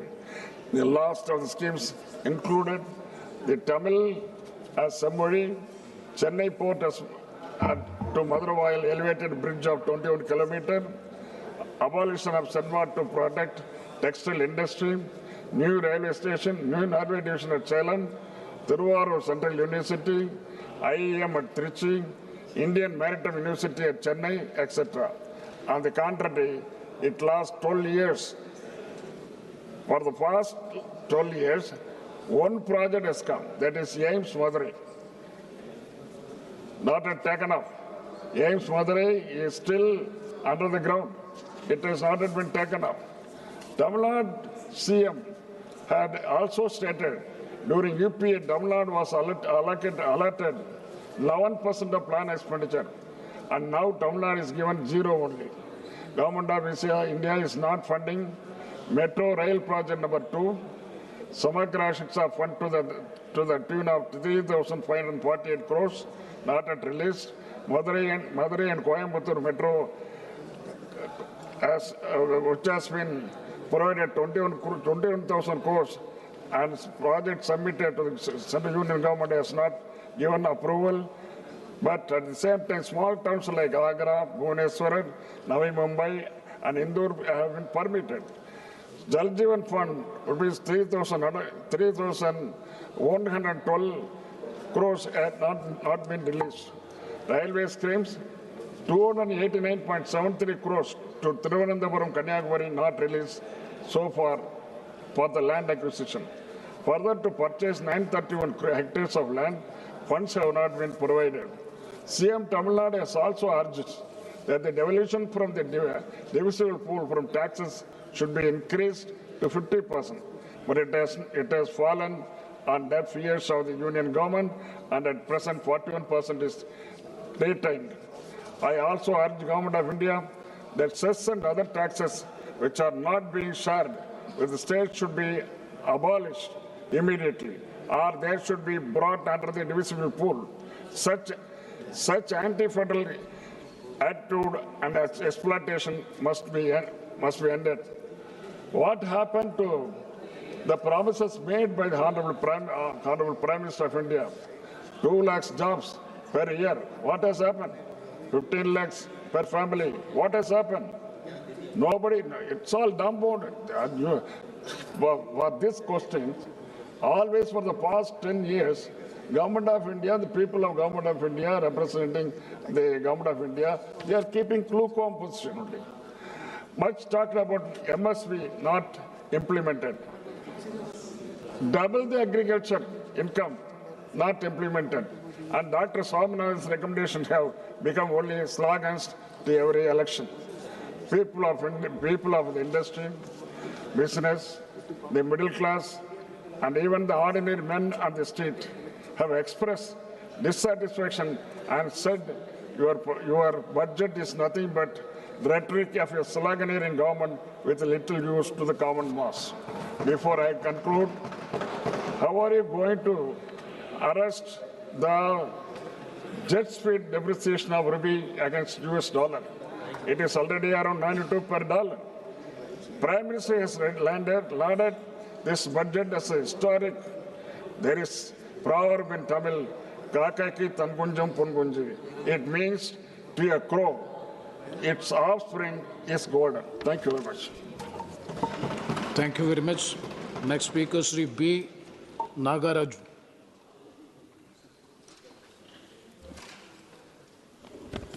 Respected Speaker, sir. మన గౌరవనీయ ప్రధానమంత్రి నరేంద్ర మోడీ గారి యొక్క దూరదృష్టి నాయకత్వాన్ని ప్రశంసిస్తూ 2026-2027 ఆర్థిక సంవత్సరానికి ముందు చూపుతో మరియు ఆర్థిక క్రమశిక్షణతో కూడినటువంటి కేంద్ర బడ్జెట్ను సమర్పించినటువంటి గౌరవనీయులైన ఆర్థిక మంత్రి నిర్మలా సీతారామన్ గారిని అభినందిస్తూ వికసిత్ భారత్ లక్ష్యంగా ఈ ఆర్థిక సంవత్సరపు బడ్జెట్ను 3 కర్తవ్యాల ఆధారంగా రూపుదిద్దుకుంది అధ్యక్ష. అందులో భాగంగా మొదటి అంశం వచ్చేసి ఆర్థిక వృద్ధిని వేగవంతం చేయడం, రెండవ అంశం వచ్చేసి సామర్థ్యాన్ని పెంపొందించడం, మూడవ అంశం సమగ్రాభివృద్ధిని నిర్ధారించడం. ఈ 3 అంశాల ఆధారంగా ఇది స్పష్టమైన మ్యాక్రో ఆర్థిక దిశను నిర్దేశిస్తూ ఉంది అధ్యక్ష. ఇకపోతే ఈ బడ్జెట్లో ముఖ్యంగా అధ్యక్ష నాన్ డెబిట్ రిసిప్ట్స్ కోసం 36.5 లక్షల కోట్ల రూపాయలను మరియు మొత్తం వ్యయంను 53.5 lakhs కోట్లను అంచనా వేయబడింది అధ్యక్ష. మూలధన వ్యయం వచ్చేసి 12.2 లక్షల కోట్లకు పెంచబడింది అధ్యక్ష, ఎన్నడూ లేని విధంగా.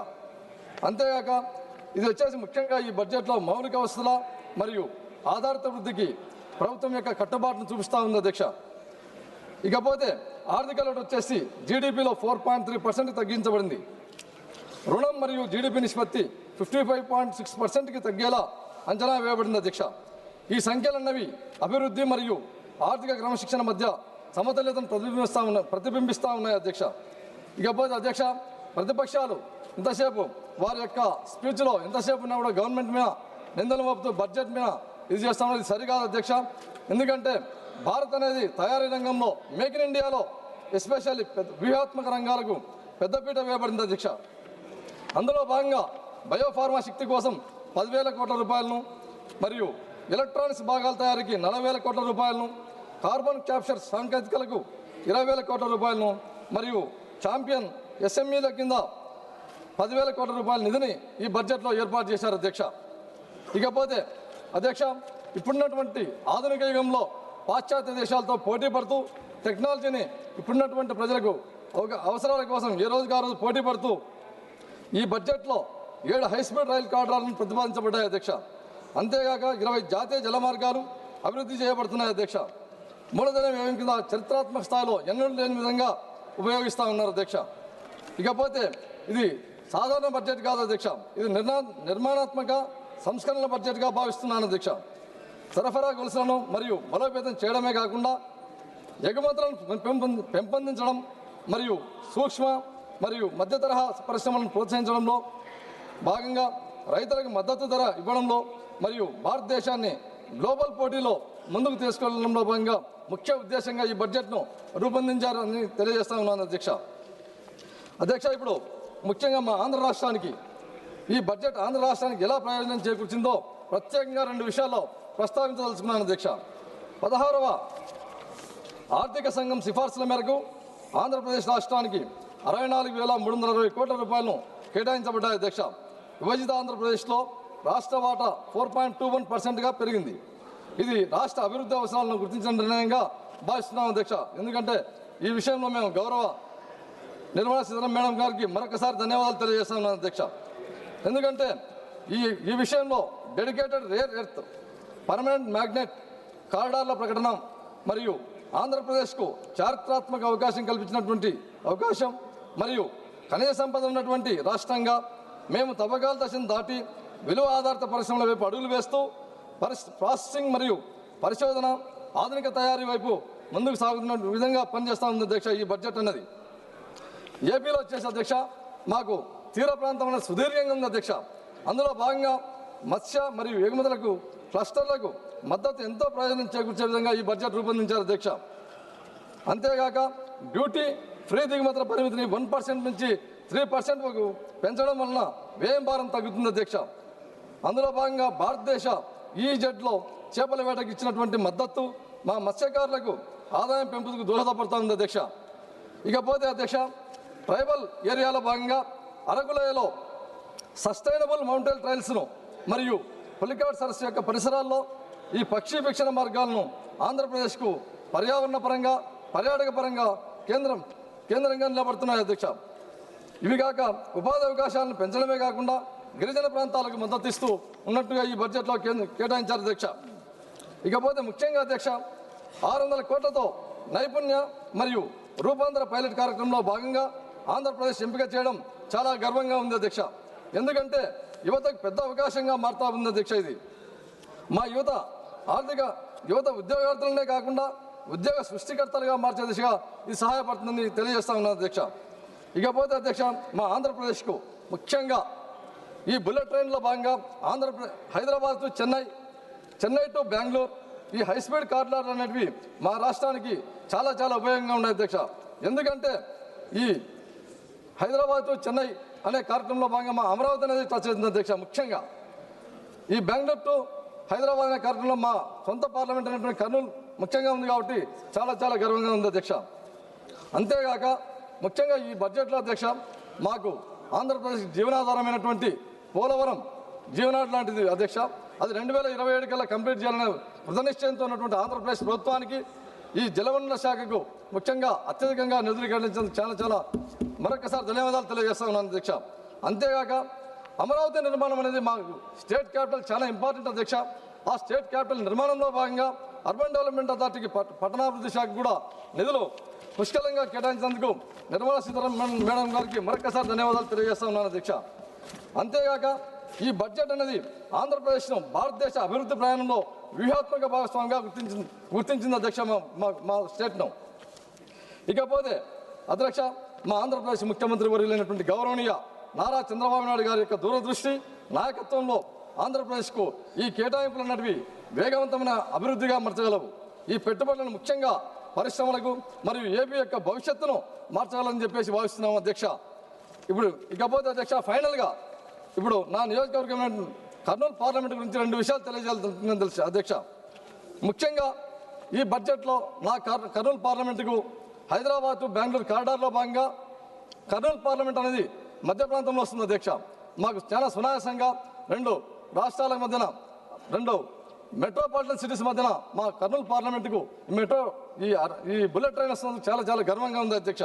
అంతేగాక ఈ రోడ్ మినిస్ట్రీలో భాగంగా ఈ రోడ్ మినిస్ట్రీకి అత్యధికంగా డబ్బులు కేటాయింపులు జరిగినాయి అధ్యక్ష ఈ బడ్జెట్లో. అందులో భాగంగా మా కర్నూలు బళ్ళారి నేషనల్ హైవే వేయాలని చెప్పేసి కోరుకుంటున్నాను అధ్యక్ష. అంతేగాక ముఖ్యంగా అధ్యక్ష గత బడ్జెట్లో మా కర్నూలు ప్రాంతంలో ఓర్వకల్కు ఇండస్ట్రియల్ నోడ్ ఇచ్చినటువంటి ఘనత కూడా ఎన్డీఏ కూటమి అధ్యక్ష. అందులో భాగంగా మాకు పూర్వోదయ స్కీమ్ కింద ఆ ఓర్వకల్ హబ్లో ఇంటిగ్రేటెడ్ స్టీల్ హబ్స్ ఏర్పాటు చేయాలని చెప్పేసి కోరుకుంటున్నాం అధ్యక్ష. ఎందుకంటే మా అంతా వెనకబడిన ప్రాంతం అధ్యక్ష. ఈ పూర్వోదయ స్కీమ్లో భాగంగా మంత్రాలయం రైల్వే కనెక్టివిటీ కూడా వేయాలని చెప్పేసి ఆశిస్తున్నాం అధ్యక్ష. అంతేగాక ముఖ్యంగా అధ్యక్ష అటల్ భుజన్ యోజన కింద ఎందుకంటే మా రాయలసీమ ప్రాంతం అంతా చాలా డ్రాట్ ఏరియా, ఆ ప్రాంతంలో గ్రౌండ్ వాటర్ డెవలప్ చేయాలంటే అటల్ భుజన్ యోజన పథకం కింద సెలెక్టెడ్ కాబట్టి మా జిల్లాకు ప్రత్యేకంగా నిధులు కేటాయించాలని చెప్పేసి కోరుకుంటున్నాను అధ్యక్ష. రెస్పెక్టెడ్ స్పీకర్ సార్, చివరిగా ముఖ్యంగా మా గౌరవనీయ చంద్రబాబు నాయుడు గారు ఆంధ్రప్రదేశ్ ముఖ్యమంత్రి వర్యుల యొక్క నాయకత్వంలో ఆంధ్రప్రదేశ్ రాష్ట్రం పరిపాలనా సామర్థ్యం మరియు సాంకేతిక దృష్టి మరియు సంస్కరణాత్మక పాలనలో నిరంతరం ముందంజలో నిలిచి ఉంది అధ్యక్ష.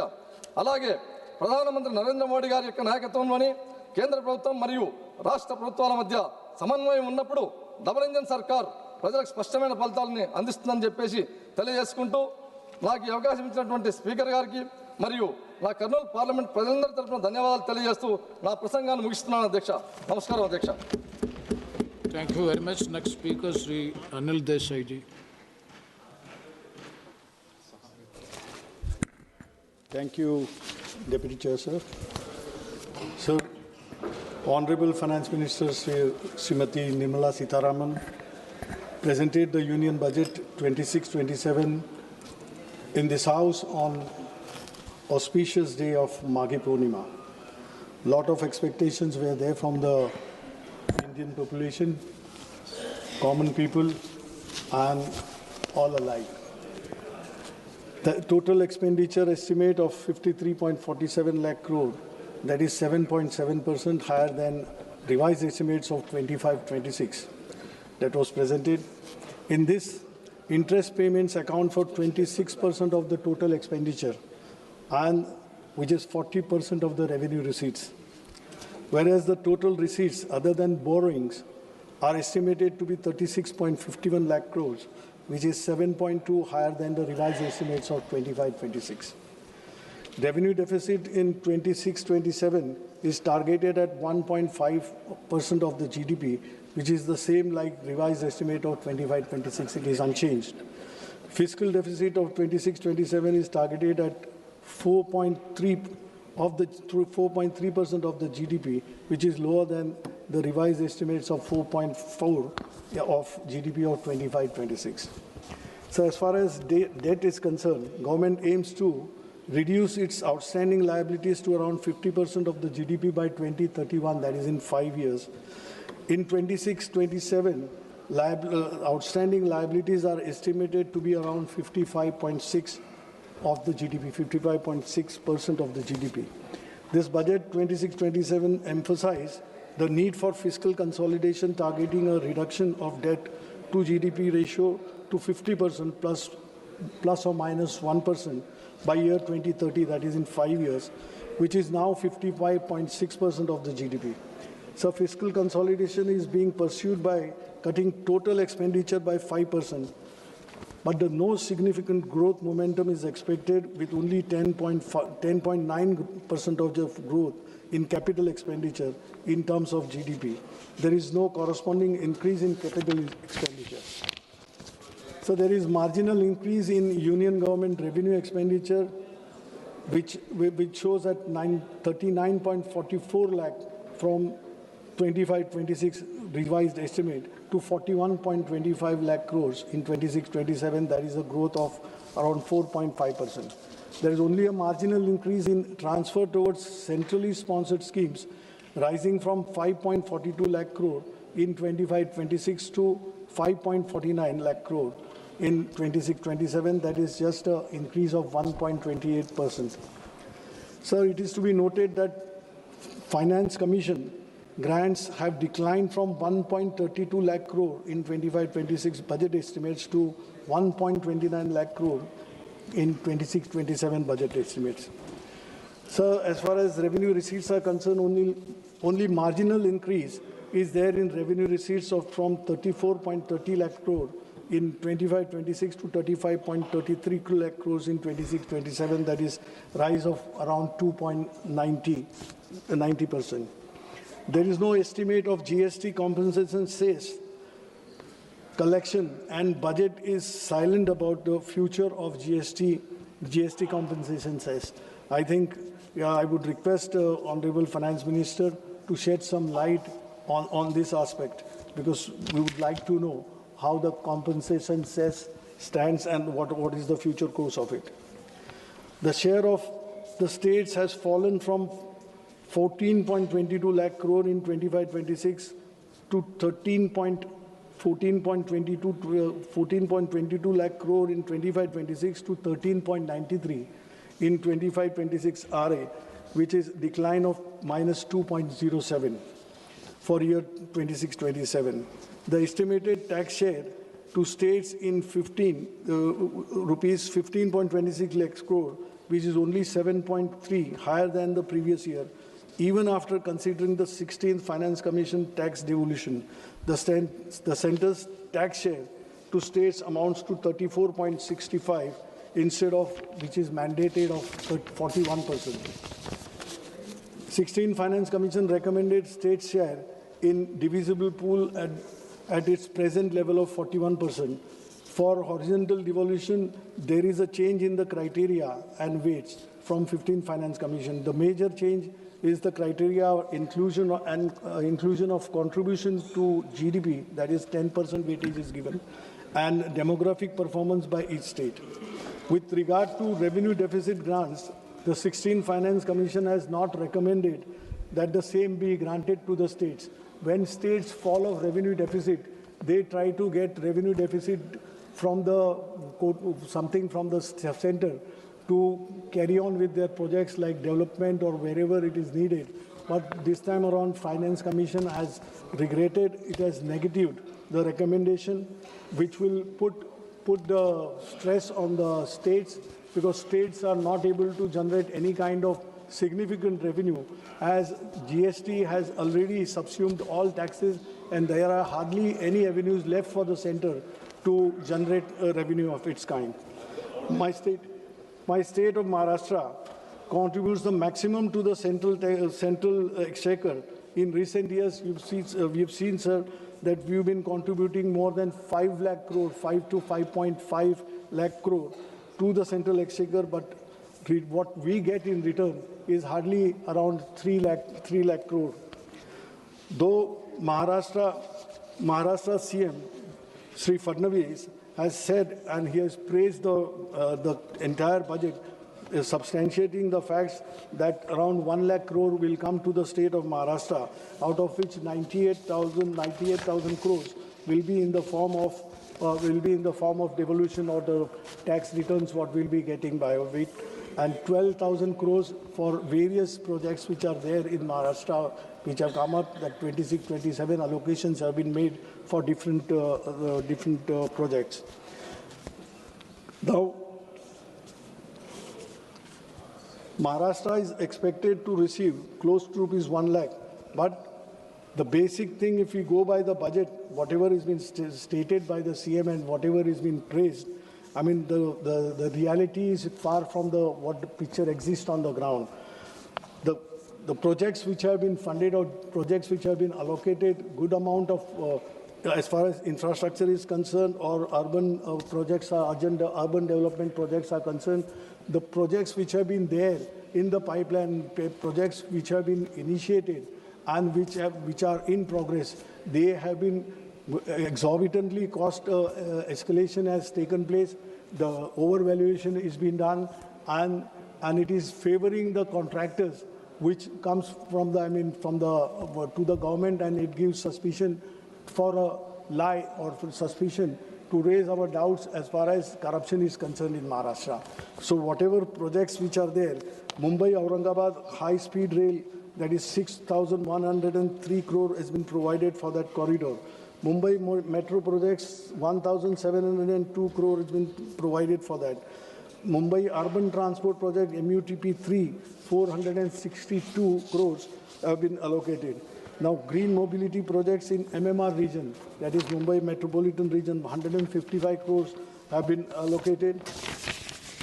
Intelligent transport system ITS on Samriddhi Mahamarga, that is 680 crores. Now these are, and Pune Metro Rail project, that is 517 crores.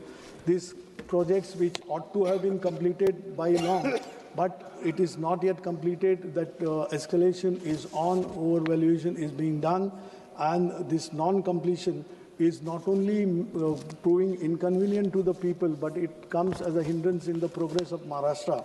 And who is benefiting out of it? Only contractors are benefiting out of it, and that is in connivance with the government officials or the politicians who are there and the treasury benches of Maharashtra. So these are the things, I mean, not leveling the charges, but this is what is seen by the people, felt by the people, and people feel that progressive state like Maharashtra, why it is taken backseat. Now, sir, finance and economy is concerned, as far as this budget is concerned, high-level committee on banking for Vikasit Bharat is been proposed. Now, banking sector, that is the backbone of Indian economy. Now, this public sector, which had the strength, yesterday only or today only in the papers it has come, that State Bank of India has registered a 31,000 crore profit in the last quarter. So that is the strength and that is the capacity potential what our public sector banks, insurance or whatever public sector units are there. Instead of strengthening them, The government steps are going in the direction of weakening them. Why are we going for disinvestment? Why are we coming with the disinvestment plan? Every year we present a budget. Last year's, I think 75 to 80,000 crores were meant to be recovered in the revenue was to be received by way of disinvestment. But what has happened? Not even 40,000 crores came our way. And today, banks like IDBI, which is just, IDBI employees are worried that why it is being thought or why it is being put on the panel that it will be privatized. Private banks are not going for the people, they are not going for the employment, they are not going to help you. Now in the banks, instead of having where the potential is so large, when you have good profits, banks which were shouldering the responsibility of addressing the unemployment issue in the country, now they are not, because government has tied their hands. Whenever we talk to managements, they are saying we are not getting clearance from the finance ministry. So if this be the case, where would the people go? When we call that brain drain is happening day in, day out from India, where the youth would go if they are not finding, despite having good qualifications, they are not having any chances to get employment into banks or public sector, this thing where they would make their future. If that is so, they have no alternative but to leave the country. And this is a sad situation when we talk of creating employment. On one side, wherever employment opportunity, capacity is there, employment is not given. Even this is happening in case of insurance companies also. Insurance companies who were doubted that one day all three general insurance companies were to be made one, or they were to be, by way of disinvestment, they were to be decided. But now that, their solvency ratio and everything which has come up with the employees' hard work, now the government's stance is, fortunately, it has changed. But these are the things, which we need to look. Labor and employment, what has happened to the labor code? Labor code has given, enough of opportunity, or it is one lopsided labor code has been developed, which is benefiting the employers, and there is absolutely no say for the employee, no say for the labor. Today, what is the situation? When we have started saying that gig economy, why it has come? In this gig economy, people who are working, those poor who are working there, they are slogging day in, day out, all 24/7. Who are they? They are engineers, they are chartered accountants, they are lawyers. They are not getting that kind of employment. Self-profession is easy to say that you can give jobs to others. You have the capacity to give jobs to others, but when the question comes of sustenance, the job is required for the people who have gained some kind of qualification, which is not so. Where policy is going wrong, government needs to think over this and really think for the youth of the people. Now, skill training, many things are coming up, but where where the things are going. So 2 minutes. Education. The government, with the new national education, new education policy, it has a lot of flaws. What about the teachers? What about the students? There is a wide gap between urban and rural teaching, rural institutions, where you don't get teachers.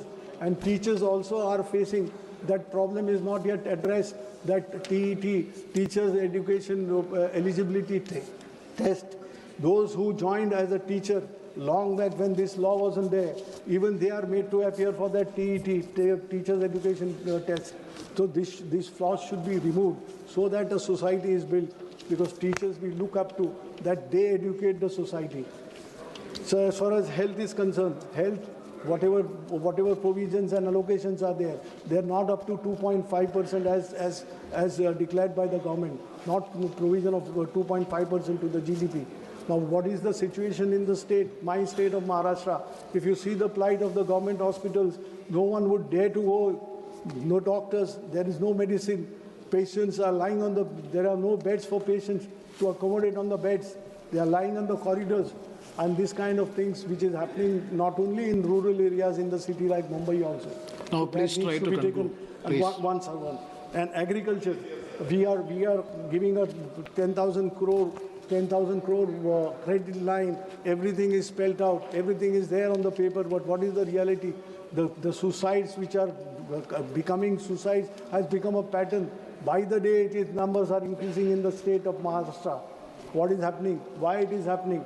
Pradhan Mantri Fasal Bima Yojana, really is it working? It is on the paper. Why, when a farmer is paid a claim of rupees 3 and 6, you can imagine how that working is, what the formula is, who is formulated that, and what is the agency is doing, what are the people doing. And a poor farmer has, I mean, his dreams are finished. He has nothing to look up to. And they are finishing their lives because there is nothing, no tomorrow for them. So, and last but not the least, the main is Manrega. Now it is renamed as VBG Ramji. But what is the basic character of this scheme itself is changed. Now it is the government, if needed, the central government was funding 90% of it, 100% of it. But now if it is needed by the state would request the guarantee of days. We've shown that it is 108, it is extended from 100 to 125 days. What is the use of it? You have changed the character, killing the Manrega, killing the poor labor in the country. Yes, and thank you. To conclude, I'm just concluding, I would say that when we think that robots and AIs will be the future of tomorrow, Viksit Bharat, but see, government should ensure that people who are living human beings in India, they are taken care of before the AIs rule over. Thank you. Thank you very much. Next speaker, Sri Dileshwar Kameti. Please. Dileshwar Kameti.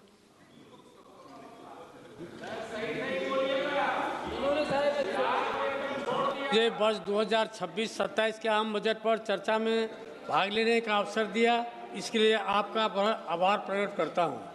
माननीय प्रधानमंत्री श्री नरेंद्र मोदी जी एवं बिहार के लोकप्रिय मुख्यमंत्री श्री नीतीश कुमार जी को हार्दिक बधाई एवं धन्यवाद देता हूं कि उनकी अगुवाई में एनडीए ने बिहार विधानसभा चुनाव 2025 में ऐतिहासिक विजय प्राप्त कर प्रचंड बहुमत से सरकार बनाने का काम किया। महोदय, समावेशी विकास का यह आम बजट वाकई में राष्ट्रहित और जनहित के लिए अमृत एवं संजीवनी के रूप में कार्य करेगी। महोदय, भारत के यशस्वी प्रधानमंत्री आदरणीय श्री नरेंद्र मोदी जी के दूरदर्शी एवं प्रगतिशील आर्थिक नीतियां एवं योजनाओं जो समाज के अंतिम व्यक्ति के साथ सभी वर्गों को समानांतर एवं सार्थक लाभान्वित करती है। इसके लिए मैं आदरणीय प्रधानमंत्री जी का एवं माननीय वित्त मंत्री जी का हार्दिक आभार व्यक्त करता हूं। महोदय, यह बजट भारत के किसानों, युवाओं एवं महिलाओं तथा सभी वर्गों के उत्थान तथा विकास के लिए है, किंतु हमारे साथी को यह सब दिखाई नहीं पड़ता है। न जाने उन्हें यह क्यों नहीं दिखाई पड़ता है, उनके चश्मे में इस तरह दिखाई क्यों नहीं पड़ रहा है।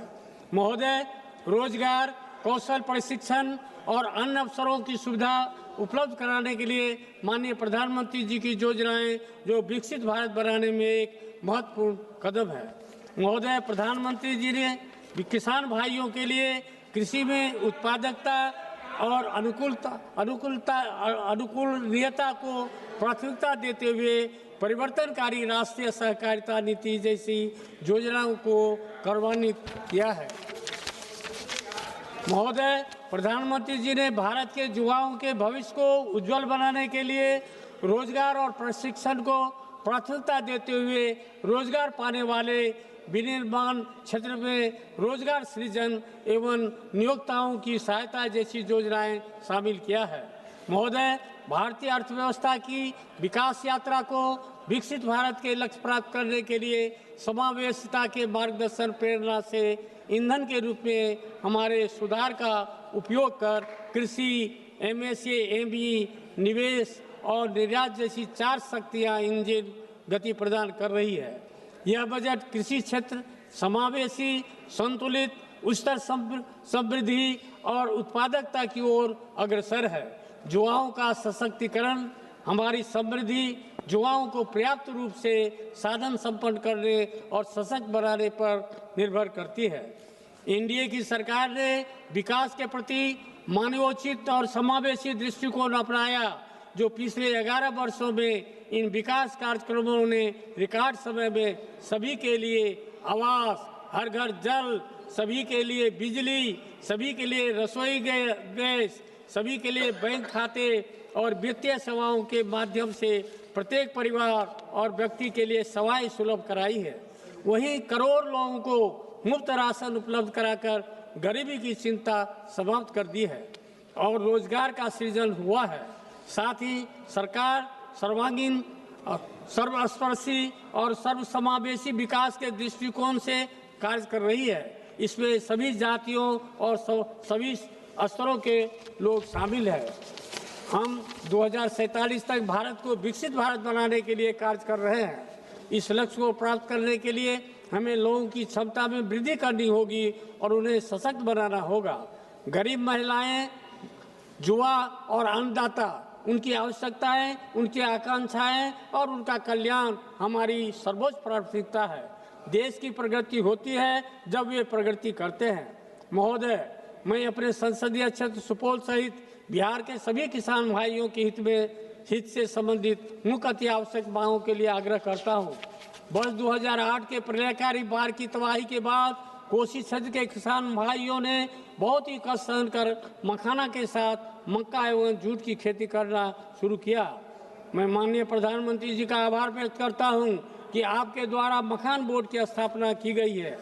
महोदय, मेरे संसदीय क्षेत्र सुपौल के साथ बिहार के सीमावर्ती कोसी एवं मिथिला क्षेत्र में देश के कोने कोने से मखाना के साथ मक्का एवं जूट की खरीदारी हेतु व्यापारियों का आना जाना लगा रहता है, जिसके लिए बड़े स्तर पर व्यापार केंद्र अति आवश्यक एवं अपेक्षित है, जिसमें चौड़ी सड़क, रेलवे का कंटेनर डिपो, देश के सभी महानगरों के साथ रेल कनेक्टिविटी, भारी वाहन पार्किंग, उच्च क्षमता का भंडार, कोल्ड स्टोरेज, राष्ट्रीयकृत बैंक, भोजनालय, शौचालय के साथ अतिथि गृह का निर्माण हो, जिससे किसानों एवं व्यापारियों के लिए मूलभूत सुविधाएं प्राप्त हो सके। महोदय, मेरे संसदीय क्षेत्र सुपौल एवं बिहार के कोसी मिथिला वासियों के लिए एक केंद्रीय कृषि अनुसंधान महाविद्यालय की स्थापना जनहित में अत्यंत ही आवश्यक एवं उपेक्षित है, जिसमें कृषि एवं किसान कल्याण संबंधी सभी विषयों का पठन पाठन हो सके। आग्रह है कि मेरे संसदीय क्षेत्र सुपौल में केंद्रीय कृषि अनुसंधान महाविद्यालय की स्थापना की जाए। रेलवे बनी बिहार के विकास की धुरी है। 2019 से 2014 रेलवे बजट में औसतम 1132 करोड़ बजट था, जबकि 2026-27 में रेलवे बजट बढ़कर 10,370 करोड़ हुआ। बढ़ा हुआ बजट सीधे सीधे परियोजनाओं, रोजगार और बेहतर सेवाओं में तब्दील होता दिख रहा है, जिसका सीधे लाभ बिहार को मिल रहा है।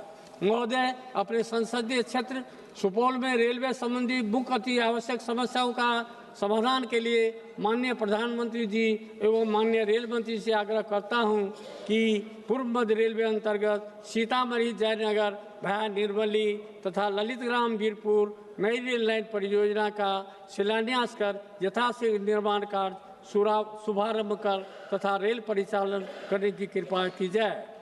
गाड़ी संख्या 15949 और 15950 डिब्रूगढ़ गोमती नगर अमृत भारत एक्सप्रेस का परिचालन गलगलिया अररिया रेलखंड होकर फारबिसगंज सरायगढ़ दरभंगा के रास्ते करने की कृपा की जाए। डिब्रूगढ़ से नई दिल्ली भाया कटिहार बड़ों की कृपा की जाए, जिससे बंगाल, बिहार तथा उत्तर प्रदेश के सीमावर्ती क्षेत्रों की जनता को इसका लाभ मिल सके तथा समय एवं दूरी भी कम होगी।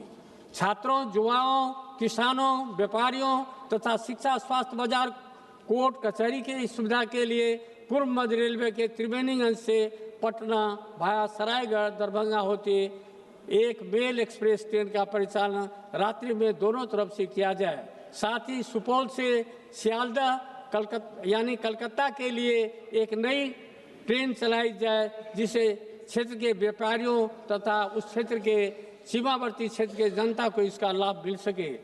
बिहार राज्य के सुपौल जिला अंतर्गत NH 387 सुपौल से बरिया मंच होते हुए भाया मरौना एवं मधेपुर होते हुए दरभंगा तक सड़क एवं उप सड़क के मध्य कोसी नदी में पुल का निर्माण करने की कृपा की जाए। अध्यक्ष महोदय, विकसित भारत के निर्माण के लिए देश के गरीब, युवा, नारी शक्ति और किसान सशक्त होंगे। सरकार इसके प्रति वचनबद्ध है। इन्हीं शुभकामनाओं के साथ मैं 2026-27 के आम बजट का समर्थन करते हुए बिहार के समस्त जनता एवं जनता दल यूनाइटेड के तरफ से धन्यवाद एवं आभार प्रकट करता हूं। धन्यवाद। धन्यवाद। श्री बजरंग सोनेवानी जी। मुझे आपने बोलने का मौका दे दिया। मैं एनसीपी शरद पवार पार्टी से हूं। आदरणीय शरद पवार साहब से कृपा से मैं ये सभागृह में हूं। मुझे तयार करण्यात आलेला नाही। नेहमीप्रमाणे यालाही अर्थसंकल्पना म्हणता। सरकारचा आणखी एक जुमला बजेट म्हणणे अधिक योग्य होईल। महोदय, मी या सभागृहापुढे काही महत्त्वाचे मुद्दे मांडू इच्छितो। मागील अर्थसंकल्पात मांडलेले मुद्दे यावेळेस केवळ रंगरंगटी करून नव्या स्वरूपात पुन्हा सादर करण्यात आलेले आहे। महोदय, माननीय अर्थमंत्री महोदयांनी सुधार एक्सप्रेस या संकल्पनेची मोठ्या गाजावाजात घोषणा केली आणि सरकारने 350हून अधिक सुधारणा केल्याचे सांगितले। मात्र 350 सुधारणा नेमक्या कोणत्या याचा तपशील देण्यात आलेला नाही। जीएसटी सोडल्यास कोणताही ठोस सुधारणा झाली हे स्पष्ट होत नाही। जीएसटी सारखा विषय गोरगरिबांना लुटण्याचा विषय जीएसटी मध्ये होतो। जीएसटी मध्ये बरेच काही बदल केले। हे बदल सुद्धा चुकीच्या पद्धतीने आहेत असं माझं मत आहे। महोदय, जीएसटी बाबत सांगायचे झाले तर हा कर घाईघाईत रात्री 12 वाजता घंटा नांद करत लागू करण्यात आला। विरोधकांनी वारंवार सूचित केले ही सर्व संबंधित चर्चा करून विचारपूर्वक हा कर लागू करावा, पण सरकारने कोणतीही सूचना मान्य केली नाही। आज सरकार स्वतःच्या चुकीच्या निर्णयामुळे निर्णय झालेल्या अडचणी दुरुस्त करण्याचा प्रयत्न सुधार एक्सप्रेस या नावाखाली करत आहे। माझा सरकारला थेट प्रश्न आहे की तुमच्या चुकीच्या जीएसटी धोरणामुळे ज्या व्यापाऱ्यांचं, उद्योजकांचं आणि सामान्य नागरिकांचं नुकसान झालं त्या सर्व लोकांना सरकार नुकसान भरपाई देणार आहे का? महोदय, एमएसएमई क्षेत्रासाठी दरवर्षी आश्वासने दिली जातात, पण वास्तव असे आहे की काही सरकारच्या काळात लघु मध्यम उद्योग दिवसेंदिवस अडचणीत सापडत आहेत। अनेक छोट्या उद्योग बंद पडण्याच्या मार्गावर आहेत। त्यांना वाचवण्यासाठी सरकारकडे कोणते स्पष्ट धोरण नाही। सरकार याच्यासाठी कुठलीही पावले उचलत नाही। त्याच्यामुळे उद्योजक अडचणीत येत आहेत। आपल्या देशातील उद्योजक सक्षम आहेत, पण सरकारच्या चुकीच्या धोरणामुळे ते आज अडचणीत सापडलेले आहेत। उत्पादन क्षमता असूनही बाजार व्यवस्थेसाठी ठोस धोरण नसल्यामुळे देशाची उत्पादकता कमी होत आहे आणि परिणाम भारत हा फक्त एक मोठा उपभोक्ता देश होत आहे आणि याचा फायदा परदेशी देश घेत आहेत। हीच सरकारची नीती आणि नियत म्हणावी लागेल। माननीय अध्यक्ष महोदय, सरकारने बरेच काही धोरण राबवले। मागच्या काळामध्ये सरकारने या देशामध्ये साखर उद्योगासाठी इथेनॉल प्रोजेक्ट उभारण्यासाठी इंटरेस्ट सबमिशन स्कीम राबवली आणली।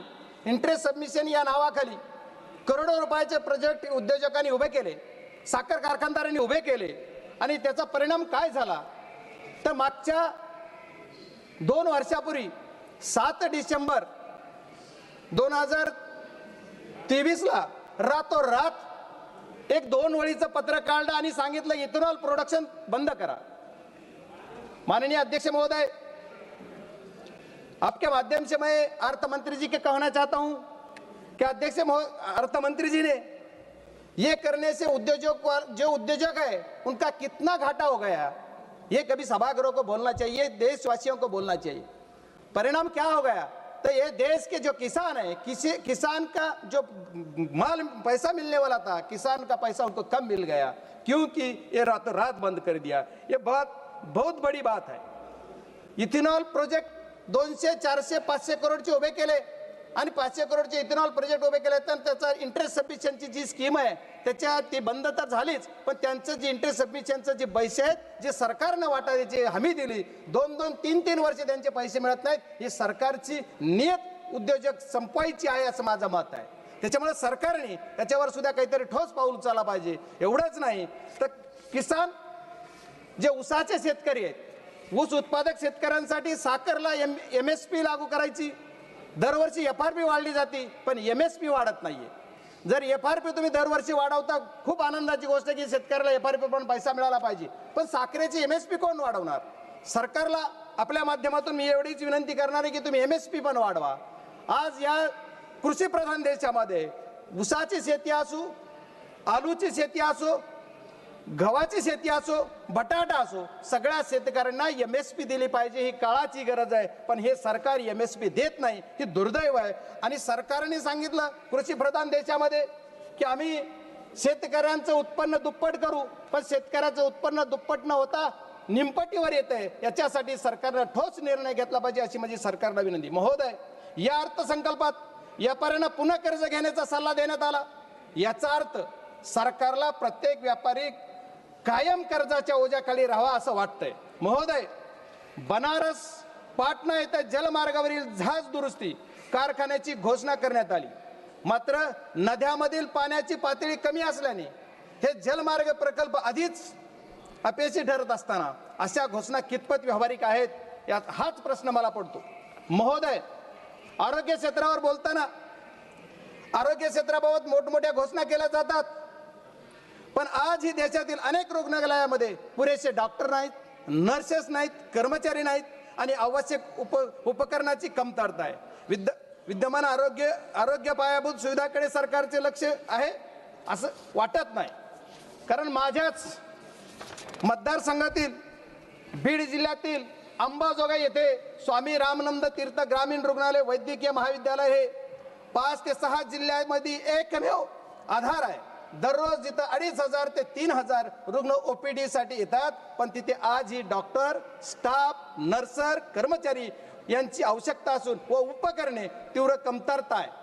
त्याच्यामुळे सरकारने नवीन घोषणा करण्याऐवजी आधी उपलब्ध असणाऱ्या पायाभूत सुविधा सक्षम कराव्यात अशी मागणी मी या सभागृहाच्या माध्यमातून माननीय अर्थमंत्र्यांच्या माध्यमातून सरकारला विनंती करतो की माझ्याकडं हे जे माझ्या जिल्ह्यामधलं रुग्णालय आहे, या वैद्यकीय महाविद्यालयामध्ये ज्या पूर्वी 50 विद्यार्थ्यांचा स्टाफ होता त्याची मर्यादा वाढवली, 50चे 100 केले, 100चे 150 झाले, पण स्टाफ मात्र जे नर्सेस जे डॉक्टर्स जे आहेत ते फक्त 50 प्रमाण आहेत. आज 150 संख्या जर झाली असली विद्यार्थ्याची आणि OPD पहिली जिथं 500 होती तिथं आता 5000 OPD झाली, पण तिथला तुमचा जो स्टाफ आहे ते वाढत नाही. त्याच्यामुळे औषधाची कमतरता आहे. त्या समितीचा अध्यक्ष पण मी जिल्ह्यात आहे, पण त्या समितीचा अध्यक्ष असताना सुद्धा मला तिथं सांगितलं जातं की औषधं नाहीत. याच्यासाठी सुद्धा सरकारनं गांभीर्यानं बघितलं पाहिजे असं मी सरकारला विनंती करतो.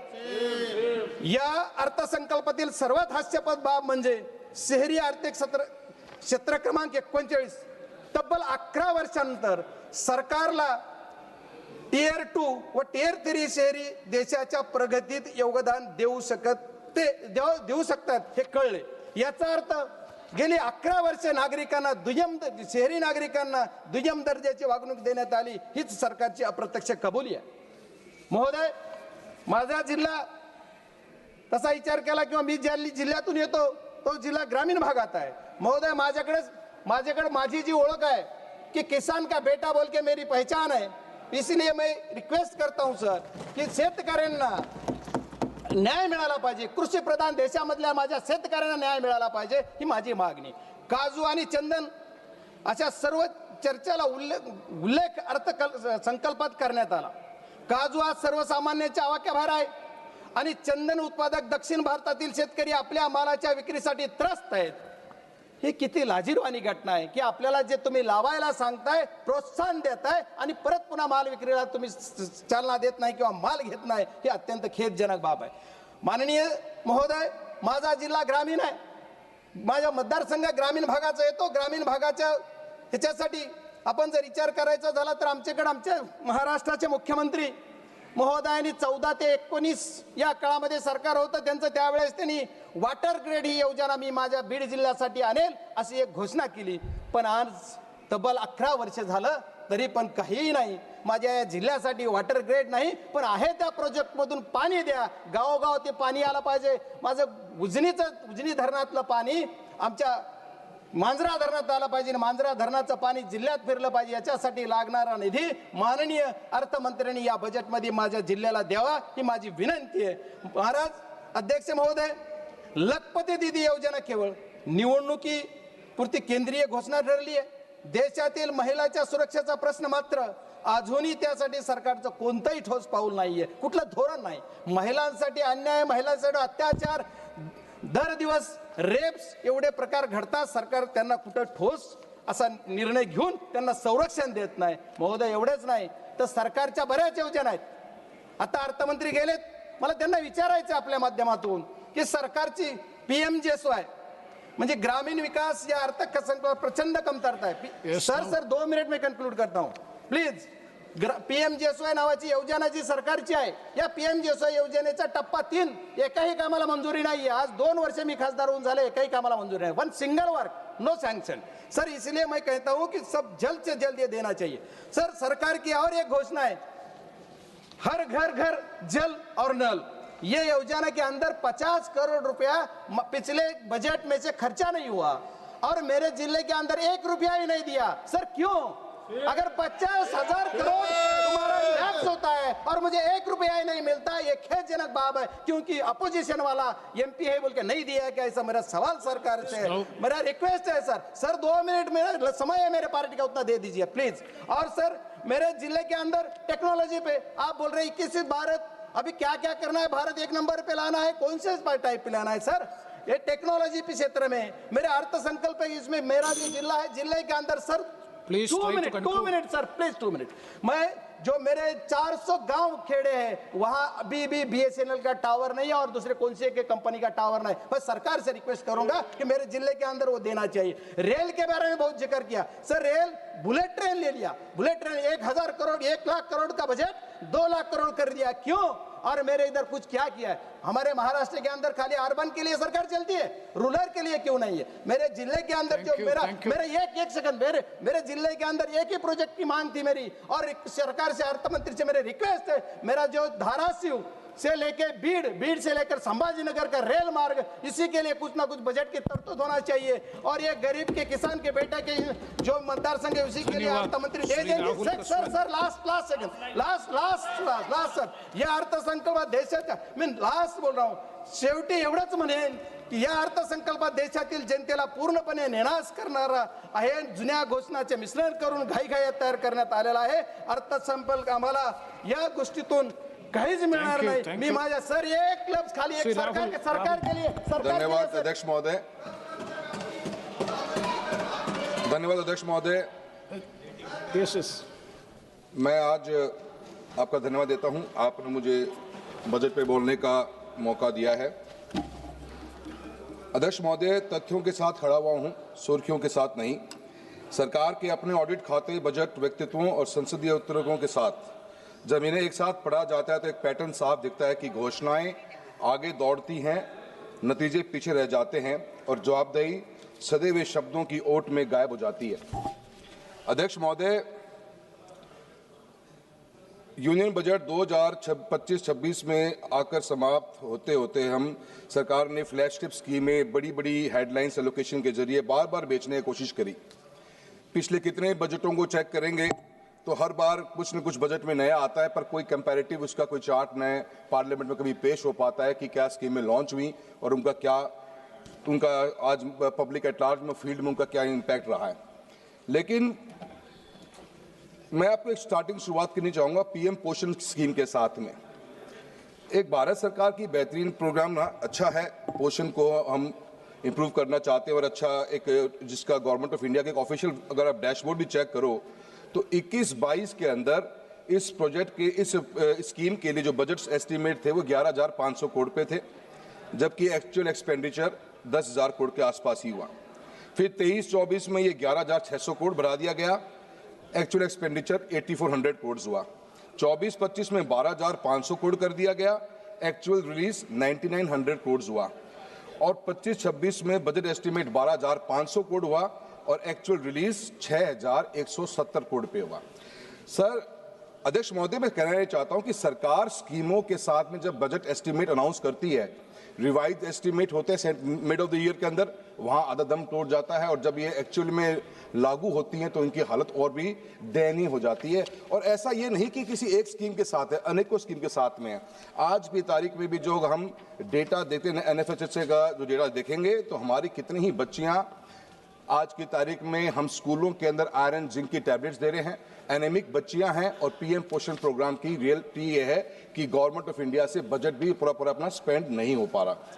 ऐसे ही आप देखेंगे अनेकों स्कीमें। अभी स्कूल शिक्षा के बारे में बात करते हैं, समग्र शिक्षा एक अभियान चला, उसके अंदर 31,000 करोड़ रुपये 21-22 में सैंक्शन किए गए, 30,000 भी खर्च नहीं हुए। 23-24 में 37,400 करोड़ सैंक्शन हुए और वो पैसा आज तक खर्च नहीं हुआ। हालत ये है कि राजस्थान के अंदर हाई कोर्ट के ऊपर एक अपना राजस्थान गवर्नमेंट ने अपना वक्तव्य दिया है कि राजस्थान गवर्नमेंट के अंदर 56% ऑफ स्कूल्स के जो रूम्स हैं वो जर्जर हालत में हैं, अनयूजेबल हैं और मेजर रिपेयर्स मांगते हैं। राजस्थान के अंदर एक स्कूल के अंदर बिल्डिंग गिरने से 7 बच्चों की मृत्यु हुई। गवर्नमेंट ऑफ राजस्थान ने आनन फानन के अंदर पूरे स्कूल के राजस्थान के स्कूल्स का डेटा कलेक्ट करवाया, और डेटा कलेक्ट करने के बाद मालूम पड़ा कि स्कूल के अंदर 2,83,780 रूम तो ऐसे हैं जो जर्जर हालत में हैं और उनके पास में उनमें कमरों में बैठने की बच्चों की स्थिति नहीं है, और 2,19,000 ऐसे कमरे हैं जिनको मेजर रिपेयर वर्क्स चाहिए। और गवर्नमेंट और हाई कोर्ट ने साथ साथ में ये भी कहा, और एक रिपोर्ट जो सामने आई कि गर्ल्स राजस्थान के स्कूलों में पानी कम इसलिए पीती हैं क्योंकि राजस्थान में वर्किंग टॉयलेट्स तक नहीं, और समग्र शिक्षा अभियान की हालत ये है कि उसके लिए बजट नहीं। मेरी कॉन्स्टिट्यूंसी अकेले में 1600 से ऊपर कमरों की रिक्वायरमेंट्स है सर, पर गवर्नमेंट के पास में कहीं कोई पैसा नहीं। स्टेट सब्जेक्ट, सेंट्रल सब्जेक्ट के ऊपर बात घूमती रह जाती है। ऐसे कितने स्कूल हैं सर, चूरू लोकसभा क्षेत्र से आता हूँ, 50 डिग्री का टेम्परेचर टच करता है, आज भी बच्चे बाहर पेड़ के नीचे पढ़ने को मजबूर हैं, पर सरकार के पास में विकसित भारत का विजन के अंदर बच्चों के लिए कोई विजन नजर नहीं आता कि कैसे ये बच्चे पढ़ेंगे, कैसे ये बच्चों के स्कूल की प्रॉपर रूम्स मिलेंगी। ये हालत समग्र शिक्षा अभियान की है। अभी सरकार ने बहुत अच्छा एक नया अनाउंसमेंट किया है, हर बार अनाउंसमेंट होता है। अभी इस बार के बजट में AVGC कंटेंट क्रिएटर लैब्स खोली जाएंगी, animated visual effects, gaming and comics की लैब्स खोली जाएंगी, 15,000 लैब्स खोली जाएंगी। बड़ी अच्छी उम्मीद है, पर कहाँ से इनकी हम ट्रेनर्स कहाँ से लेके आएंगे, ट्रेनर्स को हम स्किलिंग कैसे देंगे, कैसे इनके इक्विपमेंट्स आएंगे, कौन रख रखाव करेगा। अटल टिंकरिंग लैब्स खुली, आज उनका असेसमेंट कहीं हमारे पास में नहीं है। अनाउंसमेंट के बाद में अनाउंसमेंट है, पर कहीं भी ये चीज समझ में नहीं आता कि कैसे स्कूली शिक्षा के अंदर आगे बढ़े। सर, राजस्थान के अंदर हालत तो ये है कि आज की तारीख में मेरी कॉन्स्टिट्यूंसी में 83% स्कूल्स में हम बच्चों को आर्ट्स पढ़ा रहे हैं, मात्र 17% ऑफ स्कूल्स, गवर्नमेंट स्कूल्स में सिर्फ साइंस और कॉमर्स है। उन 17% स्कूलों में से 53% स्कूलों के पास में कोई वर्किंग लेबोरेटरीज नहीं है। कौन सा बच्चा, डिजिटल एज की हम बात करते हैं, हम AI टेक्नोलॉजी की बात कर रहे हैं, कैसे बच्चे तैयार होंगे। शिक्षा के प्रति सरकार की इतनी जबरदस्त उदासीनता है जिसके बारे में जितना बोला जाए उतना कम। जवाहरलाल नेहरू जी ने इस देश के अंदर 1960s में एक स्कूल का कॉन्सेप्ट क्रिएट किया, केंद्रीय विद्यालय, नवोदय विद्यालय। इनकी सक्सेस रेट आज भी 95-97% से ऊपर जाती है, पर इस सरकार की उदासीनता के कारण आप देखो कि पिछले अभी ऑफिशियल डेटा के अनुसार केंद्रीय विद्यालय में और नवोदय विद्यालय में 12,000 से अधिक टेक्निकल पोस्ट वैकेंट पड़ी हुई हैं।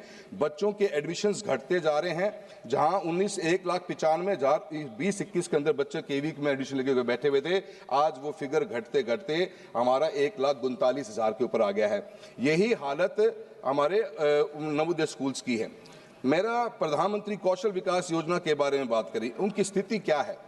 बिल्कुल खत्म होने की पोजीशन के ऊपर सेंटर्स आगे हैं। सिर्फ और सिर्फ न तो कोई एक डेटा के अनुसार 41% बच्चों को, ट्रेन बच्चों को गवर्नमेंट प्लेसमेंट दिला पाई, और प्लेसमेंट होने के बाद में इन बच्चों के साथ में आज की तारीख में सिर्फ ये सर्टिफिकेट डिस्ट्रीब्यूशन का एक प्रोग्राम रह गया है।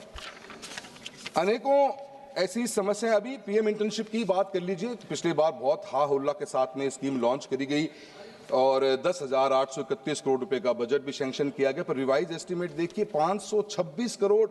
10,000 की अनाउंसमेंट के बाद में 526 करोड़ रुपए का ही बजट सैंक्शन हुआ, और इस साल 4788 करोड़ रुपए की बात करी गई है। यही हालत AI मिशन की है।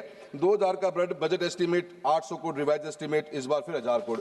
तो शिक्षा के प्रति सरकार की उदासीनता, और मैं ये मानता हूं कि मैं सरकार से निवेदन भी करना चाहूंगा, वित्त मंत्री महोदय बैठी हुई हैं, मैम, स्कूल एजुकेशन में हमारे कॉन्स्टिट्यूएंसीज राजस्थान जैसे में बहुत समय बाद में एनरोलमेंट्स बहुत बड़े हैं, but we are lacking basic infrastructure and the basic infrastructure needed to be funded by someone. As a मैं पार्लियामेंट्री अपनी कॉन्स्टिट्यूएंसी में घूम रहा हूं, तो एक ही डिमांड है स्कूल में रूम्स की। रूम्स लाए कहां से? 1800 रूम्स की रिक्वायरमेंट मेरी कॉन्स्टिट्यूएंसी में है, पर there is no way out. State के पास पैसा नहीं, सेंटर पे आते तो स्कीम नहीं। कुछ अलॉटमेंट्स होती हैं, I can't deny that, but the allotment has to be increase to a substantial number where the people students can at least sit in the class. That is my point to you. I would like to address for the education. किसके बारे में? Sir वहां पर भी नहीं बोलने दे रहे थे, यहाँ पे भी नहीं बोलने दे रहे हो, कहीं तो बोलने दो। सर, जल जीवन मिशन के बारे में बात चली है। 67,000 करोड़ रुपए का प्रस्ताव बजट एस्टीमेट में था हमारे BE 25-26 के अंदर। रिवाइज एस्टीमेट 17,000 करोड़ रुपए को। इसका मतलब 50,000 करोड़ रुपए का हम जो बजट खर्च नहीं कर पाए या बजट को हमने चेंज करने की कोशिश करी। हालत राजस्थान की ये है कि राजस्थान के अंदर आज भी पीने की पानी की व्यवस्था नहीं। आज मेरी कॉन्स्टिट्यूएंसी के अंदर भी या राजस्थान में ऐसे कितने ही टेंडर्स हैं जो जल जीवन मिशन के ओपन तक नहीं हो पाए हैं। आज की तारीख में अवार्ड हुए वर्क 2021 के अंदर और उनका डेविएशन आ गया। 500 करोड़ के प्रोजेक्ट में 70 करोड़ रुपए का डेविएशन आ गया, और उस डेविएशन के अंदर आज सरकार के पास 2 साल से फाइल पड़ी हुई है, पर सरकार के पास 70 करोड़ रुपए नहीं है। अभी किसान हमारे रतनपुरा के धरने पे बैठे हुए थे और उनको पीने के पानी की सरकार के पास में कोई सिस्टम नहीं। जल जीवन मिशन को बंद करने का काम कर दिया गया है। कहीं सरकार हाथ पे हाथ रख के बैठ गई है, पानी के लिए पैसा देने के पास सरकार के पास कोई विजन नहीं। और ऐसे प्रोजेक्ट्स हैं जहां पे अभी तक उन प्रोजेक्ट्स को सैंक्शनिंग करने के लिए फाइल 2 साल से ऑफिसर्स के पास पड़ी है। निशिकांत जी, आपसे निवेदन करेंगे कि आप भी बोलिए कि जल जीवन मिशन के प्रोजेक्ट को जो 21 से स्टार्ट हुए आज तक कंप्लीट नहीं हो पा रहे। मैं सरकार से प्रधानमंत्री ग्रामीण सड़क योजना की बात करता हूं। 19,000 करोड़ रुपए का सैंक्शन की थी, 11,000 रुपए बजट एस्टीमेट को रिवाइज करके रिवाइज एस्टीमेट में 11,000 करोड़ रुपए लेके आ गए। आज भी प्रधानमंत्री ग्रामीण सड़क योजना का जो फोर्थ फेज चल रहा है, उसमें सिर्फ बचे हुए गांवों की रिक्वायरमेंट नहीं रही है मंत्री महोदय। गांव की रिक्वायरमेंट ये रहेगी कि आज पंचायतें इतनी बन गई कि पंचायत से गांव जुड़े कैसे। राजस्थान के अंदर गांवों की, हिंदुस्तान में भी मैं मानता हूं कि एक गांव से दूसरे गांव, एटलीस्ट अपने गांव से पंचायत हेडक्वार्टर तक जोड़ने का भी प्रावधान होना चाहिए। और जो एग्जिस्टिंग रोड्स पहले बनी हुई थी, जो फेज 3 में थी, जहां पे आप रोड का चौड़ाईकरण कर रहे थे, उन रोड्स को भी शामिल करने की बात करिए। मैं मनरेगा के बारे में बात करूंगा।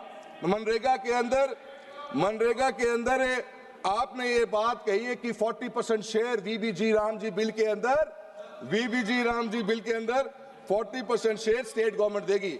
अध्यक्ष महोदय, राजस्थान की सरकार ने पिछले साल 4800 करोड़ रुपए नरेगा में खर्च करे। राजस्थान गवर्नमेंट अपने basic day to day expenditure के लिए भी लोन लेना पड़ता है। क्या राजस्थान की सरकार 2000 करोड़ अपनी जेब से दे पाएगी? मनरेगा की शुरुआत, खात्मे की शुरुआत हुई है इस नए बिल के साथ में। जो एक आखिरी व्यक्ति गांव में बैठा हुआ था, उसको पीने की, उसको जो काम हो, उसको रोजगार मिलता था, उस रोजगार को छीनने का काम सरकार करने जा रही है। मैं जल जीवन मिशन के साथ में सिंचाई के पानी की बात करता हूं। आज की तारीख में भी एक हाल ही में जो रिपोर्ट नहीं आई है, एनवायरमेंट एंड वाटर की एक इंडिपेंडेंट स्टडी के अनुसार इंडिया की treated water, waste water rescue capacity अभी बहुत कम है और सिर्फ 10 स्टेट्स के पास फॉर्मल रीयूज पॉलिसी है, जबकि ट्रीटेड वेस्ट वाटर 2050 तक दिल्ली के क्षेत्रफल के 26 गुना के बराबर की क्षेत्र की सिंचाई कर सकता है और वास्तविक आर्थिक मूल्य पैदा कर सकता है। फिर भी इस सदन का कोई नेशनल प्लान नहीं दिखाई गया, न टाइमलाइन, न बजट, न टारगेट्स, ताकि वेस्ट वाटर को भी कैसे रीयूज किया जाए, वाटर स्कैरिसिटी को केंद्रीय स्तंभ बनाया जा सके। क्यों नहीं हम वेस्ट वाटर जो सचमुच बहकर बर्बाद हो रहा है का उपयोग करें? क्यों नहीं कर सकते, जबकि वह खेतों की सिंचाई कर सकता है? Rahul ji, I was allotted 10 minutes, sir. Only 3 minutes, sir. Already 11 minutes over. Sir, another 2 minutes, sir.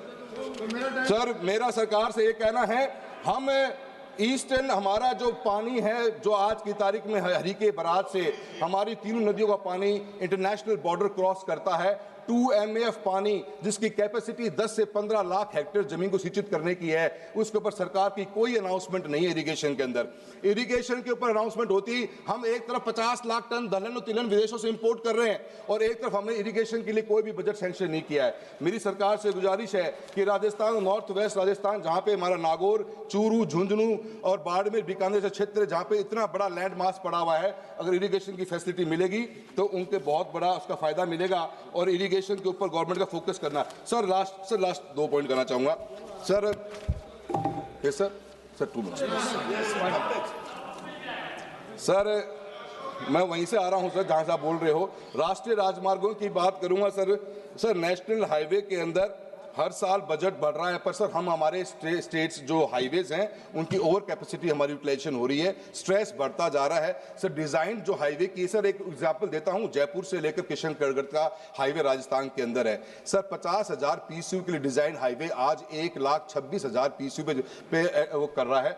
आए दिन एक्सीडेंट होते हैं। अभी पिछली बार इलीगल कट्स पे एक्सीडेंट होने पर 100 से ऊपर लोगों की जान गई। सर सरकार के पास में नए हाईवेज के लिए कोई प्लान नजर नहीं आ रहा। राजस्थान को सर इस बजट में राजस्थान का नाम तक भी नहीं लिया गया। सर रेलवेज के लिए कहना चाहूंगा, न्यू रेलवे लाइंस के लिए बजट एस्टिमेट 32,000 करोड़ रुपए का था, 30,000 करोड़ खर्च करे। सर मेरी लोकसभा कॉन्स्टिट्यूएंसी चूरू के अंदर सर सीकर से नोखा, खाटू श्याम जी से करनी माता वाया मुकाम नोखा बिदासर होते हुए सरदार शहर से नौहर, सरदार शहर से मांगड़ और सादुलपुर तारानगर गजसिंहपुर की रेलवे की लाइन की डिमांड बहुत ज्यादा है। मैम हर बार जब हम सर्वे करवाते हैं ROI नेगेटिव आती है। राजस्थान में फ्रेट नहीं है, so there has to be some viability gap funding kind of stuff Rahul ji. Next speaker Shrimati मैं आखिर में last sentence sir please sir, आपने बिल्कुल बोलने नहीं दिया सर। बोल दे भाई, अब बोलिए ना सर निशिकांत जी हमेशा डिस्टर्ब करते हैं सर, सभी को करते हैं, आप मुझे भी कर रहे हैं सर। डॉक्टर साहब बैठिए, डॉक्टर साहब बैठिए। सर वादों की दुकान सस्ती रही हर साल, पर गरीब की थाली रही खाली की खाली। कागज पर चमकते हजार, कागज पर सपने चमकते हजार, जमीन पर मगर सिसकता परिवार। पिछले बजट के हिसाब नहीं और इस बजट पर विश्वास नहीं। राजस्थान का हिस्सा नहीं तो विकसित भारत सिर्फ एक नारा है और एक नारा ही रहेगा। धन्यवाद। Madam ji Purandeswari ji.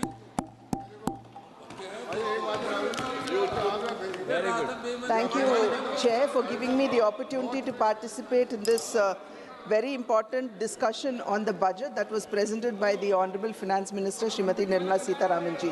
Sir, I would first like to begin by congratulating her on her 9th consecutive budget that she had presented in the Parliament. Sir, the budget gives us a clear message about India's long-term priorities, and it also emphatically states, sir, where India intends to position herself in the unfurling global economic scenario.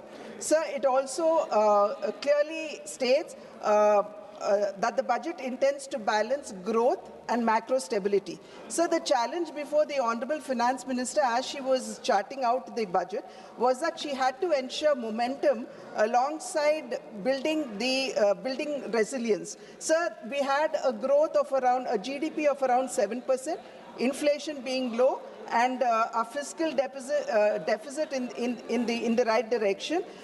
This was the momentum that was there in the country, sir, but we needed to build our resilience against the global trade, which was in a flux. Sir, the fiscal deficit of 4.3%, which is marginally lower than the 4.4%, only emphasizes that the focus of the finance minister has been on continuity rather than ambition. Sir, since the pandemic, the slow rate of fiscal deficit reduction, sir, it only highlights that the focus has been on stability rather than dramatic consolidation.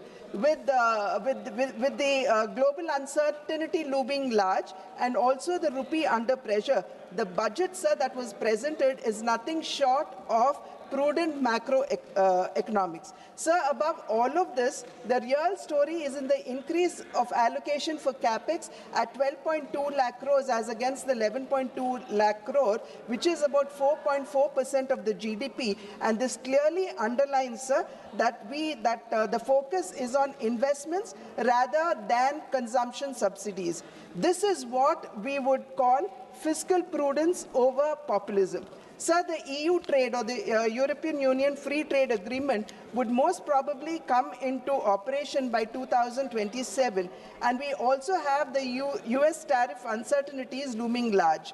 Sir, under these circumstances, we need to build our domestic capacities to protect our country from from supply chain disruptions. Sir, against this backdrop, the industrial strategy that has been spelled out in the budget, sir, reveals a resolve to move up the value chain. It could be the 10,000 crore allocation for the Biopharma Shakti initiative, or the 40,000 crore allocation for the electronic component manufacturing, or this India's semiconductor mission 2.0, they together emphasize, sir, that India would want to become Atmanirbhar or self-reliant in these strategic sectors on which India was until now import dependent.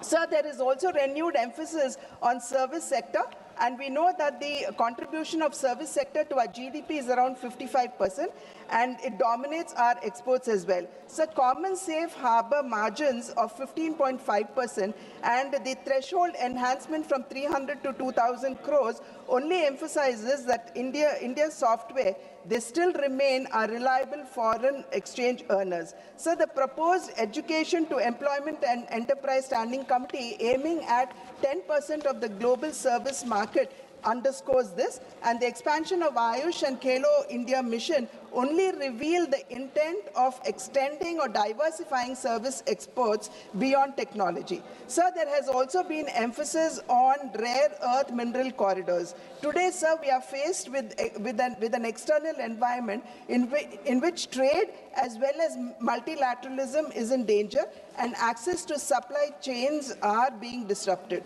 Hence, sir, we need to strengthen, if not protect ourselves against these external shocks. Therefore, the manufacturing of rare earth permanent magnets, or REPM, is vital to meet our upstream industries, growing demands of the upstream industries like electronics, electric vehicles, aerospace, defense, and the likes. So the need for securing our supply chain arose when China, the world's largest, if not the only supplier of REPM, curbed its exports, giving rise to global shortage and disrupting industries. So this shock not only emphasized the need for indigenization. And today, by indigenizing REPM, India could position herself as a global hub of sustainable manufacturing. So the proposed scrapping of custom duty on monazite from the present 2.5% is a welcome measure, because this would only attract more investments in REPM and also improve the employment opportunities for our own children. So the states in which monazite is largely found is Kerala, Tamil Nadu, Andhra Pradesh, Orissa, Jharkhand, Maharashtra, Gujarat, and West Bengal, with Andhra Pradesh, Kerala, Tamil Nadu, and Orissa contributing 89% of the 12.73 million ton monazite reserves in our country. Sir, I would only request the Honorable Finance Minister here, sir, that we would need to work closely with the states for the single window clearances as well as land subsidies, because this is largely in the control of the states, and this would also hasten and quicken investments into our country in REPM. Alongside, sir, I would also request the Honorable Finance Minister to consider applying PLI or performance-linked incentives for the mining of rare earth minerals, because as the very name states, sir, they are rare earth minerals, and we need our efficacy to improve in mining of rare earth minerals, and also apply PLI to REPMs too. Sir, the budget further, sir, it simplifies customs tariff by rationalizing exemptions and focusing on effective rates. Sir, the ripple effect of this would be that our domestic manufacturing sector would be strengthened and our exports would improve. Sir, customs today are moving towards trust-based, digitally AI-assisted framework, marking a significant stride towards ease of doing business. So the targeted exemptions, sir, and process reforms, they aim at reducing the input costs that would improve certainty for long gestation and capital incentive projects. So manufacturing is the pillar of central pillar of our Indian economic growth, and its contribution to the GDP is around 16 to 17%. So it is much lower than what many of the other countries, for example, China has. However, sir, the duty-free imports for leather and footwear industry, the extension of export obligation period under the advance authorization scheme from 6 months to 1 year, the announcement of the scheme to support production of high-value, technologically advanced construction and infra components, and for the MSMEs, the removal of the rupees 10 lakh per consignment cap on courier exports would not only improve our access to foreign markets, but would also strengthen our local manufacturing sector as well. So in the health sector, the customs duty exemption on 17 additional drugs, so this is over and above the exemption that was given for the cancer drugs earlier in her earlier budget,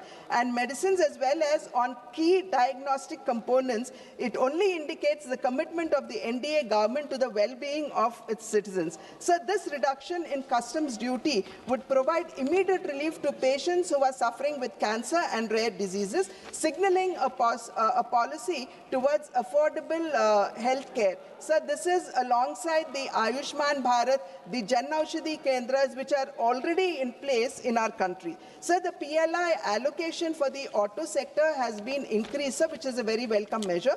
But I would also appeal to the Honorable FM to reconsider the 45% increase, reduction in the PLI for the lithium-ion cells, because this is rather important. So the exclusive economic zones, or the EEZ, they span about 2.3 million kilometers in the Indian Ocean, and making fish caught in the EEZ duty-free will not only reduce operational costs, but would also recognize the fish catch as Indian catch, and if it lands on other shores, then it would be considered as exports. Many countries, sir, like US and China, they actually follow this route, and this would actually unlock the economic potential of our country's marine resources. So this would also, beyond boosting deep-sea fishing, facilitate harvesting high-value fish like tuna, marlin, sailfish, and the likes. Presently, sir, Indian fishing vessels, they are not well equipped for long-distance operations,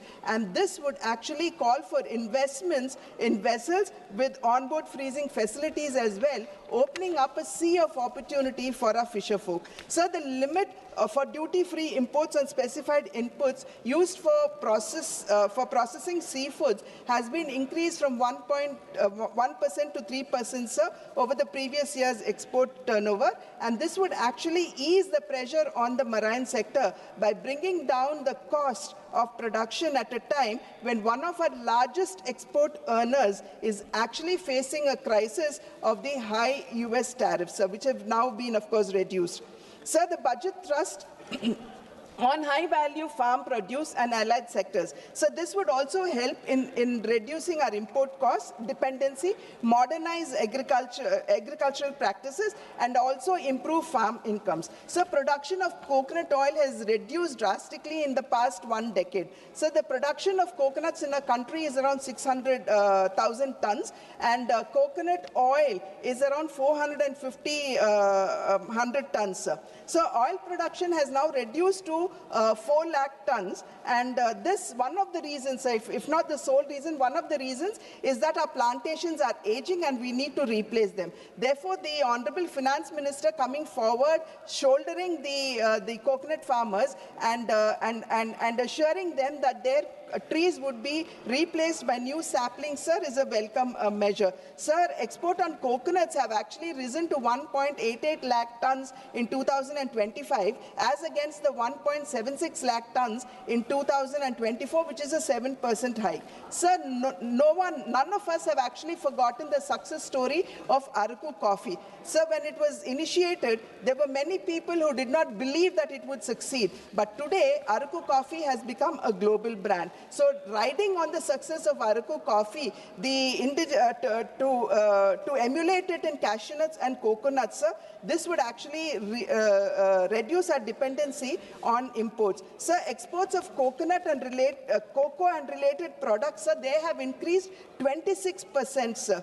touching 4.54 lakh tons in 2025, up from 36.86 lakh tons. So therefore, I think this is a very welcome measure. Sandalwood is an integral part of our culture. Therefore, the support that is being given to sandalwood farming as well as post-harvest processing would only help us in restoring the past glory of sandalwood. Alongside this, sir, the AI initiative called the Virtually Integrated System to Access Agricultural Resources of Vistar, sir, would educate the farmers in every detail of agriculture economics, sir.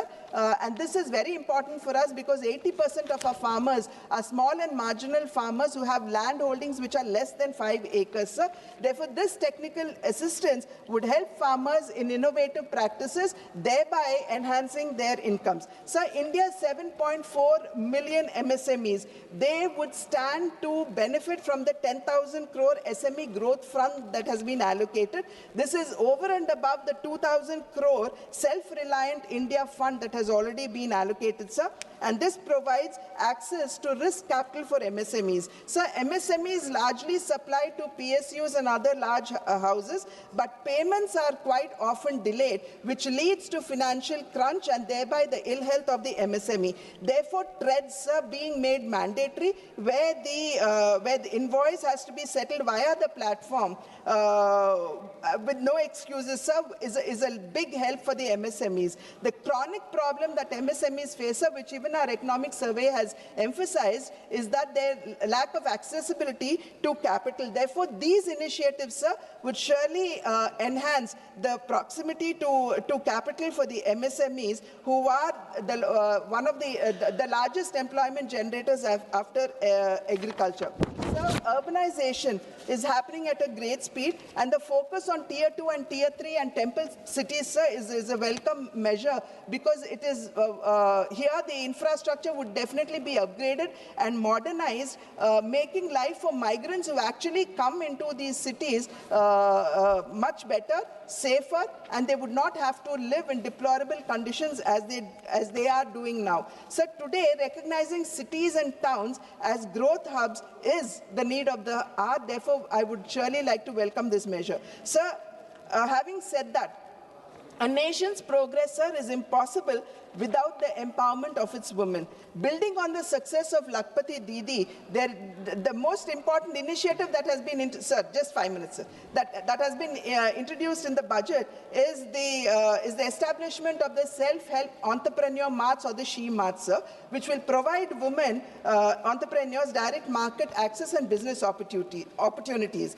In addition, sir, credit-linked support for women-led fisheries and aquaculture enterprises encourages economic independence in coastal and rural regions. So these initiatives are designed to convert small-scale participation into scalable enterprise. Another landmark initiative, sir, in this budget is the establishment of one hostel for girls in every district, especially near the STEM institutions. So this step ensures that talented young women from rural and semi-urban areas would not have to discontinue education for lack of accommodation barriers. So these initiatives collectively strengthen financial inclusion, education access, and entrepreneurial growth for women, converting empowerment into leadership. Beyond economic and educational support, sir, the budget also gives a strong social message that women are partners in nation building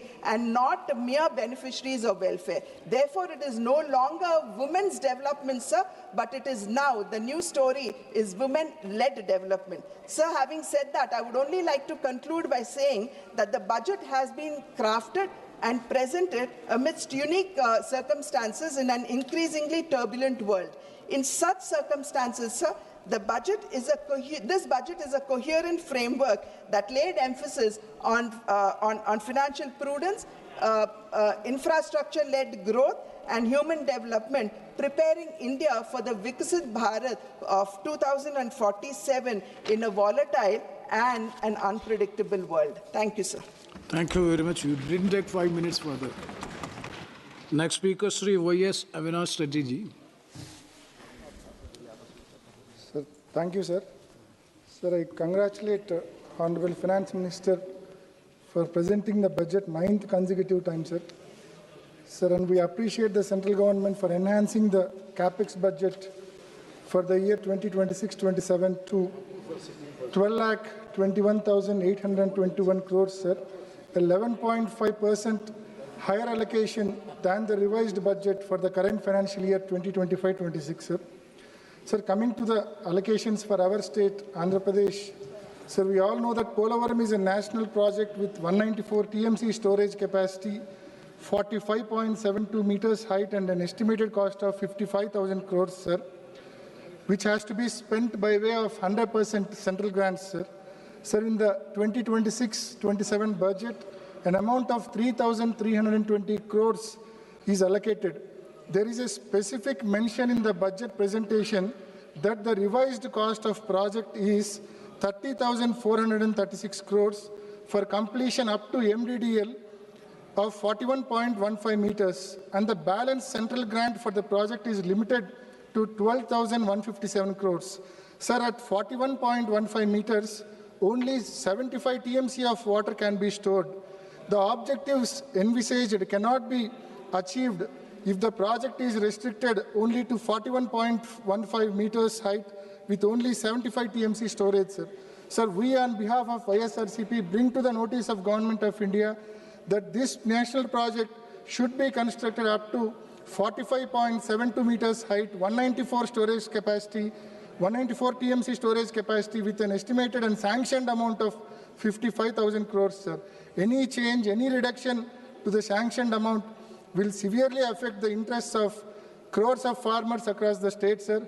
And we also request the Government of India to revisit and issue environmental clearance to Rayalaseema lift irrigation scheme. Earlier in March 2025, it was rejected. EC was rejected due to lack of persuasion by the present state government, sir. Sir, I seek to draw your attention regarding the borrowings of our state Andhra Pradesh, sir.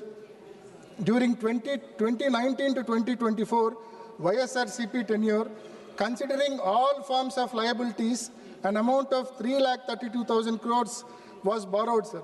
Whereas in the present tenure, in a span of just 20 months, an amount of 3,20,000 crores is contracted for borrowing so far, sir.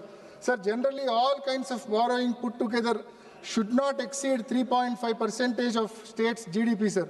For instance, during 2014 to 19, the then state government borrowed 17,000 crores beyond their limit, and this excess borrowing was deducted from the borrowing limit of the next government during 2019 to 2024, sir. Sir, if the present pace of borrowing is continued, just like the President stated above, the borrowing limits of the next government will be deducted due to the present government's over-excess borrowings, sir. The next government will not be in a position to pay even salaries and pensions if this abnormal pace of borrowings is permitted. Sir, our state government is raising off-budget borrowings, sir. In May 2025, an amount of 9,000 crores was borrowed by way of APMDC NCD issuances. The worst part here is private lender was given direct access to draw his servicing amount from the Consolidated Fund of Andhra Pradesh, sir, which is highly unconstitutional and unprecedented, sir. Sir, in December 2025, 5,750 crores was borrowed by way of APSBCL bonds. Sir, and recently, State Cabinet cleared a borrowing of additional 11,850 crores by Deep Ocean Mission. All these, when they were announced, were greatly lauded by the newspapers and the media. But if you actually look at the details to see where the implementation of all these schemes are, you will be very distressed. I hope the Finance Minister in her address will go back to the 9 years and recollect the scheme she has announced and give us a status report of each and every scheme and where it stands today. I'll give a few examples, sir. In 2021, the government launched the PM Formalization of Micro Food Processing Enterprise Scheme, PMFME, allocating 10,000 crores to supposedly to support 2 lakh micro food enterprises. But after 5 years, sir, only 60% of the funds are spent. Then we have the Animal Husbandry Infrastructure Development Fund, which announced 15,000 crore for dairy and meat infrastructure. But after all these years, only 30% is utilized. Then we have the PM Mitra Parks, 7 mega textile parks with 4,445 crores was announced. But after 5 years, we only have 15% of the works done. I hope our officers are taking notes and they will give us the status reports of all these schemes which they announced in such great fanfare before. And in the same budget, they announced the PM, sir, these are all tongue twisters, sir. Atan Nirbhar Swasth Bharat Yojana. தமிழ்ல ஏதாவது ஒரு 2-3 பேரா வைங்கம்மா. ஏன்னா one வாயிலே நுழைய மாட்டேங்குது, எல்லாம் ஹிந்தியிலே வைக்கிற பேர்ல. ஏதாவது ஒரு பேரா தமிழ்ல வைங்க வரும்போது. நடக்குதோ நடக்கலையோ தமிழ்ல ஒரு பேர் வச்சிருங்க. 64,180 crores has been announced to strengthen healthcare. But only construction is going on in most of these places, including AIIMS in Tamil Nadu. But there is no manpower in most of the places. There are no trained doctors, no trained nurses. So again, this is all bombastic announcements without actual implementation, anything on the ground. Then we have in 2020-23, they announced the PM Divine for the Northeast. 6,600 crores was allotted, but the fund utilization is not even 18% till date, sir. Then we have the Desh Stack e-portal. I mean, I don't even know what this portal does, which allotted 400 crores for skilling and job discovery. Failed dismally. The portal exists, but nobody trusts the portal. Then in 2023-24, through the Govardhan scheme, 10,000 crores was allocated for 500 compressed biogas plants, out of which only 40 have been operational till now. This, sir, the target was 500. Then in the Amrit Dharohar scheme for conservation of 75 wetlands, 3,000 crores was allotted, but barely 10 pilot sites are there, sir. And in 24-25, they announced this great internship scheme. They said that 1 crore people will get internships. Actual offers are only about 15%. Even among the people who got the offer, about 20% of them dropped out. So that scheme is again a failure, but they announced it as if it is going to transform the entire landscape of employment for young people in India. So then the PM Surya Ghar rooftop solar for 1 crore households, where only 24% of the target is still achieved, sir. Sir, again in 25-26, Urban Challenge Fund allotted 1 lakh crore to reform cities, but utilization stands at 2%. Then the PM Dhan Dhanya Krishi Yojana, 1.44 lakh crores over 6 years, sir, but still farmer support, whatever they were promised, is not got, sir. So if people are losing interest in budgets, it's because only bombastic announcements are made and nothing is implemented, so nobody takes it seriously. It's a clear reflection. Parliamentarians don't take it seriously, and the public don't trust any of these announcements made because there's hardly any implementation of these schemes. Sir, I will tell you another very shocking fact, sir. Last budget, Madam announced 100 crores for a Makana board establishment. I do not know which state was going for election. They announced this 100 crores. Not 1 rupee has been spent till date, sir. Not 1 rupee in that. Where is this board? Have you even formed it? This is the status of all these schemes, sir. So coming back to this year's budget, sir, she has announced integrated textile program with 5 subparts. Then when they renamed Manrega to VBG Ramji, there was a lot of pushback because they removed the name of Mahatma Gandhi. Now they have come up with another scheme in the name of Mahatma Gandhi called Mahatma Gandhi Gram Swaraj Initiative. Then there is an infrastructure risk guarantee fund. Then they have announced 20 new national waterways. They have allocated 20,000 crores for city economic regions, dedicated rare earth corridors in Orissa, Kerala and Tamil Nadu, allied health professional institutions to be set up among countless others. So all these announcements, if you look at it 1 or 2 years later, will only be there on paper and nothing would have been implemented. Yes. This is the reason why budgets are becoming irrelevant and the announcements made in budgets are only bombastic and have no meaning at all, sir. Sir, forget about these bombastic announcements, sir. What hurts me the most about this budget, sir, it always lacks empathy. And again, the finance minister has shown the true colors of this government, sir.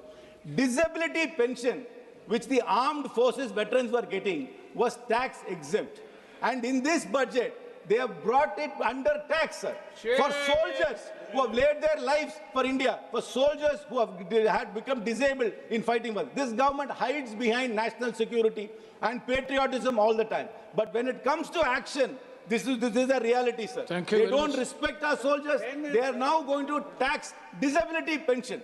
People who have been getting this pension for years will have to start paying income tax on it, sir. I wish the finance minister withdraws it, and when she replies, I hope she gives an account of all the grand schemes she has announced in the 9 years and show where the status of this is, sir. Thank you very much, sir. Thank you, Mr. Karthik. Very good, Karthik. Next speaker, Sri Jagadish Sittarji. Thank you, Chairman, sir, giving me opportunity to speak on the budget. And I'm very much happy to congratulate our Honorable Finance Minister for her consecutive 9th budget presented. And according to me, it is a matured budget and perfect budget for the strongest base, creating a strongest base for the Vikasita Bharat, what Narendra Modi ji is a dream. And one thing, this was a budget of a mature economy. For an economically stable country and by a government that is confidently looking beyond today, Union budget 26-27 signals a shift from crisis management to long-term nation building, aligning with Prime Minister Narendra Modi's vision of developed India by 2047.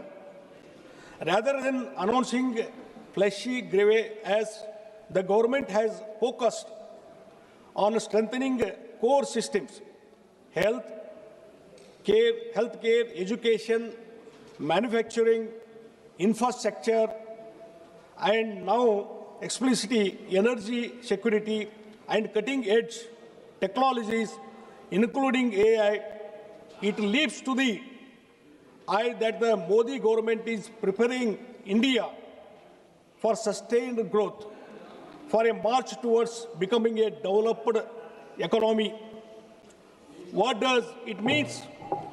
It clearly signals faster connectivity between major economic centers, alongside city economic regions, new freight corridors, inland waterways, coastal cargo promotion, and support to the states. The Modi government is now thinking in terms of agglomeration economics. Cities, especially Tier 2, Tier 3, are being positioned as growth engines rather than mere population magnets. Manufacturing policy has been sharpened further. Semiconductor mission to biopharma, Shakti, rare earth magnets, container manufacturing, textile cluster revival, clinical parks, electronics, components, and construction equipment upgrades point to a deliberate effort to rebuild India's industrial base. These are not isolated announcements. And one thing that to this end, the government has brought about several structural reforms: the introduction of goods and service tax, the insolvency and bankruptcy code, the historic corporate tax cut 2019, the provisioning of massive subsidies in the form of production-linked incentive schemes. Logistic inefficiency is another major focus, with the plans for east-west dedicated freight corridors, the operationalization of 20 national waterways over 5 years, and the development of 7 high-speed rail corridors connecting major cities. The emphasis on urban development with a budget of 25,000 crore over 5 years acknowledges the economic power of agglomeration and the role of cities play as an engine of growth. The establishment of 5 regional medical hubs will not only boost medical tourism, but also domestic health care capacity, complemented by plans to train 1.5 lakhs caregivers and 1 lakh allied health professionals over the next 5 years. And one thing, the proposal to create 5 inner city townships near industrial and logistic corridors is timely and strategic. If supplemented with an outreach to talented Indians abroad, particularly in the US, it could catalyze a reverse brain drain, an essential ingredient for true Atmanirbhar self-reliance. AI has been a focus, and cloud services data centers have been provided with a 22-year tax holiday. All these, so many things that is highlighted in the budget. I am not going to go details about it. And one thing that regarding this 7 high-speed rails corridors, Honorable Prime Minister declared, and I humbly request Honorable Finance Minister to declare another important railway corridor. Mr. Somanaji also here, Railway Minister, and Vaishnavi also declare. I request high-speed rail corridor from Bengaluru to Bombay. It will cover most of the part of the Karnataka. So I request humbly to announce 8th corridor also. This will helpful to the Karnataka.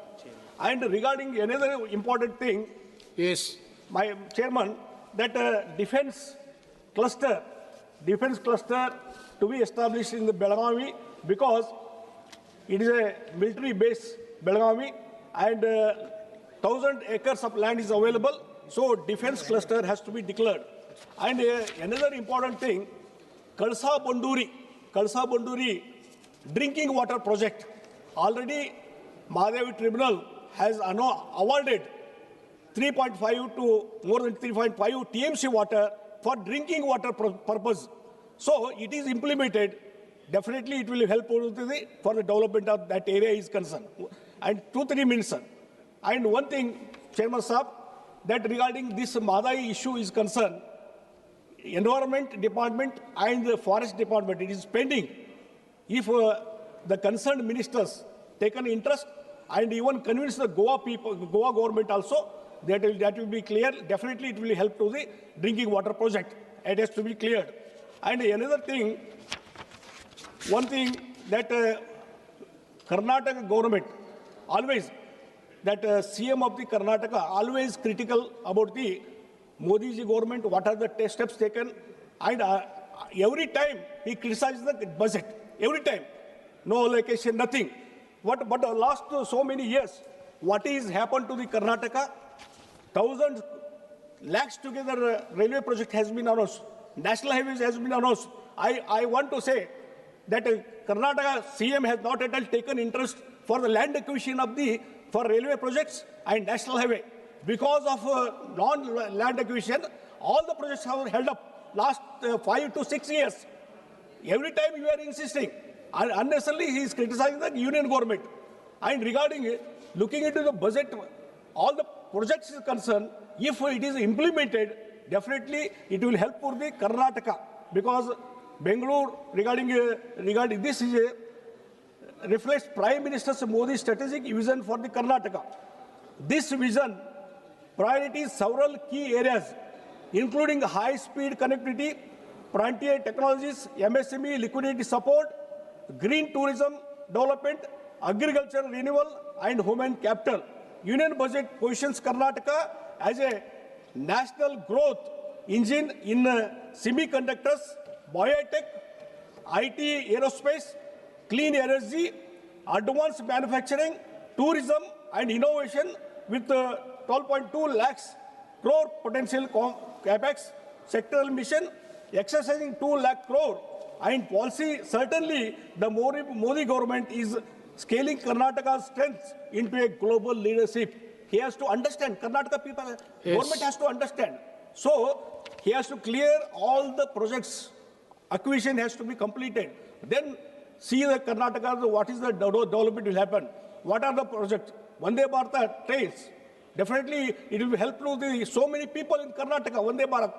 And Udan scheme, it is a very popular scheme.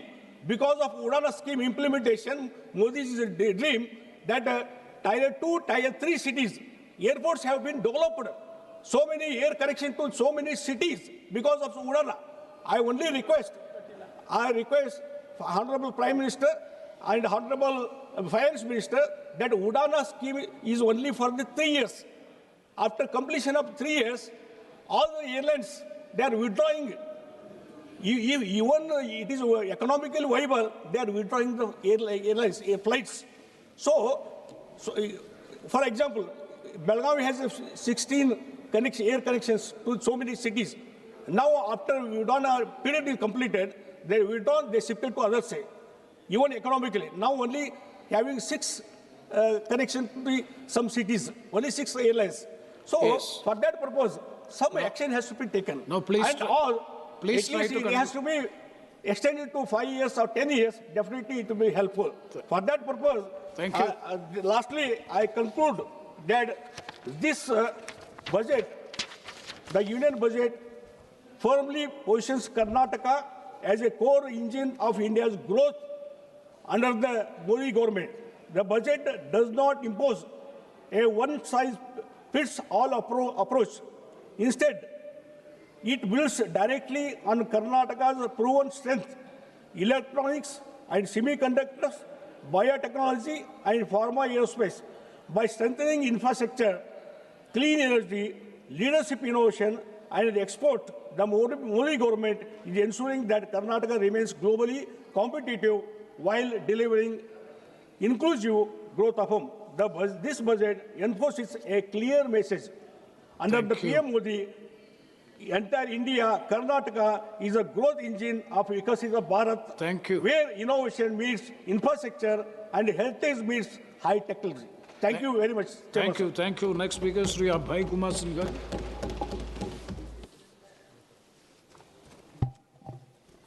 धन्यवाद सभापति महोदय। माननीय वित्त मंत्री महोदय जी ने 9वां budget पेश किया और हमें याद है महोदय कि जब ये सत्ता में आए थे तब उन्होंने कहा था कि पुरानी सोच बदलेगी, प्राथमिकताएं बदलेगी और आम आदमी के जीवन में वास्तविक परिवर्तन आएगा। महोदय, यह 2026-27 के बजट को देखकर प्रश्न उठता है, क्या बदला और किसके लिए बदला? इस बजट में जहां एक ओर बड़े बड़े पूंजीगत आंकड़े दिखाए गए हैं, वहीं दूसरी ओर शिक्षा, स्वास्थ्य, कृषि, आपदा, ग्रामीण विकास, राज्यों और सामाजिक क्षेत्रों से जुड़ी अहम मदों में कटौती की गई है। केंद्रीय बजट 2026-27 के दस्तावेज बताते हैं कि बदलाव नहीं बल्कि कटौती, ठहराव और कुप्रबंधन हुआ है और इसका सबसे बड़ा नुकसान महोदय हमारे बिहार जैसे राज्यों को उठाना पड़ता है। यह बजट विकास का विजन नहीं है बल्कि बिहार के युवाओं, किसानों, श्रमिकों और छात्रों के लिए निराशा का दस्तावेज है। मैं सरकार से पूछना चाहता हूं, बिहार के लिए अमृत काल कहां गए महोदय? मैं जानना चाहता हूं। कुछ ही दिन पहले चुनाव संपन्न हुई बिहार में, डबल इंजन की सरकार डबल डिजिट में, डबल सेंचुरी में 203 सीट पर जीत के आती है और जब चुनावी घोषणा में जब उन्होंने कहा कि हम आएंगे तो जातीय गणना हम कराएंगे और इस बजट में जातीय गणना पर किसी प्रकार का कोई भी बजट प्रस्तुत नहीं करना, यह बड़ा दुर्भाग्य की बात है महोदय। मैं ये जरूर कहना चाहूंगा कि डबल इंजन की सरकार जिसे आप कहते हैं, ये बिहार पर सबसे बड़ा असर, इस तरह के बजट से सबसे बड़ा असर बिहार जैसे राज्यों पर पड़ता है और बिहार मैं बता दे रहा हूं, गरीबी में नंबर 1 बिहार, बेरोजगारी में नंबर 1 बिहार, पलायन में नंबर 1 बिहार, अपराध में number 1 Bihar, school drop out में नंबर 1 बिहार, देश में सबसे कम प्रति व्यक्ति आय बिहार, देश में सबसे कम प्रति व्यक्ति निवेश बिहार, देश में सबसे कम उद्योग धंधे बिहार में, देश में सबसे कम साक्षरता दर बिहार में, छात्र छात्राओं के उत्पीड़न में नंबर 1 बिहार, हत्या और बलात्कार में नंबर 1 बिहार। ये है डबल इंजन की सरकार। ताज्जुब की बात यह है महोदया, एक 2 पॉइंट और मैं बताना चाहता हूं महोदया। केंद्र सरकार ने स्वयं एथेनॉल उत्पादन नीति लाई थी बिहार के लिए। उसके बाद क्या हुआ महोदया? सभापति महोदय, मैं बताना चाहूंगी, एथेनॉल उत्पादन नीति लाई थी केंद्र ने बिहार के लिए, और हुआ क्या? बोले थे उद्योग लगेंगे, रोजगार पैदा होंगे और पलायन रुकेगा। बड़े पैमाने पर 2025-26 में बजट में तेल विपणन कंपनियों द्वारा बिहार की एथेनॉल इकाइयों का खरीद आवंटन लगभग 50% घटा दिया गया महोदया, जिससे 17 संयंत्र बंद होने की कगार पर पहुंच चुके हैं और कुछ ने उत्पादन भी रोक दिया है। परिणाम स्वरूप 25,000 से अधिक श्रमिकों की नौकरी खतरे में है और 15 लाख मक्का किसानों को मिला सुनिश्चित बाजार टूट चुका है। इस तरह की नीति से ये केंद्र सरकार की बजट चलती है महोदय। मैं जरूर कहना चाहूंगा, बेरोजगारी की बात आती है, ये जब 2014 में पहली बार सत्ता में आए थे तो इन्होंने वादा किया था कि हम बेरोजगारी को दूर करेंगे, हम महंगाई को खत्म करेंगे, आप हमें सत्ता में लाओ। और सत्ता में जब देश की जनता ने लाई तो बेरोजगारी तो छोड़ दीजिए, महंगाई भी चरम सीमा पार कर गई। हमें याद है 2014 में जब 386 रुपये सिलेंडर था, 386 रुपये सिलेंडर था, उस समय सत्ता पक्ष के ही तरफ से एक माननीय मंत्री हुआ करती थी, वो सिलेंडर माथे पे रख करके डांस किया करती थी। और इसी सरकार में 1100 रुपये सिलेंडर हुआ। सत्ता पक्ष के लोग कोई किसी प्रकार का उनके कान पर कोई जू नहीं रहेगा। ऐसे बहुत आंकड़े हैं महोदय, मैं उन आंकड़ों में नहीं जाना चाहता हूं। सभापति महोदय, स्वास्थ्य के बारे में मैं एक थोड़ा सा उल्लेख करना चाहता हूं। भारत के नियंत्रण और महालेखा परीक्षा की 2024 की रिपोर्ट बिहार की स्वास्थ्य व्यवस्था की गंभीर विफलता को उजागर करती है। कैग के अनुसार राज्य में WHO मानकों की तुलना में 53% डॉक्टरों की कमी है। प्राथमिक व सामुदायिक स्वास्थ्य केंद्रों में लगभग 60% पद खाली हैं। अधिकांश जिला अस्पताल और CHC विशेषज्ञ डॉक्टरों के बिना संचालित हो रहे हैं, जबकि कई जगह ICU, ऑपरेशन थिएटर और ब्लड बैंक जैसे मूलभूत सुविधाएं भी उपलब्ध नहीं है। पूरे मगध क्षेत्र का भार मगध मेडिकल कॉलेज पर रहता है महोदय, लेकिन वहां भी PG स्नातकोत्तर सीटें बढ़ाने की प्रक्रिया अभी तक के धीमी चल रही है। हम एक 2 बातों का और जिक्र करना चाहेंगे महोदय। माननीय वित्त मंत्री महोदया जी ने कहा कि हम 25 करोड़ देशवासियों को गरीबी रेखा से ऊपर उठा करके लाए हैं। वो आंकड़े कहां है महोदय? कैसे आप उठा करके लाए? आप पिछले बजट में आपने कहा कि 75 से 80 करोड़ BPL धारी परिवार को हम 5 किलो अनाज देने का काम करते हैं, और इस बार आप 1 साल में 25 करोड़ BPL धारी परिवार को आप ऊपर उठा करके लाए हैं। तो मैं तो कहूंगा कि राज्यभाई, इसका आंकड़ा भी पूरी तरह से प्रस्तुत आपको करना चाहिए महोदय। मैं तो जरूर कहना चाहिए। 1 मिनट महोदय, मैं एक मांग आपसे करना चाहता हूं। माननीय वित्त मंत्री महोदया जी, आप जिन्हें BPL को 5 किलो अनाज जो आप फ्री में आप देते हैं, आपके यहाँ डाटा है, वैसे परिवारों से जो गरीबी रेखा से नीचे बसर करने वाले लोग हैं, उनसे GST टैक्स लेने का इस सरकार को कोई अधिकार नहीं है। उस परिवार को GST फ्री का एक आप कार्ड निर्गत कर दीजिए। रियल में आप गरीबी उन्मूलन की अगर बात करना चाहते हैं तो आप उन्हें GST फ्री का एक उन गरीब परिवारों को एक कार्ड निर्गत कर दीजिए। ये गरीबी उन्मूलन की बात होगी। माननीय सभापति महोदय, अगर मैं समाप्त कीजिए। एक सेकंड महोदय, एक इंपॉर्टेंट चीज है। पिछले वित्तीय वर्ष में भी इस पर चर्चा हुई थी। सुलभ और सुरक्षित यात्रा के लिए माननीय रेल मंत्री जी ने भी कहा कि जितने भी मेल एक्सप्रेस ट्रेन हैं उसमें जनरल बोगी कम से कम 4-5 बढ़ाई जाए, और हुआ भी था कि बढ़ाने की प्रक्रिया होगी, लेकिन अभी उस पर किसी प्रकार का इस बजट में भी सरकार की तरफ से किसी प्रकार का कोई प्रावधान नहीं किया गया है। ये इनकी गरीबी उन्मूलन है। हमारे देश के भी गरीब चाहते हैं कि सुलभ और सुरक्षित यात्रा हम कर सके। हमने कहा कि समाजवाद के पुरोधा परम आदरणीय लालू प्रसाद यादव जी जब सत्ता में थे तो गरीब रथ चलाने का काम किया था, और गरीब गुरुआ भी एसी में सफर करने का काम करते थे। इसलिए हम माननीय वित्त मंत्री महोदय जी से एक आग्रह और करना चाहेंगे।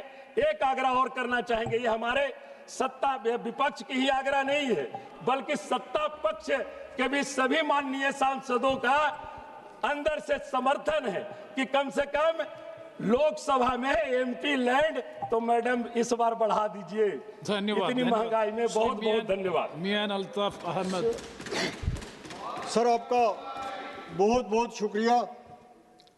मैं ऑनरेबल जो हमारी फाइनेंस मिनिस्टर साहिबा हैं उनको मुबारकबाद भी देता हूं कि इतने बड़े देश की जिस बेहतर तरीके से ये फाइनेंशियल मैनेजमेंट कर रही हैं, सिस्टम को चला रही हैं, उसके लिए हम इनकी सराहना भी करते हैं। लेकिन साथ साथ मैं यहाँ ये भी कहना चाहता हूँ कि कई ऐसी चीज़ें हैं जो लोगों तक नहीं पहुँचती हैं, और इस वक्त ख़ास तौर पे इस मुल्क में सबसे बड़ा मसला बेरोज़गारी का है। और इस बजट में जो इन्होंने पेश यहाँ पे किया उसमें बेरोज़गारी के हवाले से कोई रोड मैप लोगों के सामने नहीं आया। अगर आज बेचैनी है, अगर आज हमारे बच्चों में डिप्रेशन है, अगर वो आज नशे की तरफ जा रहे हैं, तो उन सब की बेसिक वजह जो है वो अनएम्प्लॉयमेंट है।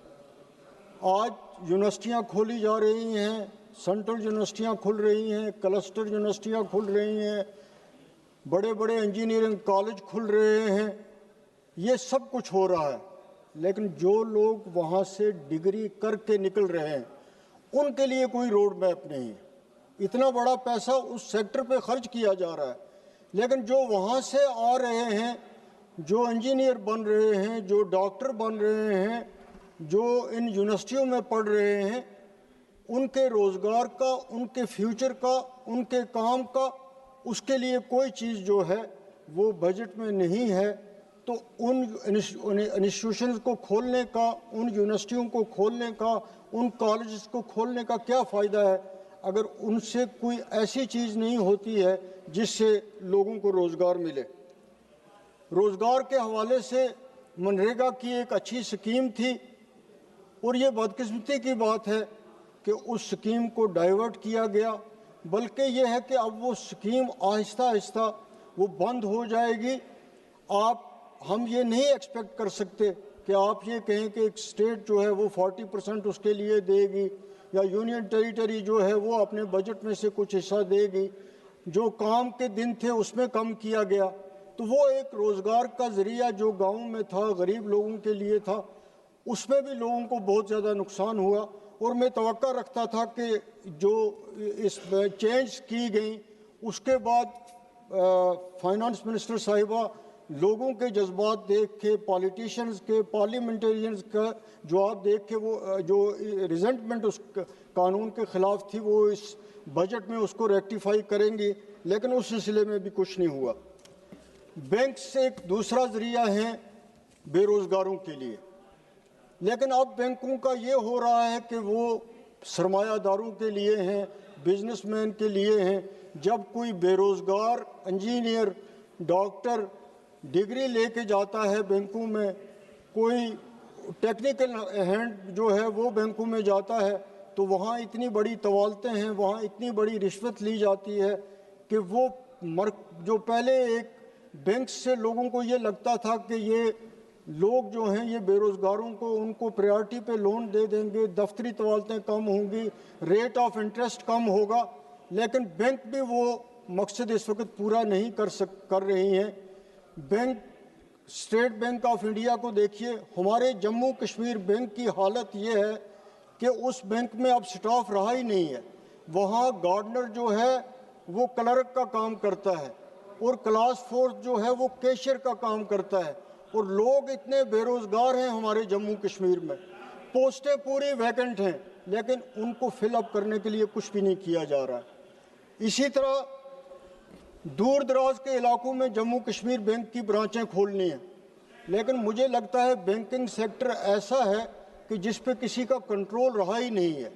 तो मैं ये चाहता हूं कि गवर्नमेंट ऑफ इंडिया हो, इनका फाइनेंस डिपार्टमेंट, सर मुझे 2 मिनट तो चाहिए, मुझे बोलना है।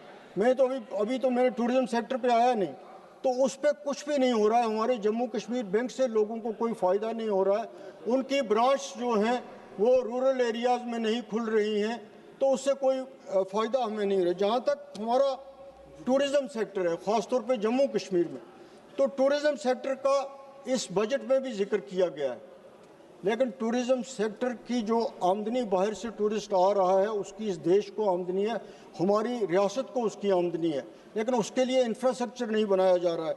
इसमें इन्होंने जिक्र किया है इसमें अपने बजट में कि नेशनल इंस्टीट्यूट ऑफ हॉस्पिटलिटी जो है उसको ये बना रहे हैं।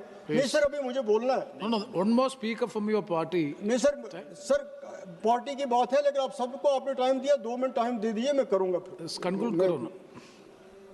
लेकिन वो अगर इतना बड़ा एक सेक्टर है टूरिज्म का जो जम्मू कश्मीर क्या पूरे हिंदुस्तान में एम्प्लॉयमेंट का एक बहुत बड़ा जरिया है, लेकिन उसके लिए ट्रेनिंग के लिए अच्छे इंस्टीट्यूट नहीं है हिंदुस्तान में। जिस तरह इन्होंने एक इंस्टीट्यूट का जिक्र किया, यहाँ दर्जनों होने चाहिए, और नॉर्थ में भी होने चाहिए, साउथ में भी होने चाहिए, कश्मीर जैसी जगह में भी होने चाहिए, तब जाके लोगों को उनका फ़ायदा पहुँचेगा।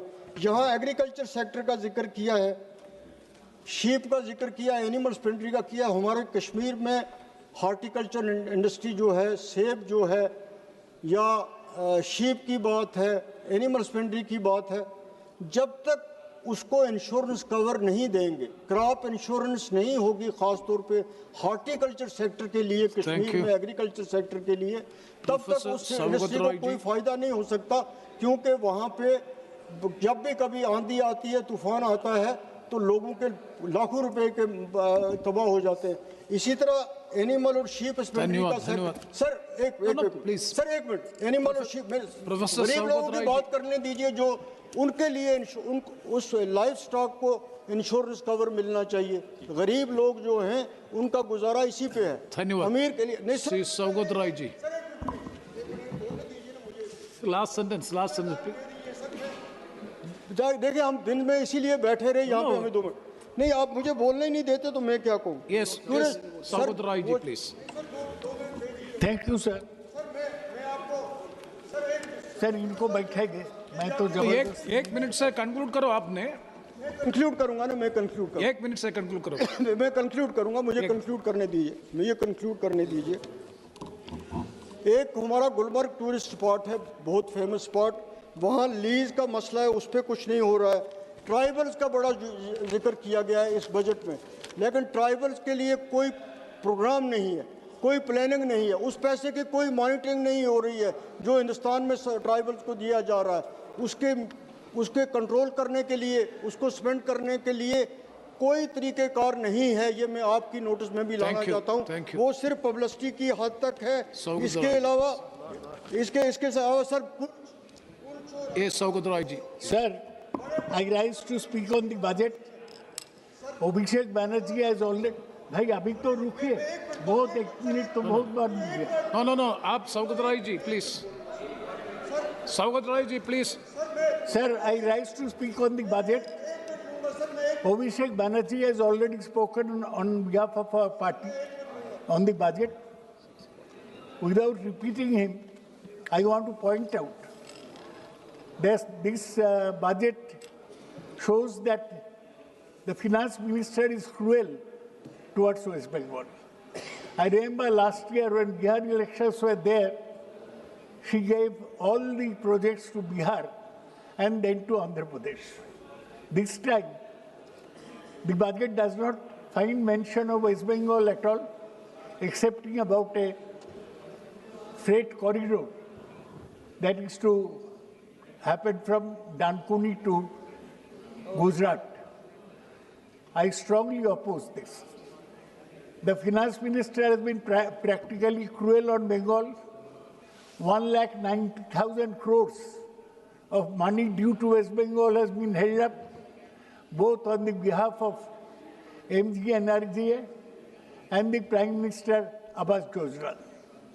I demand again that the Prime Minister, the Finance Minister, revise her position in this matter and do proper justice to Bengal.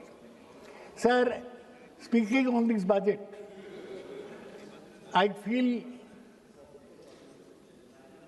ashamed as an Indian because this budget is not made by the government of India. It is made by Mr. Donald Trump, President of the United States. 2 days after the budget, we had this so-called Indo-US trade agreement. How? Our tariffs were reduced to 18%. But our exports were made free by America. This is the cruelest blow on Indian agriculturists, who are our bread givers. This government always speaks that we have done mother of all agreements with European Union, though the contours of the same are not clear. And on the Indo-US agreement, where they have allowed free exports by the United States to India, it is not clear what are the other contours of the Indo-US trade agreement. There is apparently a difference of opinion between the Commerce and Industry Minister and the Foreign Minister, External Affairs Minister and the Commerce Industry Minister. Sir, it is shameful that India, which has the potential to be a great country, is subject to the vagaries of the opinion of a whimsical American president. And our Prime Minister is reported to have said, "Sir, may I come and see you?" What is this? Maybe you have poverty, but we are a country with a great tradition, Gandhiji's country. We cannot bow down our head like this. I don't know why the BJP people are keeping quiet when the Prime Minister's head is being lowered, when the surrender Modi slogan is renting the air. Sir, I would not speak for very long, but I want to point out that this budget seems like the finance minister was told by the Prime Minister that do not make too many announcements. He has given no projects to Bengal, so Prime Minister must have told her that if any announcements are to be made, I'll make it in Tamil Nadu, Kerala, or West Bengal. That's why this is not a budget, this is tinkering, just playing around with a few small things, small changes. I'm quite ashamed that the budget is like this. No major changes in the budget on income tax rate slabs. Implementation of new IT Act will be from April 2026. Only small tinkering, doubling of electronic manufacturing outlay to be by 10,000 crores. The 17 cancer drugs are waived duties. Sir, 1.34 lakh crores for education, which is almost the same as last year. So what is this budget for? You could have kept every figure the same. Sir, you'll notice only for defense there is a 15% jump and some mention of high-speed rail. When they will be implemented, nobody knows. Sir, you'd be surprised. You are from Kerala, you know. Kerala has got nothing from this budget, not even in the matter of national waterways. Sir, subsidy for food, fertilizer and fuel will decline by 4.47%. Only textile, leather, seafood will gain has received a boost from budget proposal that cuts customs duty on scores of inputs. Sir, Indian IT, India's 7.4 million MSMEs will soon be beneficiaries of 10,000 crores advance. Sir, deficit is pegged at 4.3% against 4.4% last year. But center has to borrow 17.2 lakh crores in FY27 to bridge fiscal deficit. The state share remains at 41% after the Finance Commission recommendations have come. Budget fails test of economic strategy. Sir, impact of US tariffs on exporters has to be declared by the government. Protracted global trade deficit is an important factor. China has forbidden export of rare earths to India. They are not allowing tunnel boring machines into India. So we are at loggerheads with US and the China. Where is our foreign policy? We are losing on every count. Sir, the widening trade deficit with China is a big problem. Sir, there is low gross capital, fixed capital formation of around 30%. The worst is this government is a great champion of the private sector. It's called Adani Ambani government. Now, the private sector is not investing at all. What is the proposal to the industry from the finance minister? Sir, there is distress among MSMEs.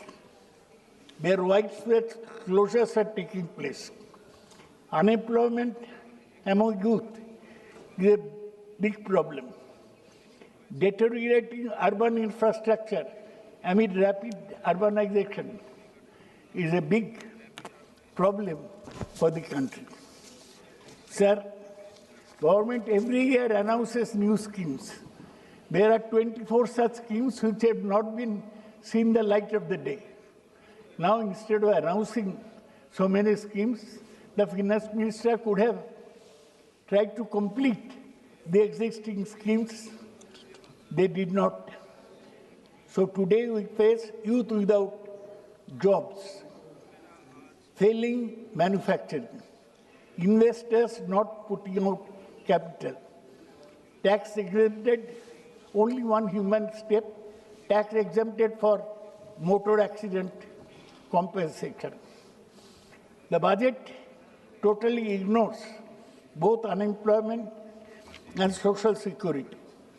The allocation for the Union Labour Ministry is the same as in the last budget. No scheme to increase job opportunity. Total central outlay for urban development, where the cities are supposed to be engines of growth, has fallen from 96,700 crores to 85,000 crores. shrinkage of 11.6%. Yes, Sogadda. Sir, in 2 minutes, I'll complete. India's long-term economic security arrangement with Russia has gone. Russia has been our friend.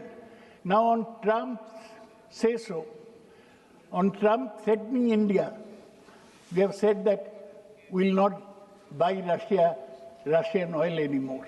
Is this the way independent countries should function? India's long-term economic security arrangement with Russia are not there.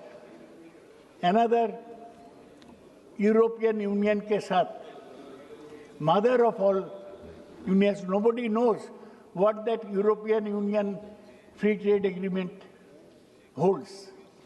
So there is a difference between the foreign minister and the commerce and industry minister.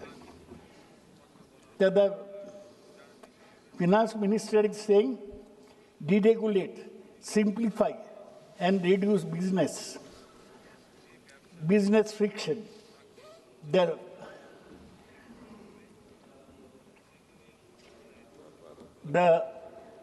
Some foreign companies that are providing cloud services are being exempted from duty till 47.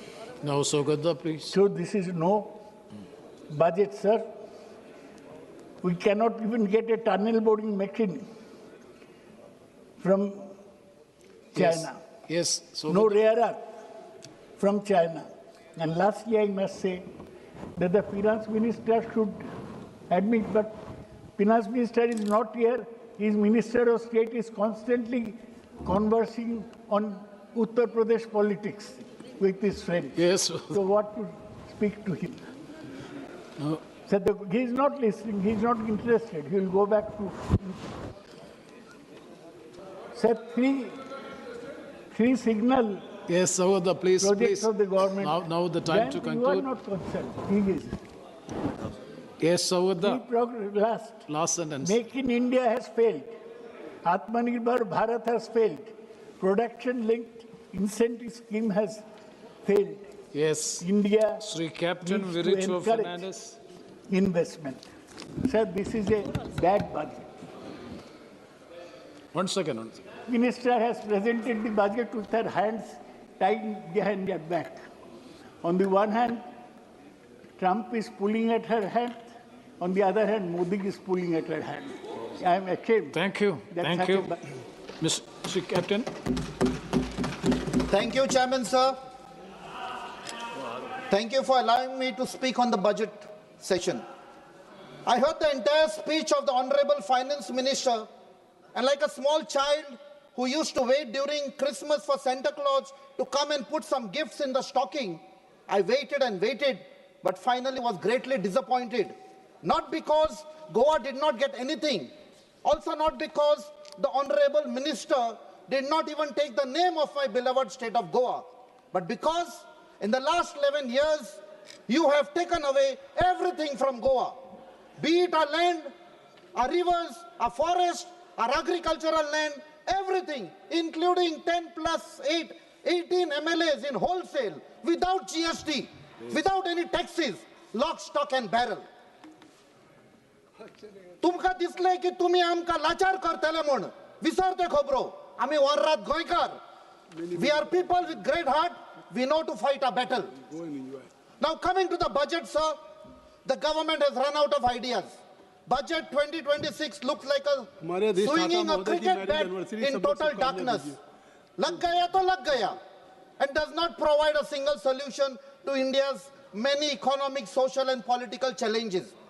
In the last 11 years, we kept hearing mission this, mission that. And this 14 point has become a huge challenge to the nation with neither any policy vision nor any political will. Today, with not much details of trade with USA, the deep and committed love for the two crony capitalists, including Adani, close friend of Vishwaguru, it has resulted in the betrayal of Annadatas of our country. We have backstabbed Annadata farmers who still await meaningful welfare support or an income security. In the 1960s, the Congress government gave the slogan, Jai Jawan, Jai Kisan. But this government has backstabbed both a Jawan and a Kisan. When it comes to defense, today we have taxed the pension drawn by the disability Jawans or officers, which is a sad thing because he got injured during combat operation or during conflict. There is a delay in disbursement of funds for the ECHS, and that has affected the treatment of our veterans and their families. Inequality has surpassed the levels seen under the British Raj, but the budget does not even mention it or provide any support to SC, ST, OBC, EWS and minority communities. Yesterday, after 43 days of chain hunger strike, Amche Warrat Goinkar, belonging to the ST community, won a battle of opposing the construction of a mall close to the tribal land and a hotspot of diversity. As far as health is concerned, the South Goa District Hospital is having shortage of doctors, nurses, equipments, and most cases are shifted to GMC, putting a huge burden on the doctors and staff of Goa Medical College. There is need to equip our primary health centers. There are funds needed to augment the water requirement, but the government is only giving approval for mega projects with swimming pools. The money bags from Delhi have marginalized Amche Goinkarang. Faulty infrastructure and corruption has led to repeated expenditure by the state government. The job scam of massive proportion has shattered the dreams of the Goan youth. The emerging scam in handing over garbage handling plants to favored corporates, be it in Chikalim or Sankwald, has led to wastage of public money with no desired results. This requires an investigation by the central government. Today, Goa government is known as the event management government by spending crores and crores and has led to a loan of over 35,000 crores. Aaj je burge goyan zalman eta te apnache takler almost 2 lakh loan given zalman eta for no fault of the child. I feel sad to state that today Goa has turned into a crime capital of the country, a drug capital, unemployment capital. Arpara tragedy which has just happened, sir, has resulted in the loss of life of 25 innocent tourists and staff. There were no licenses of the excise department, no fire clearances. There's a total law and order failure. The only focus of center is to turn Goa into a coal hub with double tracking, expansion of roads and other destructive projects meant to help Adani, who is transporting coal from Goa to other states. There is a drop in the budget for education, with implementation of NEP suffering badly. Teachers are on contract or lecture basis.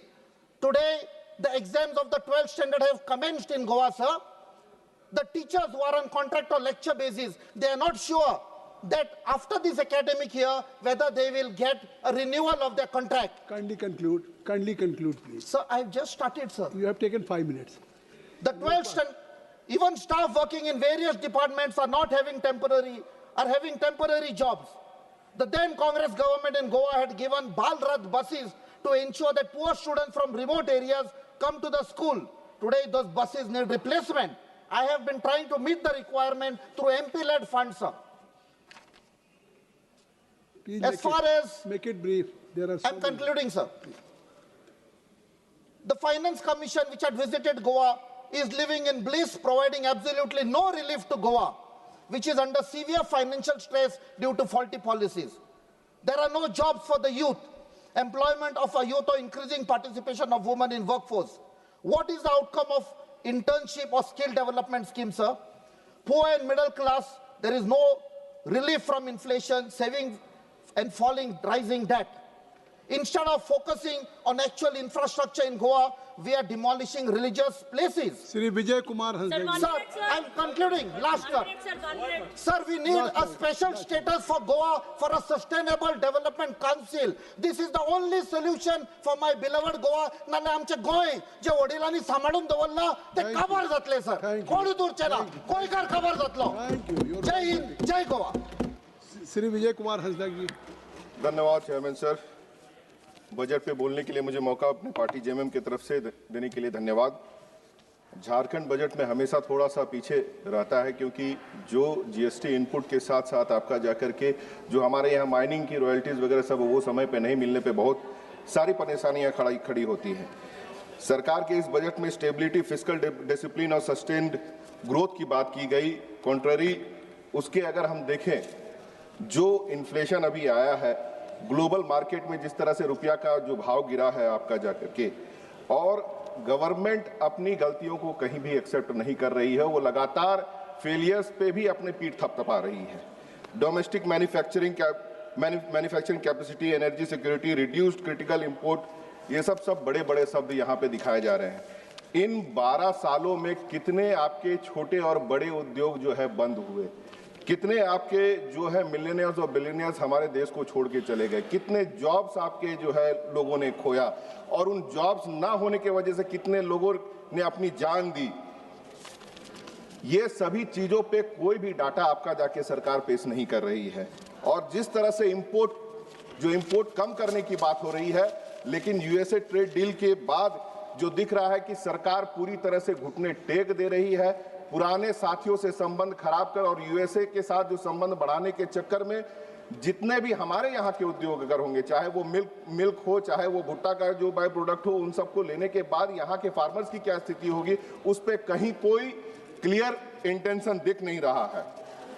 और जिस तरह से जो बाहर के companies यहाँ पे product dump करते हैं, क्योंकि बहुत सारे सब्सटेंसेस जो कि दूसरे देशों में बंद रहते हैं वो यहाँ पे हमारे देश में यूज किए जाते हैं, जो कि यहाँ के लोगों के लिए हानिकारक है, खतरनाक है। हाई ग्रोथ ऑफ 7% और पॉवर्टी रिडक्शन की बात की गई है, जबकि मैं कह सकता हूँ ये पूरी तरह से असत्य है। आज जिस तरह से गरीबी है, महंगाई बढ़ी हुई है, और जिस तरह से आपका जाकर के राशन दिया जा रहा है 80 करोड़ लोगों को, तो किस तरह से कहा जा सकता है कि आपका जाकर के गरीबी से लोगों को बाहर निकाला गया है। पहले गवर्नमेंट जो है एक बहुत बढ़िया डाटा देती थी कि हमारे मिनिस्ट्रीज ने क्या क्या काम किया और कितना काम किया। अभी डाटाज छिपाए जाते हैं, दिखाए नहीं जाते हैं और लोगों को भ्रम में डाला जाता है। और जिस तरह का हाईएस्ट टैक्स पेइंग सिस्टम है, सिर्फ डायरेक्ट टैक्स की हम बात नहीं करें, हर एक व्यक्ति इस देश में जो भी चाहे वो छोटा से बड़ा, आपका किसान से लेके गरीब कोई भी है, सबको ये अपना टैक्स देता है हर एक चीज खरीदने पे। जिस तरह से निचोड़ करके लोगों से, और जो सोशल सिक्योरिटी पे आज तक फोकस नहीं है इस गवर्नमेंट की, हेल्थ, आपका job opportunity, education, farming, production, जो फोकस गवर्नमेंट की नहीं है, उसे दिग्भ्रमित करने के लिए बड़े बड़े शब्द सिर्फ इस्तेमाल किए जा रहे हैं। आज बुद्धिस्ट सर्किट की बात हो रही थी नॉर्थ ईस्ट में, जिस तरह से इस पूरे देश में जो आपसी सद्भाव, आपसी प्रेम, जाति धर्म का जो एक सुंदर माहौल, उसे इस सरकार के लोगों द्वारा लगातार चोट करके जिस तरह से बिगाड़ा जा रहा है। आज मणिपुर में जो हुआ, और इस सरकार ने जिस तरह से बैकफुट में रह करके वहां पे घटनाओं को आगे बढ़ते रहने दिया, ये यहाँ के सरकार की मनसा को दिखाता है। आज आसाम के टी ट्राइब को, चाहे हिल ट्राइब बोल करके जो वहां के आदिवासी, उनको जो उनका हक नहीं दिया जा रहा, और जिस स्थिति में वो रह रहे हैं, आज आसाम के जो मुख्यमंत्री है उनका जो जिस तरह का विवादास्पद बयान सब आता है, और उसके बावजूद वो मैं बोल रहा हूं, बोलने दिया जाए, जिस तरह का विवादास्पद बयान आता है, चाहे वो अल्पसंख्यकों के विरोध में हो, चाहे वो आपका जाकर के दूसरे दल के नेताओं के बारे में हो। विजय जी, आप भारत की पार्लियामेंट में देश के बजट पे चर्चा कर रहे हैं। सर, बजट के साथ उनके शब्दों के ऊपर मैं चर्चा कर रहा हूं। इनको तकलीफ बहुत हो रही है, क्योंकि सच्चाई बोल रहा हूं मैं, झारखंड की चर्चा, क्योंकि सच्चाई बोल रहा हूं मैं। आप झारखंड, मैं ये कह सकता हूं कि वहां पर जिस तरह से अगर जो ट्राइब्स के ऊपर से अत्याचार हो रहा है, वो बिल्कुल आपका, मैं कह सकता हूं, अपराध है। एक मिनट, क्या है पॉइंट आउट जो यहाँ पे सर लोग आज विरोध कर रहे हैं। मैं सर बहुत ज्यादा लंबा समय नहीं है हमारा, मैं टाइम वेस्ट नहीं करूं। 353 सर, क्या है व्यवस्था? वो ये कहता है कि जो भी इस सदन के सदस्य नहीं है या अपने को डिफेंड करने के लिए यहाँ मौजूद नहीं है, उसके बारे में किसी प्रकार की कोई चर्चा नहीं हो सकती है। इसीलिए असम के मुख्यमंत्री के बारे में जितनी बातें कही हैं उसको एक्सपंज करिए सर। ये कृपया जो नियम 353 है सर, जो व्यक्ति सदन का सदस्य नहीं है वो आप बैठ जाइए, जो स्टेटमेंट इंडिया के लोगों के सामने है उसे झुटलाया नहीं जा सकता है। एक बात सुन लीजिए, आप यहाँ पे एक बात सुन करके बात हम इस पे व्यवस्था दे दे, जो निशिकांत जी ने उठाया। कि सर, मैं अपनी इन्होंने जो बातों को कहा- समाप्त नहीं, करूंगा। हम ठीक है, कृपया जिस व्यक्ति सुन रहा हूं सर, आप जिस लोग व्यक्ति की बात को पूरी तरह से सुन जिस रहा हूं। व्यक्ति को सफाई देने का अवसर यहाँ नहीं है, उसका कृपया नाम या उसको लेकर निकल मैंने जाइए। नाम बिल्कुल नहीं लिया सर। अपनी चर्चा समाप्त करें। और लगातार इस देश की जो व्यवस्था खराब होती चली जा रही है, मैं यहाँ के सदन के नेता की ही बात करूंगा जो शायद डिफेंड कर सकते हैं, कि हमारे चौकीदार की तरफ से हमने सुना था कि हमारा क्या है, हम तो झोला उठा करके लेके चले जाएंगे। लेकिन अब मैं ये कह सकता हूं पूरे विश्वास के साथ कि उनके फकीरी के चक्कर में ये देश पूरा फकीर होने के राह पे चल पड़ा है। बहुत बहुत धन्यवाद। श्री बीरेन्द्र सिंह जी, श्री बीरेन्द्र सिंह जी। धन्यवाद अधिष्ठाता महोदय। मैं माननीय वित्त मंत्री जी द्वारा प्रस्तुत बजट सामान्य चर्चा के लिए मैं खड़ा हुआ हूं। इस वर्ष 26-27 में करीब 53,57,000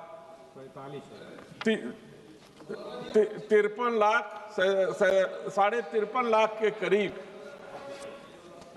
हजार करोड़ के लाख करोड़ 53 लाख सम हजार करोड़ कुछ हजार करोड़, ये तो मैं कह रहा हूँ, करोड़ के बजट को उन्होंने इस वर्ष रखा है। इतना बड़ा बजट हो गया कि उसको पिछले कहने में दिक्कत हो रही है।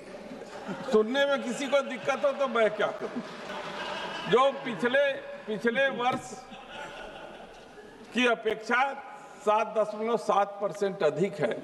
मैं इसलिए इस बजट 7.7% हमारे आंकड़े से है। और जो मनीलाल जी आप कह चुके हैं और बीरेन्द्र जी भी विधानसभा में रहे हैं, प्रॉम्प्टिंग मत करिए। जो 4.4% डेफिसिट के साथ है।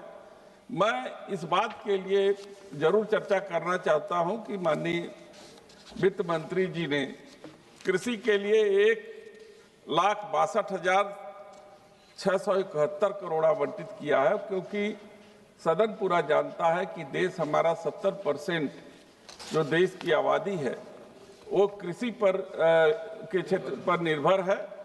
इसलिए हम लोग स्पष्ट रूप से माननीय वित्त मंत्री जी से चाहते हैं कि इस बजट के अवलोकन से यह जरूर हम लोगों को आशा नहीं दिख रहा है कि जो किसानों के ऊपर लगातार कर्ज बढ़ रहे हैं उसके माफी के लिए किसी प्रकार का बजट में प्रावधान है, न ही एमएसपी पे गारंटी के कानून के संदर्भ में कोई प्रावधान होगा कि नहीं होगा। मैं पिछले दिनों माननीय कृषि मंत्री जी जब सदन में थे, प्रश्न के दौरान सबसे अधिक जो कठिन स्थिति है वो है बटाईदार किसानों की। लगभग जो बड़े किसान हैं वो स्वयं खेती नहीं करते और वो अपनी जमीन कृषक मजदूरों को ठेका पर बटाईदार के रूप में दे देते हैं। लेकिन जब दैवीय आपदा आती है, किसी कारण बाढ़ से उनकी पूरी फसल नष्ट हो जाती है, मेहनत उनकी बर्बाद हो जाती है, तो उनको इंश्योरेंस का कोई भी जो है कि सरकारी सहायता का लाभ उनको नहीं मिलता है।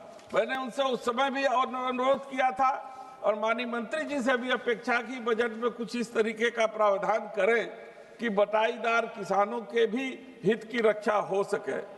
यह सरकार जो है सबका विकास का दावा करती है, लेकिन हम ये सरकार के समक्ष रखना चाहते हैं कि कई प्रदेश और देश के कई प्रदेशों में और यहाँ तक कि मेरे जनपद चंदौली में भी कुछ जातियां ऐसी हैं कि एक जिले में वो अनुसूचित जनजाति में है और दूसरे जिले में अनुसूचित जाति में है। ये गोंड है, पनिका है, चेरो है, खरवार है, कोल है, भील है, बिहार है। यह इनका आर्थिक सर्वेक्षण भी नहीं किया गया है और यदि सरकार उनके प्रति इतना दयालु है कि उनका भी विकास हो, तो क्या उनको जिसको अभी तक राज्य सरकार के द्वारा सर्टिफिकेट भी स्थानीय स्तर पर नहीं मिल पा रहा है, उनका शोषण भी हो रहा है, तो ऐसे सरकार उनके हित के लिए कैसे कार्रवाई करेगी, ये भी मैं जानना चाहता हूं।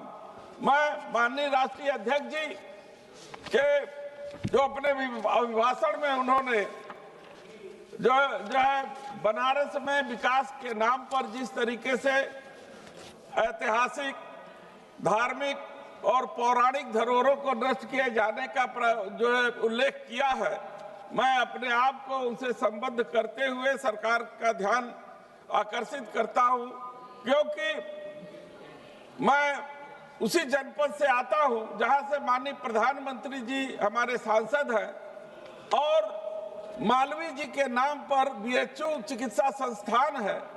वहां लोगों की भलाई के लिए राज्य सरकार अनुदान, केंद्र सरकार अनुसंधान देती है, पैसा देती है, और वो वहां पे गरीबों का ठीक तरीके से इलाज नहीं होता।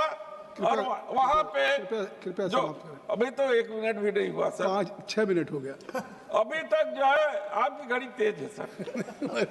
और वहां पे मशीनरी और दवा के खरीद में बड़े पैमाने पर जो है धांधली होती है।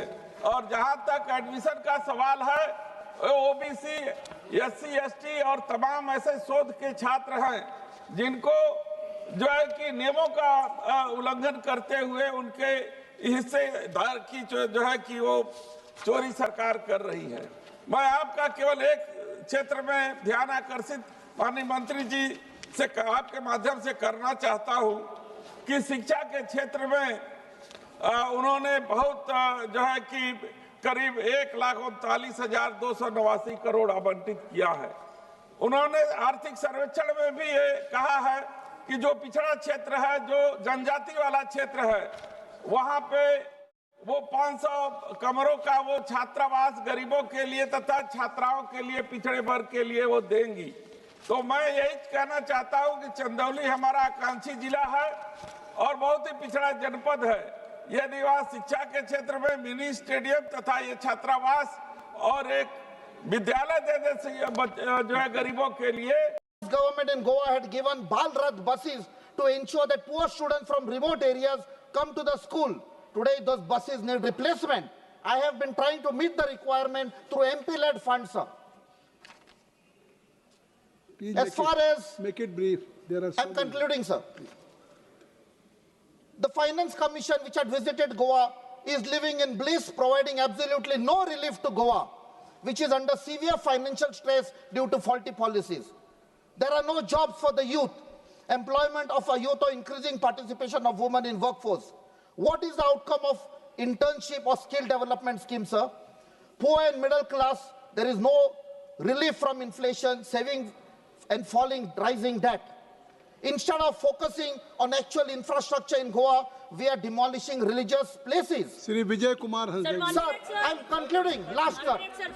Sir, we need a special status for Goa for a sustainable development council. This is the only solution for my beloved Goa. Nane amche goy je odilani samadun dawalla te kabar jatle sir. Kodi dur chela. Koi kar kabar jatlo. Thank you. Jai Hind, Jai Goa.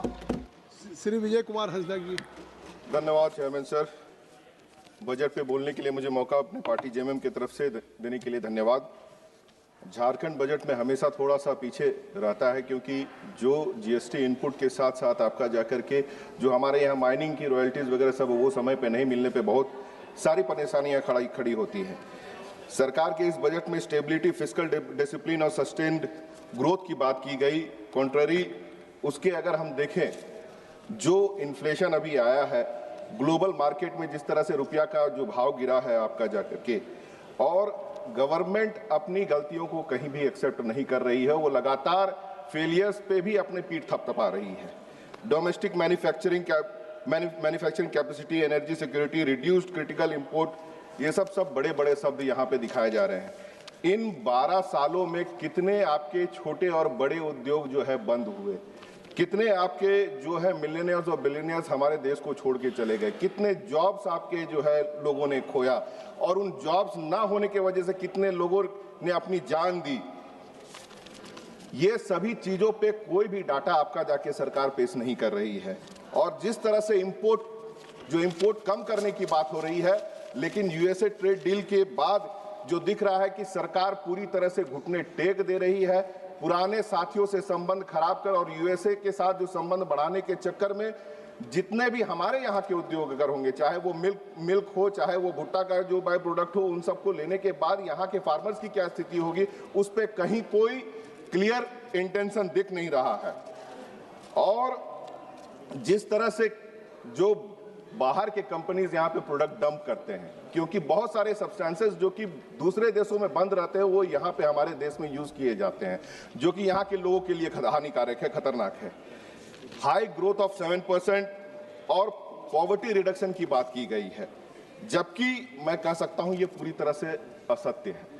आज जिस तरह से गरीबी है, महंगाई बढ़ी हुई है और जिस तरह से आपका जाकर के राशन दिया जा रहा है 80 करोड़ लोगों को, तो किस तरह से कहा जा सकता है कि आपका जाकर के गरीबी से लोगों को बाहर निकाला गया है।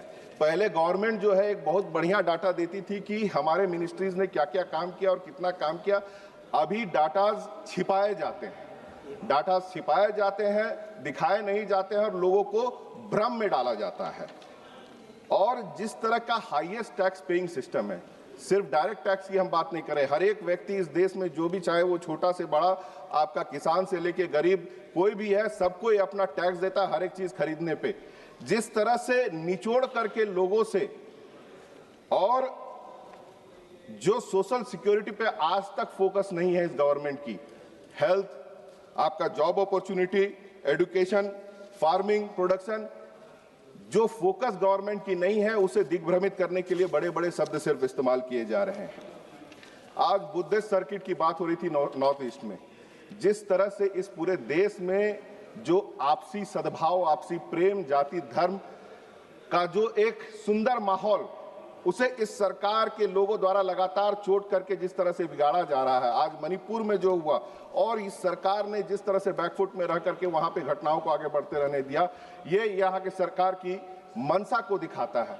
आज आसाम के टी ट्राइब को, चाहे हिल ट्राइब बोल करके जो वहां के आदिवासी, उनको जो उनका हक नहीं दिया जा रहा और जिस स्थिति में वो रह रहे हैं, आज आसाम के जो मुख्यमंत्री है उनका जो जिस तरह का विवादास्पद बयान सब आता है और उसके बावजूद मैं बोल रहा हूं, बोलने दिया जाए, जिस तरह का विवादास्पद बयान आता है, चाहे वो अल्पसंख्यकों के विरोध में हो, चाहे वो आपका जाकर के दूसरे दल के नेताओं के लोग के बारे में हो। विजय जी, आप भारत की पार्लियामेंट में देश के बजट पे चर्चा कर रहे हैं। सर, बजट के साथ उनके शब्दों के ऊपर मैं चर्चा कर रहा हूं। इनको तकलीफ बहुत हो रही है क्योंकि सच्चाई बोल रहा हूं मैं, की चर्चा क्योंकि सच्चाई बोल रहा हूं मैं। आप झारखंड, मैं ये कह सकता हूं कि वहां पर जिस तरह से अगर जो ट्राइब्स के ऊपर से अत्याचार हो रहा है, वो बिल्कुल आपका, मैं कह सकता हूं, अपराध है। एक मिनट, क्या है पॉइंट आउट जो यहाँ पे सर लोग आज विरोध कर रहे हैं। मैं सर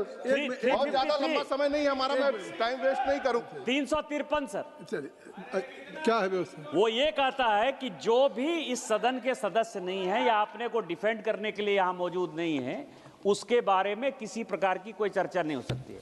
इसीलिए असम के मुख्यमंत्री के बारे में जितनी बातें कही हैं उसको एक्सपंज करिए सर। ये कृपया जो नियम 353 है सर, जो व्यक्ति सदन का सदस्य नहीं है, आप बैठ जाइए, जो स्टेटमेंट इंडिया के लोगों के सामने उसे झुटलाया नहीं जा सकता है। एक बात सुन लीजिए, आप यहाँ पे विजय जी एक बात सुन करके बात हम इस पे व्यवस्था दे दे, जो निशिकांत जी ने उठाया। सर, मैं अपनी बातों को समाप्त करूंगा। हम ठीक है, कृपया जिस व्यक्ति को, सर, आप लोग की बात को पूरी तरह से सुन रहा हूं, जिस व्यक्ति को सफाई देने का अवसर यहाँ नहीं है, उसका कृपया नाम या उसको लेकर मैंने नाम बिल्कुल नहीं लिया सर। अपनी चर्चा समाप्त करें। और लगातार इस देश की जो व्यवस्था खराब होती चली जा रही है, मैं यहाँ के सदन के नेता की ही बात करूंगा जो शायद डिफेंड कर सकते हैं, कि हमारे चौकीदार की तरफ से हमने सुना था कि हमारा क्या है, हम तो झोला उठा करके लेके चले जाएंगे। लेकिन अब मैं ये कह सकता हूं पूरे विश्वास के साथ कि उनके फकीरी के चक्कर में ये देश पूरा फकीर होने के राह पे चल पड़ा है। बहुत बहुत धन्यवाद। श्री बीरेन्द्र सिंह जी, श्री बीरेन्द्र सिंह जी। धन्यवाद अधिष्ठाता महोदय।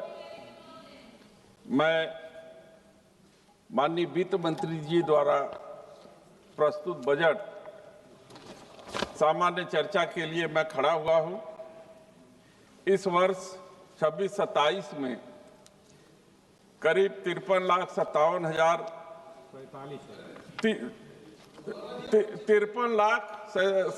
साढ़े 53 लाख के करीब हजार करोड़ के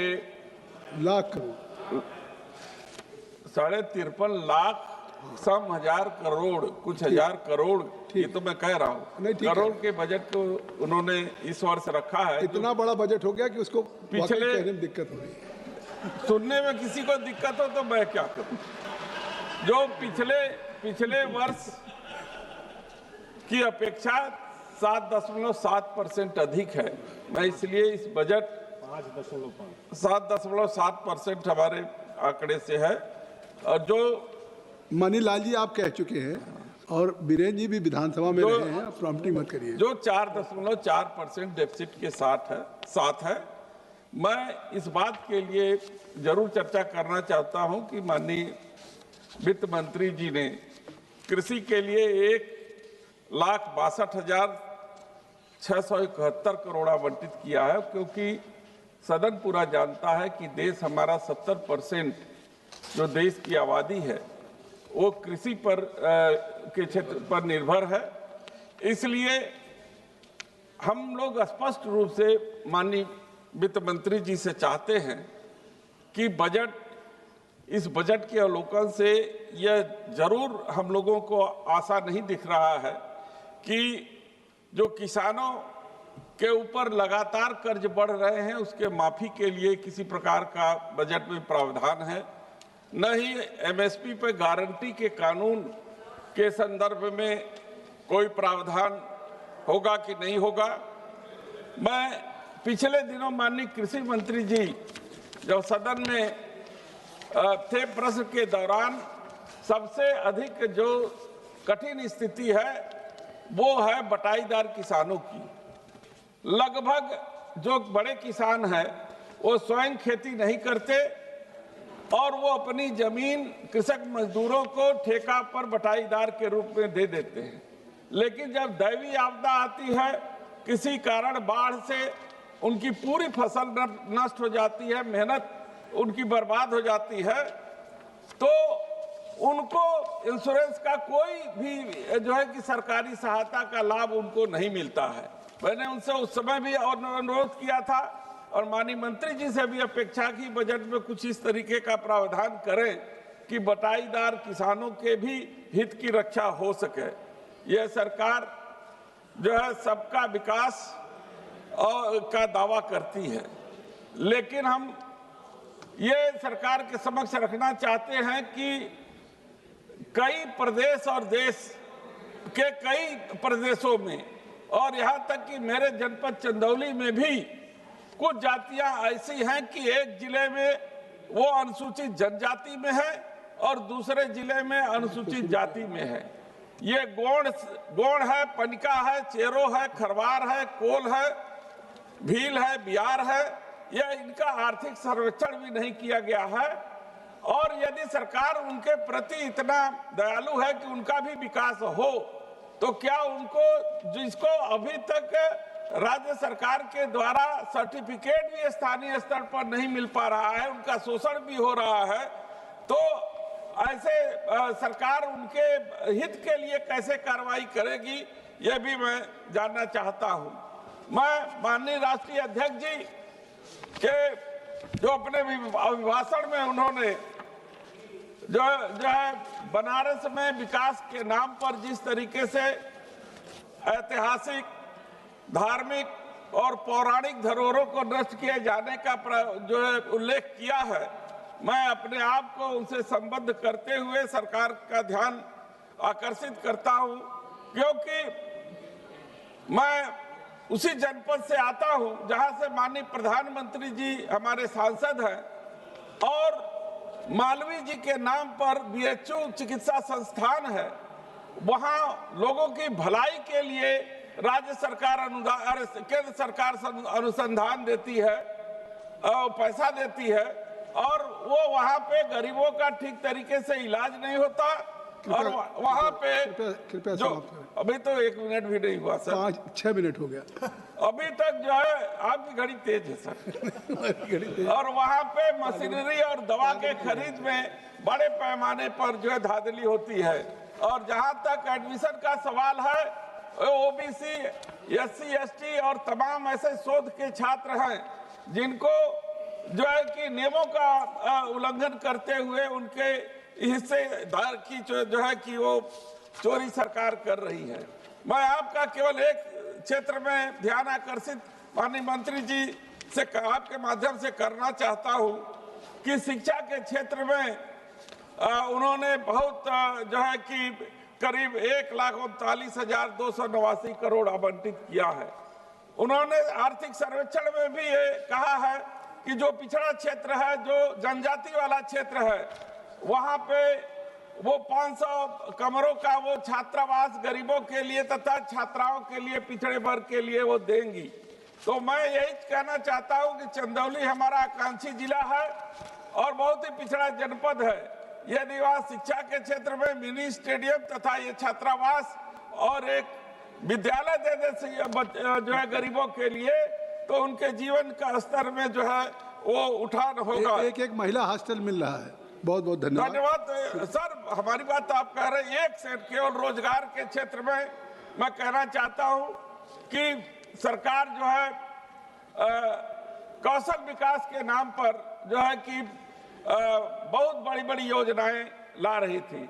पिछले बजट में कौशल विकास का जो जमीन पर जो उसका जो है कि कार्रवाई दिखाई दे रही, मात्र 6% जो हुई है। और सीएजी की रिपोर्ट है कि उसमें हजारों करोड़, 1 मिनट सर, हजारों करोड़ रुपए का जो है कि घोटाला हुआ है। और मैं चाहता हूं कि जो जीरो टॉलरेंस की को बढ़ावा देने की बात जो है कि वो कहती है कि हमारी सरकार चंदौली की जो मांग कर ली उसको डाइल्यूट मत करिए, समाप्त करिए। धन्यवाद सर। वो चंदौली से ही मंत्री जी थे जिन्होंने 8,000 करोड़ का घोटाला किया। आलोक कुमार सुमन जी, श्री आलोक कुमार सुमन, धन्यवाद सर। ये कार्रवाई का हिस्सा नहीं बनेगा। आलोक कुमार सुमन जी, श्री आलोक कुमार सुमन जी। धन्यवाद सभापति महोदय। मैं आपका आभार व्यक्त करता हूं कि आपने यूनियन बजट 2026-27 पर अपनी बात रखने का मौका दिया। सबसे पहले मैं अपने माननीय प्रधानमंत्री श्री नरेंद्र मोदी जी और माननीय मुख्यमंत्री श्री नीतीश कुमार जी का आभार व्यक्त करता हूं और विशेष रूप से मैं अपने माननीय वित्त मंत्री श्री सीतारमण जी का आभार व्यक्त करता हूं, जिन्होंने कर्तव्य की नई शपथ के साथ अत्यंत जटिल वैश्विक परिस्थितियों, अंतर्राष्ट्रीय भू राजनीतिक तनाव और घरेलू विकासात्मक आवश्यकताओं को ध्यान में रखते हुए 3 कर्तव्य यानी वृद्धि, आर्थिक वृद्धि को गति देना, लोगों की आकांक्षाओं को पूरा करना और सबका साथ सबका विकास के मध्य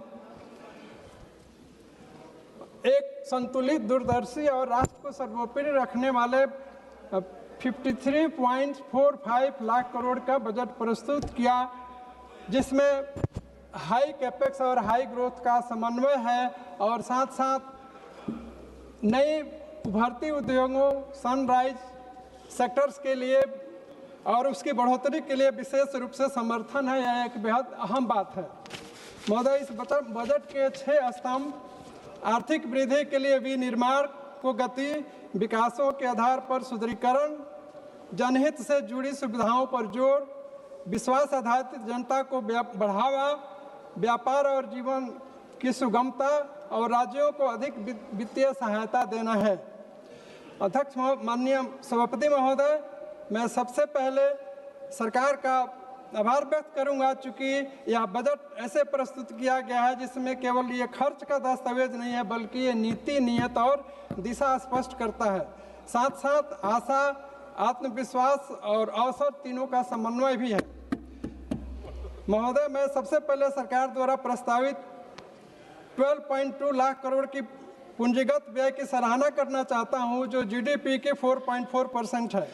यह प्रावधान परिवहन अवसंरचना, ऊर्जा क्षेत्र, डिजिटल कनेक्टिविटी और शहरी ग्रामीण ढांचे को सुदृढ़ करने में सहायक सिद्ध होगा। महोदय, सबसे महत्वपूर्ण बात यह है कि यह व्यय रोजगार को बढ़ावा देगा और अवसर को बदलेगा।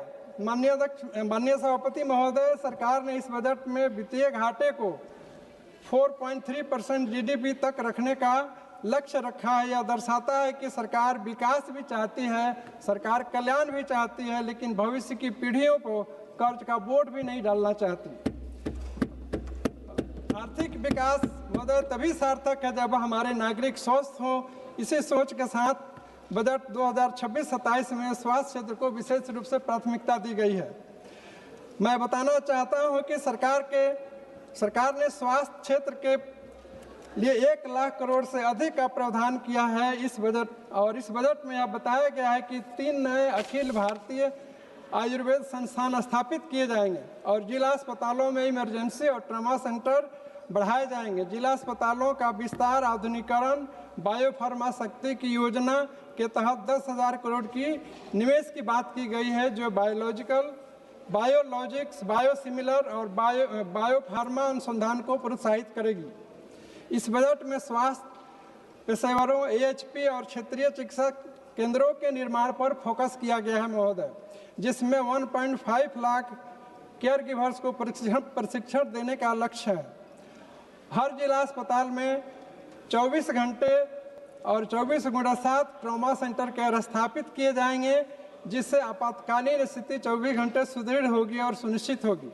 मधुमेह, कैंसर और दुर्लभ 17 बीमारियों की दवाइयों पर सीमा शुल्क में कमी से इलाज की लागत कम और सस्ती होगी। बजट में प्रधानमंत्री जन आरोग्य योजना के लिए 9,500 करोड़ रुपए और राष्ट्रीय स्वास्थ्य मिशन के लिए 39,390 करोड़ रुपए का आवंटन बढ़ाया गया है, जो प्राथमिक स्वास्थ्य सेवा, मातृ शिशु स्वास्थ्य और रोग नियंत्रण को मजबूत करेगा। महोदय, एमएसएमई सेक्टर भारत की अर्थव्यवस्था की रीढ़ है और सबसे अधिक रोजगार यहीं से आता है। बजट में छोटे और मध्यम उद्योगों के लिए 10,000 करोड़ रुपए आवंटित किए गए हैं। सरकार ने एमएसएमई को समर्थन देने के लिए आत्मनिर्भर भारत कोष में 4,000 करोड़ रुपए की अतिरिक्त राशि जोड़ने का प्रस्ताव रखा है। यह बजट वोकल फॉर लोकल को न केवल नारा बल्कि आर्थिक मॉडल के रूप में प्रस्तुत किया गया है। कृपया समाप्त करें। महोदय, मैं 2 मिनट।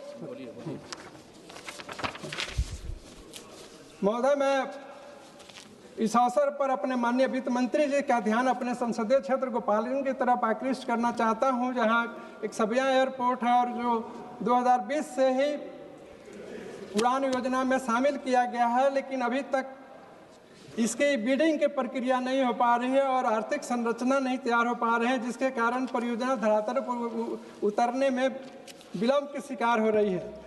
जबकि हमारी सरकार ने 149 हवाई अड्डे बना चुकी है। अतः महोदय,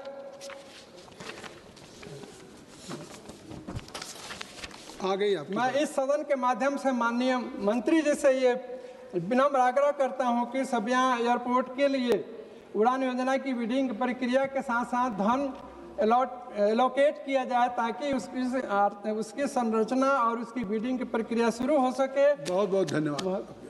श्री राजकुमार, धन्यवाद सभापति महोदय। श्री राजकुमार संगवान जी।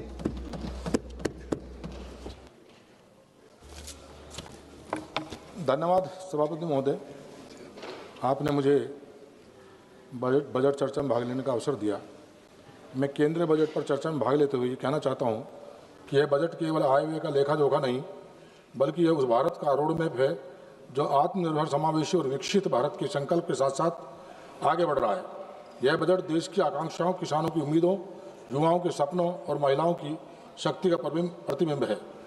कृषि भारत की अर्थव्यवस्था की रीढ़ है और ये संतोष का विषय है कि वर्ष 24-25 में देश में खाद्यान्न और बागवानी उत्पादन में ऐतिहासिक रिकॉर्ड बनाया है। यह बजट किसानों की आय बढ़ाने, लागत घटाने और जोखिम कम करने की स्पष्ट दिशा प्रस्तुत करता है। तिलहन और दलहन के लिए चलाए गए राष्ट्रीय अभियानों के सकारात्मक परिणाम सामने आए हैं। खाद्य तेल आयात पर निर्भरता कम करने की दिशा में यह बजट एक निर्णायक कदम है। श्री अन्न यानी मिलेट्स को वैश्विक पहचान देकर सरकार ने न केवल पोषण सुरक्षा सुनिश्चित की है, बल्कि छोटे और सीमांत किसानों के लिए आय के नए अवसर भी पैदा किए हैं। आज का किसान केवल फसल उत्पादक नहीं रहा, बल्कि वह पशुपालक, मत्स्य पालन और मधुमक्खी पालन से जुड़कर आय के विविध स्रोत अपना रहा है। वर्ष 24-25 में देश का मत्स्य उत्पादन लगभग 200 लाख टन तक पहुंचना इस बात का प्रमाण है कि ग्रामीण अर्थव्यवस्था मजबूत हो रही है। कृषि के आधुनिकीकरण के लिए इस बजट में इंफ्रास्ट्रक्चर पर विशेष जोर दिया गया है। एग्रीकल्चर इंफ्रास्ट्रक्चर फंड के माध्यम से 1.25 लाख करोड़ रुपए से अधिक का निजी निवेश आकर्षित होना यह दर्शाता है कि सरकार की नीतियों पर भरोसा बढ़ा है।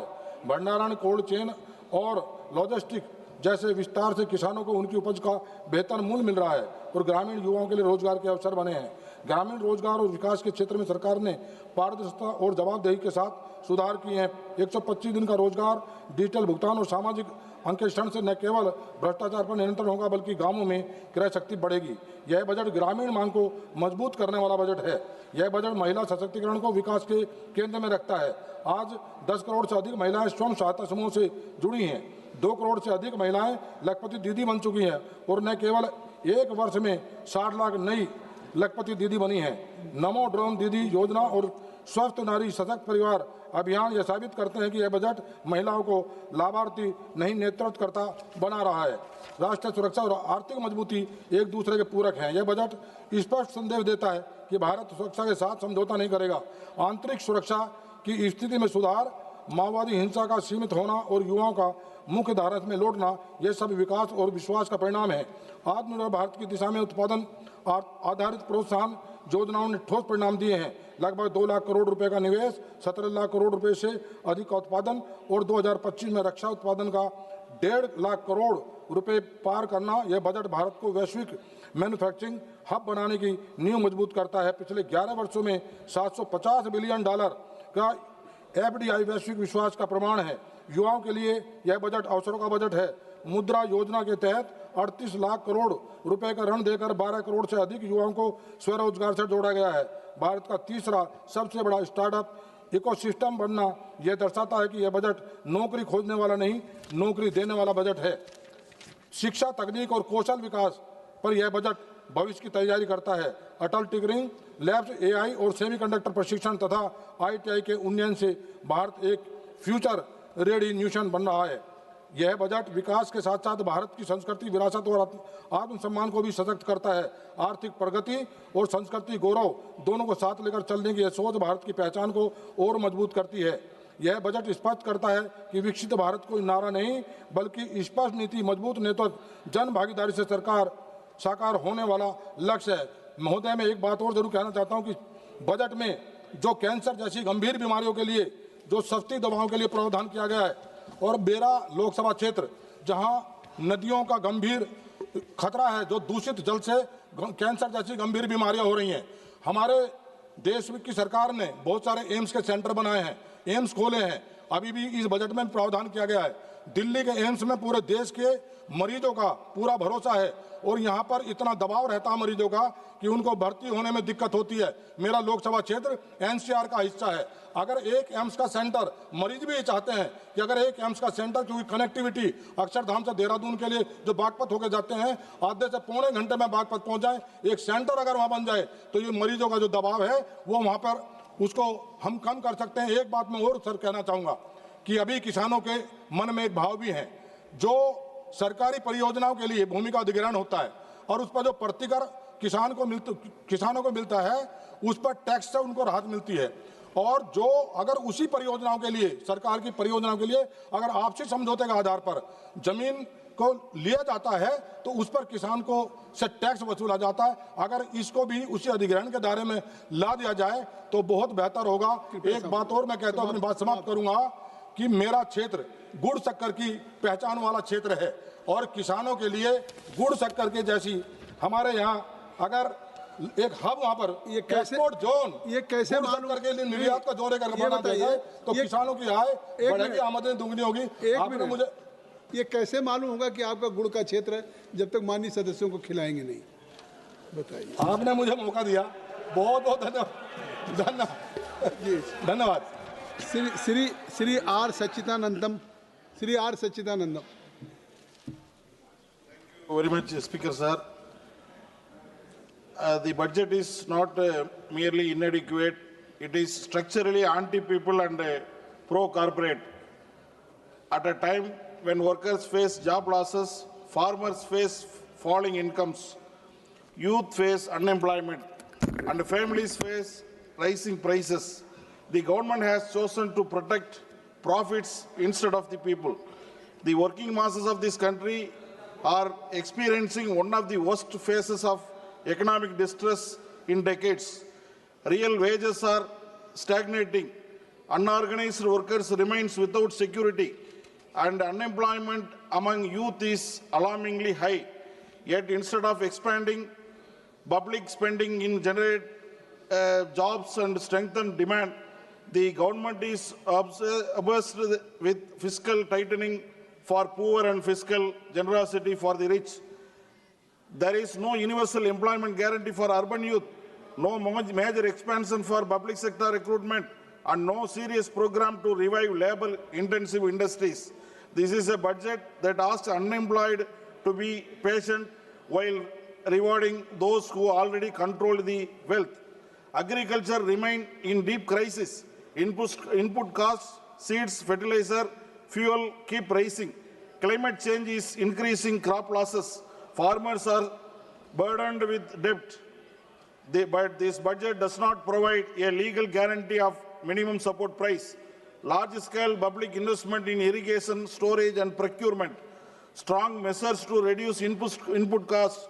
Instead, policies continues to open agriculture to corporate control while reducing the state's responsibility. Farmers are being pushed towards the market without protection, while big agribusiness is given policy support. This is not a reform. This is an abandonment. Public money for private profit.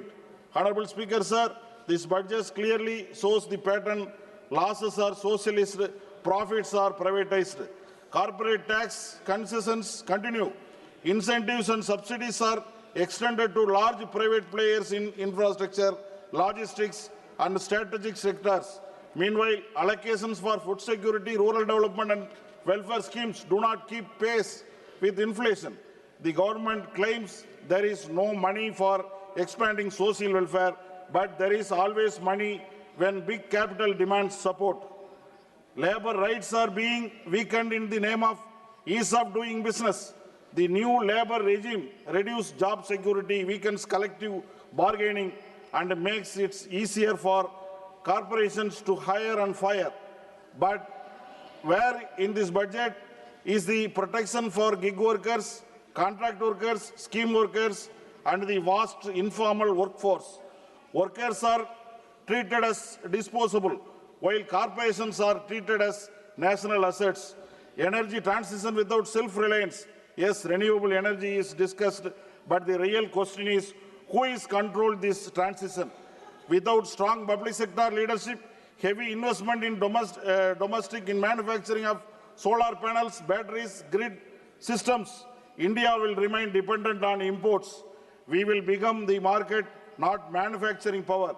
A genuine green transition must create jobs for Indian workers, not profits for foreign suppliers and private monopolies.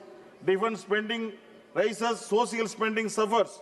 National security is important, but security is not only about weapons. It is also about food, health, education and unemployment. What kind of security do we build when government schools lack of teachers, public hospitals lack of staff and equipment, youth lack of jobs, farmers lack of income security? A hungry, unemployed population cannot be foundation of the strong nation. So, just 1 minute, I will conclude. Science and research. Honorable Speaker, sir, this budget had an opportunity to stand with workers, farmers, youth and the poor. It had the chance to expand public investment, generate employment and reduce inequality. Instead, it has chosen the path of corporate-driven growth, weakened labor rights and strengthening welfare.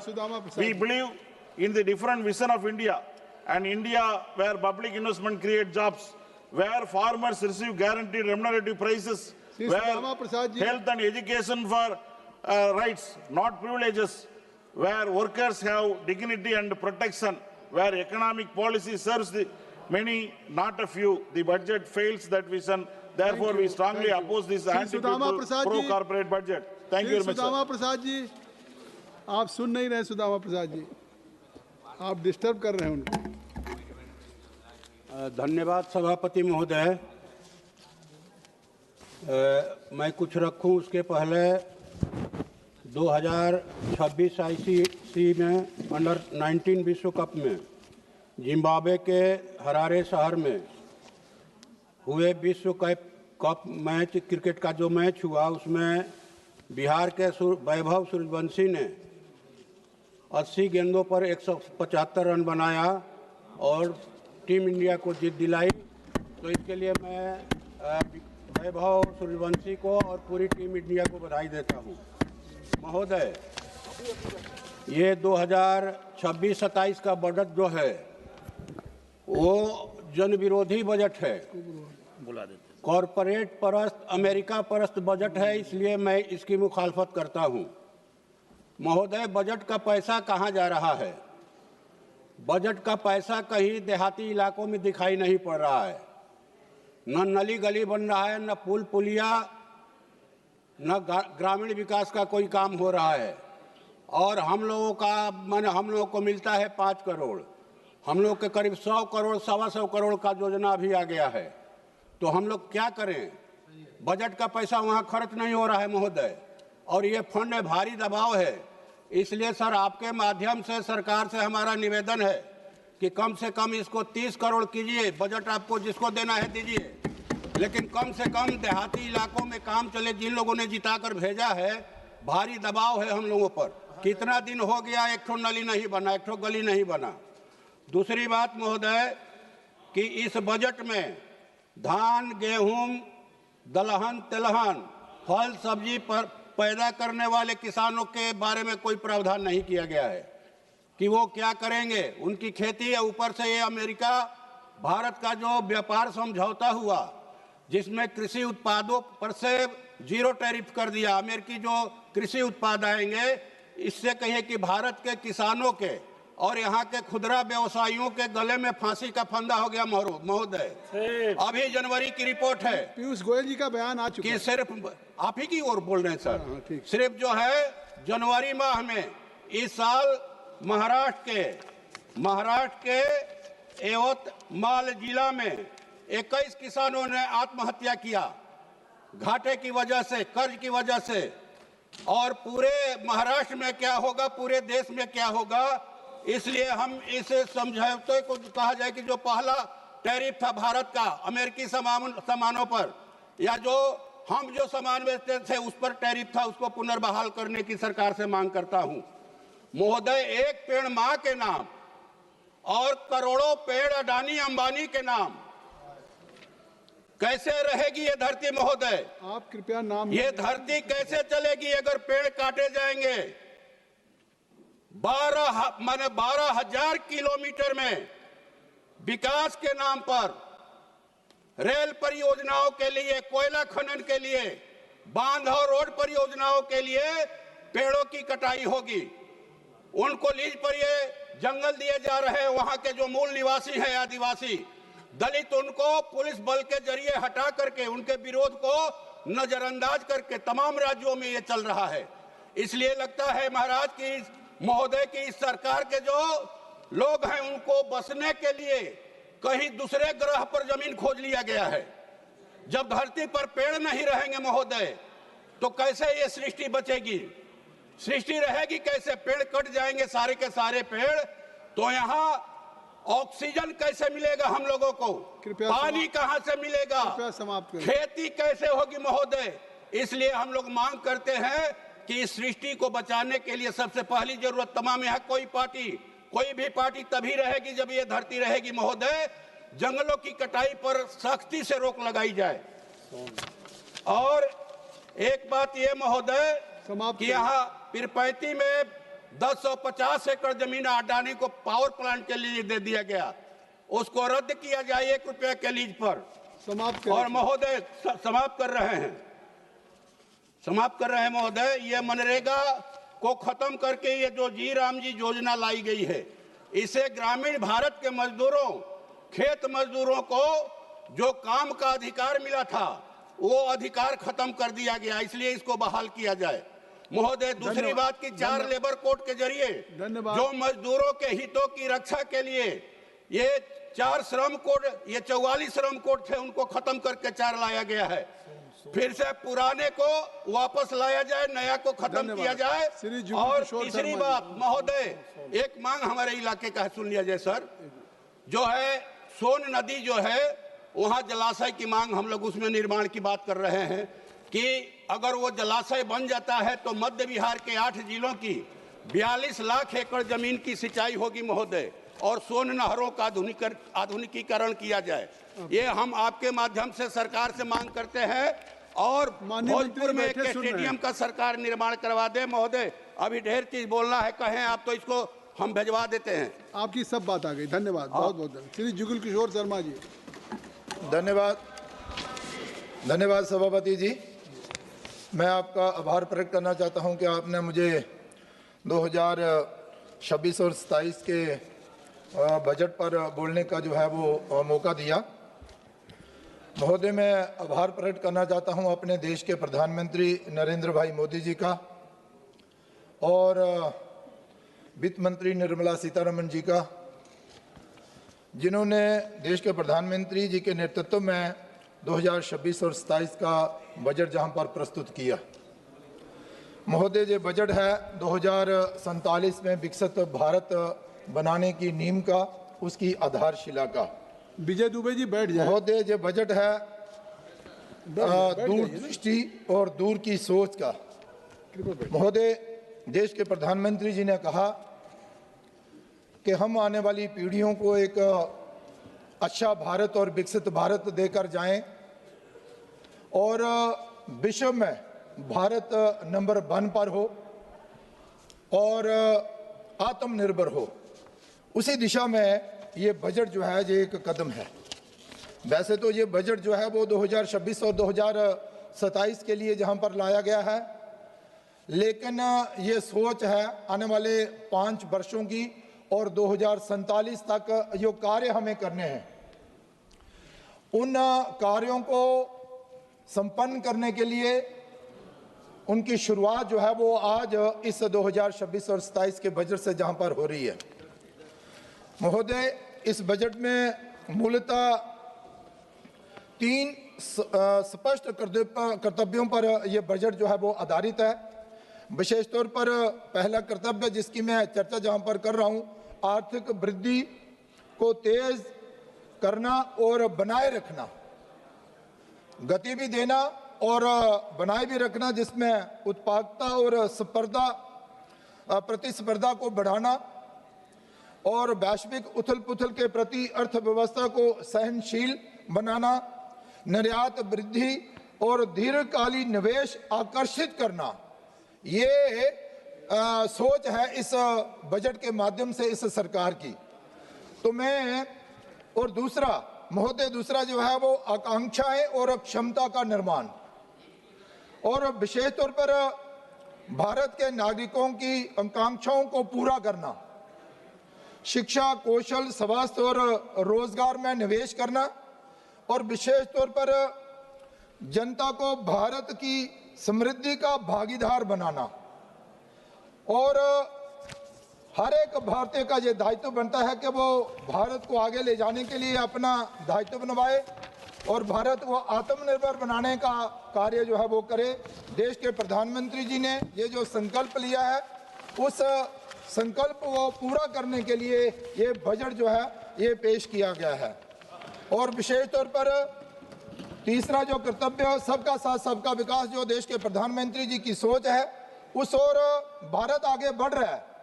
इसके साथ साथ ही समावेशी विकास सुनिश्चित करना, हर परिवार, क्षेत्र और समुदाय तक अवसर पहुंचाना, सामाजिक न्याय और क्षेत्रीय संतुलन पर जोर देना, इस बजट का जो है वो विशेष तौर पर ध्यान जो है वो केंद्रित जो है वो किया गया है। महोदय, मैं बताना चाहता हूं कि जहां पर ये जो टैक्सेस की जहां पर बात की गई है, अनुपालन का सरलीकरण करना, जो परेशानी लोगों को ना आए, इसलिए आयकर विवरणी ITR को सरल बनाने और छोटे करदाताओं के लिए नियमों में ढील देने का प्रस्ताव जो है वो इस बजट में जो है वो दिखाया गया है। और इसके साथ ही हम सब जानते ही हैं कि भाई 12 लाख तक की आय तक जो है वो टैक्स में छूट दी गई है। ये बहुत बड़ी राहत जो है वो देश के प्रधानमंत्री नरेंद्र भाई द्वारा जो है वो देश के नागरिकों की जो है वो दी गई है। महोदय, मैं कहना चाहता हूं, ऐसे तो बहुत से ऐसे क्षेत्र हैं जिन और बजट के द्वारा जो है वो ध्यान जो है वो आकर्षित किया गया है। परिवहन, रक्षा, ग्रामीण विकास, गृह कार्य, कृषि और संबंध कार्यालय, शिक्षा, ऊर्जा, स्वास्थ्य, शहरी विकास, IT और दूरसंचार, वाणिज्य और उद्योग, सामाजिक कल्याण, विज्ञान, वैज्ञानिक विभाग, कर प्रशासन, विदेश कार्य, वित्त, पूर्वोत्तर विकास के लिए यहाँ पर बहुत सारा जो प्रावधान जो है वो रखा गया है। लेकिन इसके साथ साथ ही मैं ये भी बताना चाहता हूं कि हेल्थ सेक्टर में भी बहुत बड़ी राहत देने की बात जो है वो इस बजट में जो है वो की गई है। महोदय, मैं कहना चाहता हूं कि शिक्षा क्षेत्र में भी, शिक्षा और कौशल क्षेत्र में बहुत बड़ा प्रावधान जो है वो इसमें रखा गया है, ताकि आने वाले दिनों में देश के नौजवान जो हैं वो अच्छा करें, अच्छा पढ़ा लिखें और कौशल युक्त हों और आत्मनिर्भर बनाने में आत्मनिर्भरता की ओर आगे जो है बढ़े। महोदय, मैं कहना चाहता हूं कि जी राम जी विधेयक जहां पर लाकर सरकार ने एक बहुत बड़ी राहत ग्रामीण क्षेत्र के लोगों को दी है और आने वाले दिनों में जो कमियां मनरेगा में थी उन कमियों को दूर करके, उस भ्रष्टाचार को दूर करके, वो अनियमितताएं जो थी उनको भी दूर करके ये जी राम जी जो लाया गया है, इससे बहुत बड़ी राहत जो है वो लोगों को जो है वो मिलने वाली है। मैं कहना चाहता हूं कि देश के प्रधानमंत्री जी ने जो 6,000 किसान सम्मान निधि के द्वारा लोगों को, किसानों को देने का जो निर्णय लिया था वो सबसे अच्छा और बहुत ही अच्छा निर्णय था, ताकि इससे किसान जो है, महोदय थोड़ा सा समय दे दीजिए, मैं जल्दी कंक्लूड जो है वो करने का प्रयास जो है वो करता हूँ। महोदय, मैं बताना चाहता हूँ कि यहाँ पर हमारी जो अर्थव्यवस्था लुढ़कने की तरफ जो है वो जा रही थी, अब जाकर अर्थव्यवस्था जो है वो तेजी के साथ जो है वो आगे बढ़ रही है। प्रधानमंत्री नरेंद्र भाई मोदी जी द्वारा वित्तीय अनुशासन और उनके द्वारा पेश किए जा रहे दीर्घकालीन जो असर है वो दिखने लगे हैं और बजट के कारण भारत की अर्थव्यवस्था दुनिया की सबसे तेज बढ़ने वाली अर्थव्यवस्था जो है वो बनती जा रही है और बनने भी वाली है। महोदय, भारत की अर्थव्यवस्था विश्व की चौथी अर्थव्यवस्था जो है लगभग बन ही गई है। इसके अलावा भी बहुत सारी योजनाएं जो चलाई गई हैं उन पर भी जहां पर जो है वो सारे कार्य, मैं आपका आभार प्रकट करना चाहता हूं कि आपने मुझे इतना ही समय दिया। लेकिन महोदय, कहने के लिए बहुत कुछ था, लेकिन मैं आपका आभार प्रकट करना चाहता हूं कि आपने बहुत अच्छा किया। और विशेष तौर पर जम्मू कश्मीर की अगर बात करूं तो जम्मू कश्मीर के लिए भी इस बजट में 2000 करोड़ जो रुपया है, 2000 लाख करोड़ रुपया जो है वो ज्यादा जम्मू कश्मीर को भी जो है इस बजट में दिया है। इन्हीं शब्दों के साथ मैं आपका आभार प्रकट करता हूं। धन्यवाद करता हूं। धन्यवाद। श्री हनुमान बेनीवाल जी। सर कम बुलवाना आज इनको, आपको ही बुलवाना। सभापति महोदय, सबसे पहले तो मैं आपको धन्यवाद दूंगा कि आज आपने जो सुचारू रूप से चर्चा चालू हुई है उसकी, और दोनों पक्षों को धन्यवाद की चाहिए। अगर 5-7 दिन पहले हो जाता तो कम से कम समय तो खराब नहीं होता हमारा और देश का, कुछ बोल लेते राष्ट्रपति अभिभाषण पे भी। सभापति महोदय, जो आम बजट आया केंद्र सरकार का, इसके अंदर गरीब, किसान, मजदूर, युवा और मध्यम वर्ग, बजट जब आता तो उम्मीद रखता देश का प्रत्येक वर्ग कि अब बजट आएगा, कुछ विशेष रूप से हमें सौगात मिलेगी। लेकिन दुर्भाग्य से कोई वर्ग इस बजट से ज़्यादा खुश नहीं है। सबका साथ सबका विकास का नारा देती है सरकार, कुछ गिने चुने कॉर्पोरेट घरानों का बजट बनकर रह गया। पूर्व वक्ताओं ने भी लंबी चौड़ी बात यहाँ पे कही। सभापति महोदय, हमारे देश में आयकर, अधिभार, उपकार, GST से विभिन्न प्रकार के करों के कारण मध्यम वर्ग, वेतनभोगी, कर्मचारी, पेशेवर वर्ग आर्थिक रूप से शोषित महसूस कर रहे हैं। और जो बहुस्तरीय कर का ढांचा है उससे नागरिकों को वास्तविक आय और बचत को गंभीर रूप से प्रभावित कर रहा है। बावजूद इसके बजट में सरकार ने उच्च और बहु कराधान की प्रणाली में सुधार करने कोई ठोस रोड में तैयार नहीं किया। सभापति महोदय, अमीर गरीब की खाई बढ़ाने वाला बजट है। आपने स्वास्थ्य बीमा और व्यक्तिगत जीवन बीमा पर जीएसटी शून्य कर दी, मगर राजस्थान सहित कई राज्यों में बीमा कंपनियों ने ऐसे बीमा बेस प्रीमियम बढ़ाकर सरकार को चुनौती दी, मगर सरकार इस बात को स्वीकार करने से इनकार करी है। इसलिए राहत के नाम पर दिखावा करने में सरकार को ज़्यादा भरोसा है। मतलब जिस राजस्थान प्रांत से आता हूँ, लगातार एनडीए को 25-25 सीट, अब की बार भी 14-15 सीट आपको दी। इस बजट के अंदर राजस्थान का जिक्र तक नहीं किया। हमने बहुत बड़ी मांगे राजस्थान के अंदर करी थी, और जहाँ जहाँ चुनाव होते हैं उस स्टेट को आप मदद करते हो उस साल, ये सही है जो भी आप करते हो, लेकिन राजस्थान जैसे प्रांत का नाम आपको लेना चाहिए। भारतीय जनता पार्टी राजस्थान से मजबूत हुई थी। तो मेरा ये आग्रह है कि जब बजट पे जवाब दे वित्त मंत्री जी दोबारा, जब उसके अंदर हो तो राजस्थान का जिक्र जरूर करें, क्योंकि राजस्थान का नौजवान, किसान, प्रत्येक वर्ग इससे नाराज है कि आपने राजस्थान का जिक्र नहीं किया। विशेष राज्य का दर्जा छोड़ो, नाम तो ले लेते राजस्थान का, ये राजस्थान के लोग चाह रहे थे। सवाल मोदी, महंगाई और मध्यम वर्ग की अनदेखी, इसके अंदर जिस तरह सोना, चांदी, पेट्रोल, डीजल, रसोई गैस और खाद्य पदार्थ और दवाइयों के दाम लगातार बढ़ रहे हैं। उम्मीद थी कि महंगाई को आप कंट्रोल करने के लिए कोई प्रणाली लाएंगे। महंगाई से राहत देने कोई ठोस प्रावधान आपने नहीं किया। समझ मोदी, किसान और ग्रामीण भारत के साथ अन्याय, किसान देश की रीढ़ है। आपने जब किसान आंदोलन हुआ तब एक कमिटमेंट किया था कि एमएसपी और आय दुगनी, ये बात आपने करी थी। मेरा एक सवाल भी आज लगा हुआ था, गोलमोल जवाब दिया। दुर्भाग्य इस बात का है कि जिन किसानों जवानों ने आपकी सरकार बनाई, अगर हर बजट के अंदर उनको निराशा हाथ लगेगी तो किस तरफ जाएगा जवान किसान? देश के अंदर अलग ही रूप से लोग सोचने लगे। मेरा आग्रह है जब बजट के अंदर आप जवाब दें। खाद बीज महंगे हो रहे हैं, लाठीचार्ज हो रहे हैं यूरिया और डीएपी के लिए। सोच मोदे, युवाओं के साथ आपने कोई रोजगार के ठोस साधन सर्जित करने की बात करी, नहीं हो रहे हैं। मैं एक न्यूज़ चैनल के अंदर देख रहा था कि प्रधानमंत्री कौशल का जो पैसा जा रहा है, वहाँ प्रधानमंत्री कौशल के जो केंद्र बने वो कुछ नहीं है। अधिकारी कह रहे कौशल केंद्र चल रहा है, कुछ भी नहीं है। कहीं तो लोगों ने अपना घर बना रखा, कहीं दूसरा कोई गौशाला बना रखी, कहीं बकरी पालन हो रहा है। ये प्रधानमंत्री कौशल योजना है, वैसे चल रही भ्रष्टाचार। और यहाँ से ये हमारे मंत्री जी बैठे, मंत्री जी आप जान दें, एक टीम भेजें राजस्थान के अंदर, जहाँ जहाँ गड़बड़ी हो रही है उन लोगों को गिरफ्तार करें, सीबीआई जांच कराएं। एक मैसेज आपको देना चाहिए, आपको अधिकारी सही बात नहीं बताते, ये बहुत बड़ा दुर्भाग्य है साहब। ये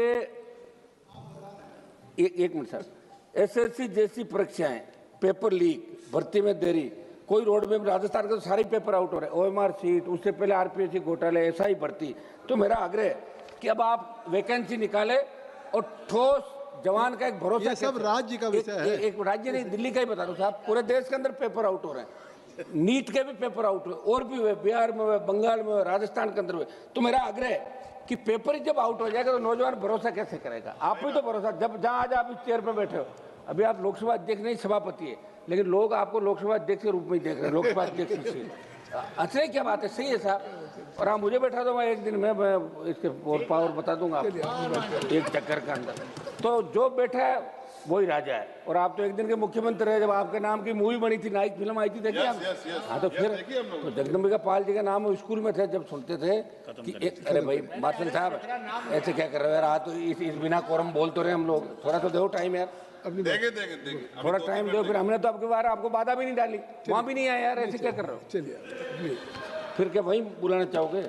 शिक्षा स्वास्थ्य केवल घोषणाएं, शिक्षा और स्वास्थ्य के अंदर आप देखिए अस्पतालों के अंदर डॉक्टर नहीं है। और हमारे केंद्रीय जो केंद्र से संचालित विद्यालय हो रहे हैं स्टेट के अंदर, तो वहाँ स्टाफ कैसे लगे ये आपको ध्यान देने की आवश्यकता। मैं जल्दी जल्दी कर रहा हूँ सर। CSR की राशि के व्यय के लिए ठोस CSR, जहाँ से आप बाड़मेर, जैसलमेर, जालौर, जोधपुर से देश के तमाम जगह जहाँ माइनिंग हो रही है, दूसरा काम हो रहा है, वहाँ संबंधित MP को कोई नहीं पूछता। निशिकांत जी दुबे को पूछ सकते हैं, हमें नहीं पूछते, क्योंकि ये कागज के अंदर निकाल लेते हैं। अब हमें पढ़ने का समय थोड़ी है, ये पढ़ पढ़ के इतना करके लाते हैं कि हर लोग जवाब देते हैं हमारे को कि साहब निशिकांत जी के वहाँ तो काम हो रहा है। अरे भाई हमारे भी करो, निशिकांत जी काम थोड़ी चलेगा। मेरा आग्रह है तो आप भी एक मिनट, आप भी निशिकांत जी के साथ आ जाइए, आप निशिकांत जी के साथ आ जाइए। सर निष्पक्ष रहिए, सर निष्पक्ष रहिए। एक सर मेरा आग्रह है, नहीं मैं फिर आ जाऊंगा तो आपको दिक्कत होगी। मैं तो चाहता हूँ आप भाषण देने के बजाय मंत्री बनो, भाषण ही देते रह जाओ पूरे जीवन। हम आगे लाना चाहते हैं, जितनी तैयारी के साथ जितना भाषण दोगे उतना ही मंत्री बनने में नंबर लेट आएगा आपका। सभापति महोदय कृपया एक मिनट साहब सुनो कुछ जल्दी ओपीएस बहाली की मैं मांग कर रहा हूँ सभापति महोदय। एनपीएस महोदय, एनपीएस को सरकार सुधार बता रही, लेकिन सच्चाई है कि इसने कर्मचारियों की रिटायरमेंट सुरक्षा को जुए में डाल दिया। जहां पुरानी पेंशन स्कीम ओपीएस में सम्मानजनक और निश्चित जीवन था, वही एनपीएस में बुढ़ापे को बाजार के विरोध छोड़ दिया। सरकार विकास की बात करती है। एक मिनट साहब समाप्त तो करने दे, कुछ सुझाव है हमारे। मेरी मांग है कि पैरामिलिट्री तमाम केंद्रीय कार्मिकों के लिए ओपीएस बहाल की जाए, क्योंकि ओपीएस में भरोसा था, इस तरह से सम्मान था। मैं कुछ सुझाव दे दूं, आप कहे तो बताओ। सुझाव दे। अब साहब ऐसा है कि कम से कम ऐसे लोगों को जो सही तरीके से हाउस के अंदर एक लोकतांत्रिक व्यवस्था का पालन करते हैं।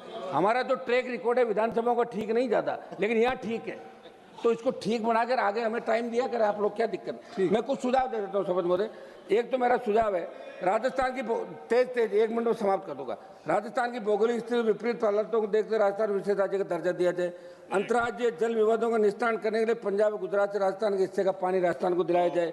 नागौर, डीडवाना, कुचामन, बीकानेर, बाड़मेर, जैसलमेर, ये फलौदी से पश्चिम राजस्थान पेयजल व सिंचाई हेतु चिनाब के जल को ईआरसीपी की तर्ज पे WRCP बना के विशेष बजट आवंटित किया जाए। सब मैं समाप्त कर रहा हूँ आधा मिनट में। मेरे संसद से नागौर के डीडवाना, कुचामन जिले के मकराना में मार्बल की अंतर्राष्ट्रीय मंडी स्थापित की जाए। हवाई पट्टी नागौर का विस्तार किया जाए। सर, विश्वविख्यात पान मेथी सहित राजस्थान के 40 से अधिक उत्पादों को जीआई टैग दिया जाए। मेरे संसद से नागौर के केंद्रीय कृषि विद्यालय की स्थापना। आधा मिनट में समाप्त कर रहा हूँ सर, आप बैठे हो, ये आधा मिनट मुझे दो। मेरे संसद से नागौर के डीडवाना, कुचामन जिले कुचामन में सेंट्रल स्पोर्ट्स यूनिवर्सिटी स्वीकृत की जाए। सर, खियोसर, पर्वत सर और मेरे क्षेत्र की 3 केंद्र, मैं समाप्त कर रहा हूँ। 3 केंद्र 20 सेकंड दो सर, अभी चल रहा है आपके बैठे हुए अब्दुल लतीफ साहब, आधा मिनट। मैं नागौर जिले के डेगाना क्षेत्र में टंगस्टन में लिथियम के खनन है, तो आप काम करें। एक सर, सांसदों का बजट आप बढ़ा के 25 करोड़, नरेगा का चेयरमैन सांसद को बढ़ाओ और सांसदों को कुछ अधिकार दो। जिस तरह विधानसभा अरावली के अंदर जो रोक लगी, सरकार इसके अंदर अरावली पे रोक। अब्दुल लतीफ साहब, ये मेरा प्रमुख। इसके बाद मल्लू रवि जी के बाद आप मल्लू रवि के बाद सर, उम्मीद है कि आप मुझे नहीं मौका देंगे। आप बैठ जाइए, तो अभी बैठ जाइए। Speaker sir, thank you very much for giving me chance to speak on the budget. Sir, this budget is meant to serve as a roadmap that reflects the aspirations and needs of the country. The question before us is whether this budget truly reflects that responsibility. The answer is evident and requires little elaboration. The budget has been a disappointment for the common citizen. It conveys a clear message that Delhi dur hai. There appears to be a lack of sensitivity towards the difficulties faced by the people, and the budget reflects that growing disconnect between the government and the lived realities of the citizen. Sir, this budget doesn't meet the requirements of the unemployed youth. The budget is increasing the capital corporations only, not the mass employment. Number 2, sir, unemployed about the agriculture. In the agriculture also they have not attended the MSP, which will give more production of the food grain. That is also not attended. Food security also they have not attended, sir. Next, employment, unemployment, again, women, sir. The struggle of the poor and the informed workers are compounded by weakening social safety nets. Over recent years, public investment in food security has declined significantly. Allocations under the National Food Security Act, including key programs such as Integrated Child Development Services, PM Portion, and maternity entitlements have been reduced by nearly 50%. This reduction has weakened India's nutrition safety net at a time when it is most needed, sir. Then, since 2014, 5 minutes, sir. 5 minutes already you have taken. 2014, the rupee has depreciated over 50%, touching Rs 90.12 for USD by January 2026, and was among the worst performing Asian currencies in 2025. Sir, This weekend nearly 92% USD. This shows how the economy of India is weakening in the world economy. Sir, one more. When it comes to Telangana, sir, I come from Telangana, Nagar Kannur, 2 minutes. Telangana's proposal for other major infrastructure heavy projects such as Hyderabad Metro Rail Phase 2, Regional Ring Road and Musi River Development Project, and then Palamuru Rangareddy Irrigation Project. All these projects are neglected in the budget, sir, in spite of the repeated representation given by the Chief Minister and members of Parliament from Telangana. Your point is well taken. Overall, this budget represents a clear shift away from the needs and farmers, workers, students, patients and states, and instead prioritizes capital markets and balance sheet presentation over constitutional obligations. Thank you. And Abdul Aziz साहब. Thank you very much, sir. Thank you sir, आपका बहुत बहुत शुक्रिया। मैं अपनी constituency की demands madam finance minister को पहले ही दे चुका हूं और उम्मीद है कि वो उनका ख्याल रखेंगी। और राज्य मंत्री जी बैठे हैं, वो भी शुक्रिया, वो भी सुनिए। मैं नोट कर रहे हैं। Thank you sir. तो मेरी इससे पहले मैं अपनी बात कहूं, मैं अपने जो let us admire those people who really fight for their conviction and commitment, जो अपने राज्यसभा के सदानंद मास्टर जी हैं, इतनी कष्ट उठाने के बाद राज्यसभा पहुंचे, जो उन्होंने स्पीच दी मैंने वो सारी टीवी पे देखी।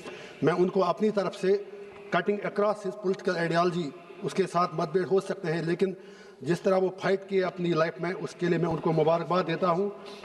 तो उसके बाद जो जम्मू कश्मीर की क्रिकेट टीम रांची ट्रॉफी में पहली बार सेमीफाइनल में पहुंची, उनको भी मैं मुबारकबाद दे सकता हूं। जेल में हूं, वहां जा नहीं सकता। उसके बाद मैं बीजेपी और कांग्रेस दोनों से एक हैंड फोल्ड रिक्वेस्ट करना चाहता हूं। 140 करोड़ लोग, हर कोई आप में से कहता है कि 140 करोड़ लोग जानना चाहते हैं आपने 6 दिन इस हाउस को हॉस्टेज क्यों रखा। ये आपकी जागीर नहीं है, ना इनकी ना आपकी। आपको किसने अधिकार दिया? यहाँ मेरे जैसे एमपी भी हैं जो 1.5 लाख रुपया मेरे नाम पर रोज चढ़ता है पार्लियामेंट आने के लिए, और यहाँ आपका चेहरा देखकर हम सिर्फ शोरगुल और इस वक्त कहीं नहीं है। हैविंग सेड दैट, मैं आपसे यही गुजारिश करूँगा, ये बुरा हुआ कि लीडर ऑफ अपोजिशन को बोलने नहीं दिया गया और प्राइम मिनिस्टर साहब भी नहीं बोले।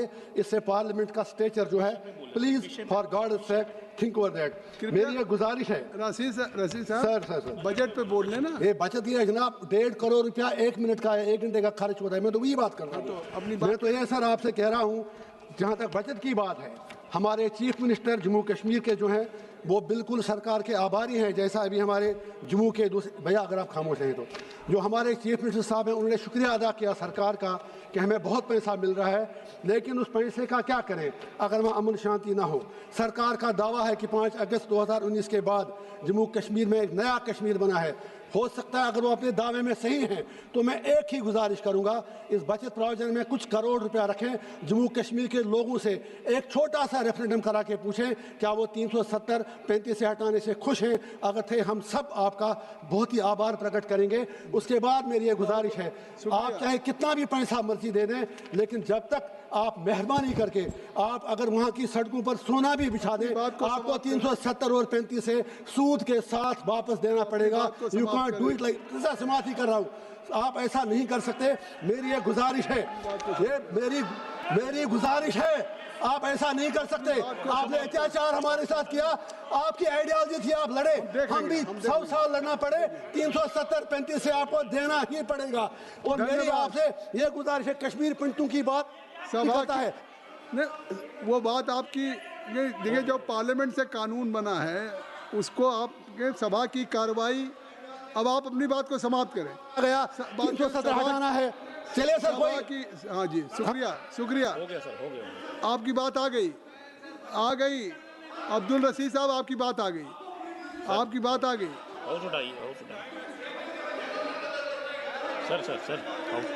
सर नहीं देना, स्पीकर साहब ने। सभा की कार्रवाई कल बुधवार दिनांक 11 फरवरी 2026 को प्रातः 11 बजे तक के लिए स्थगित की जाती है।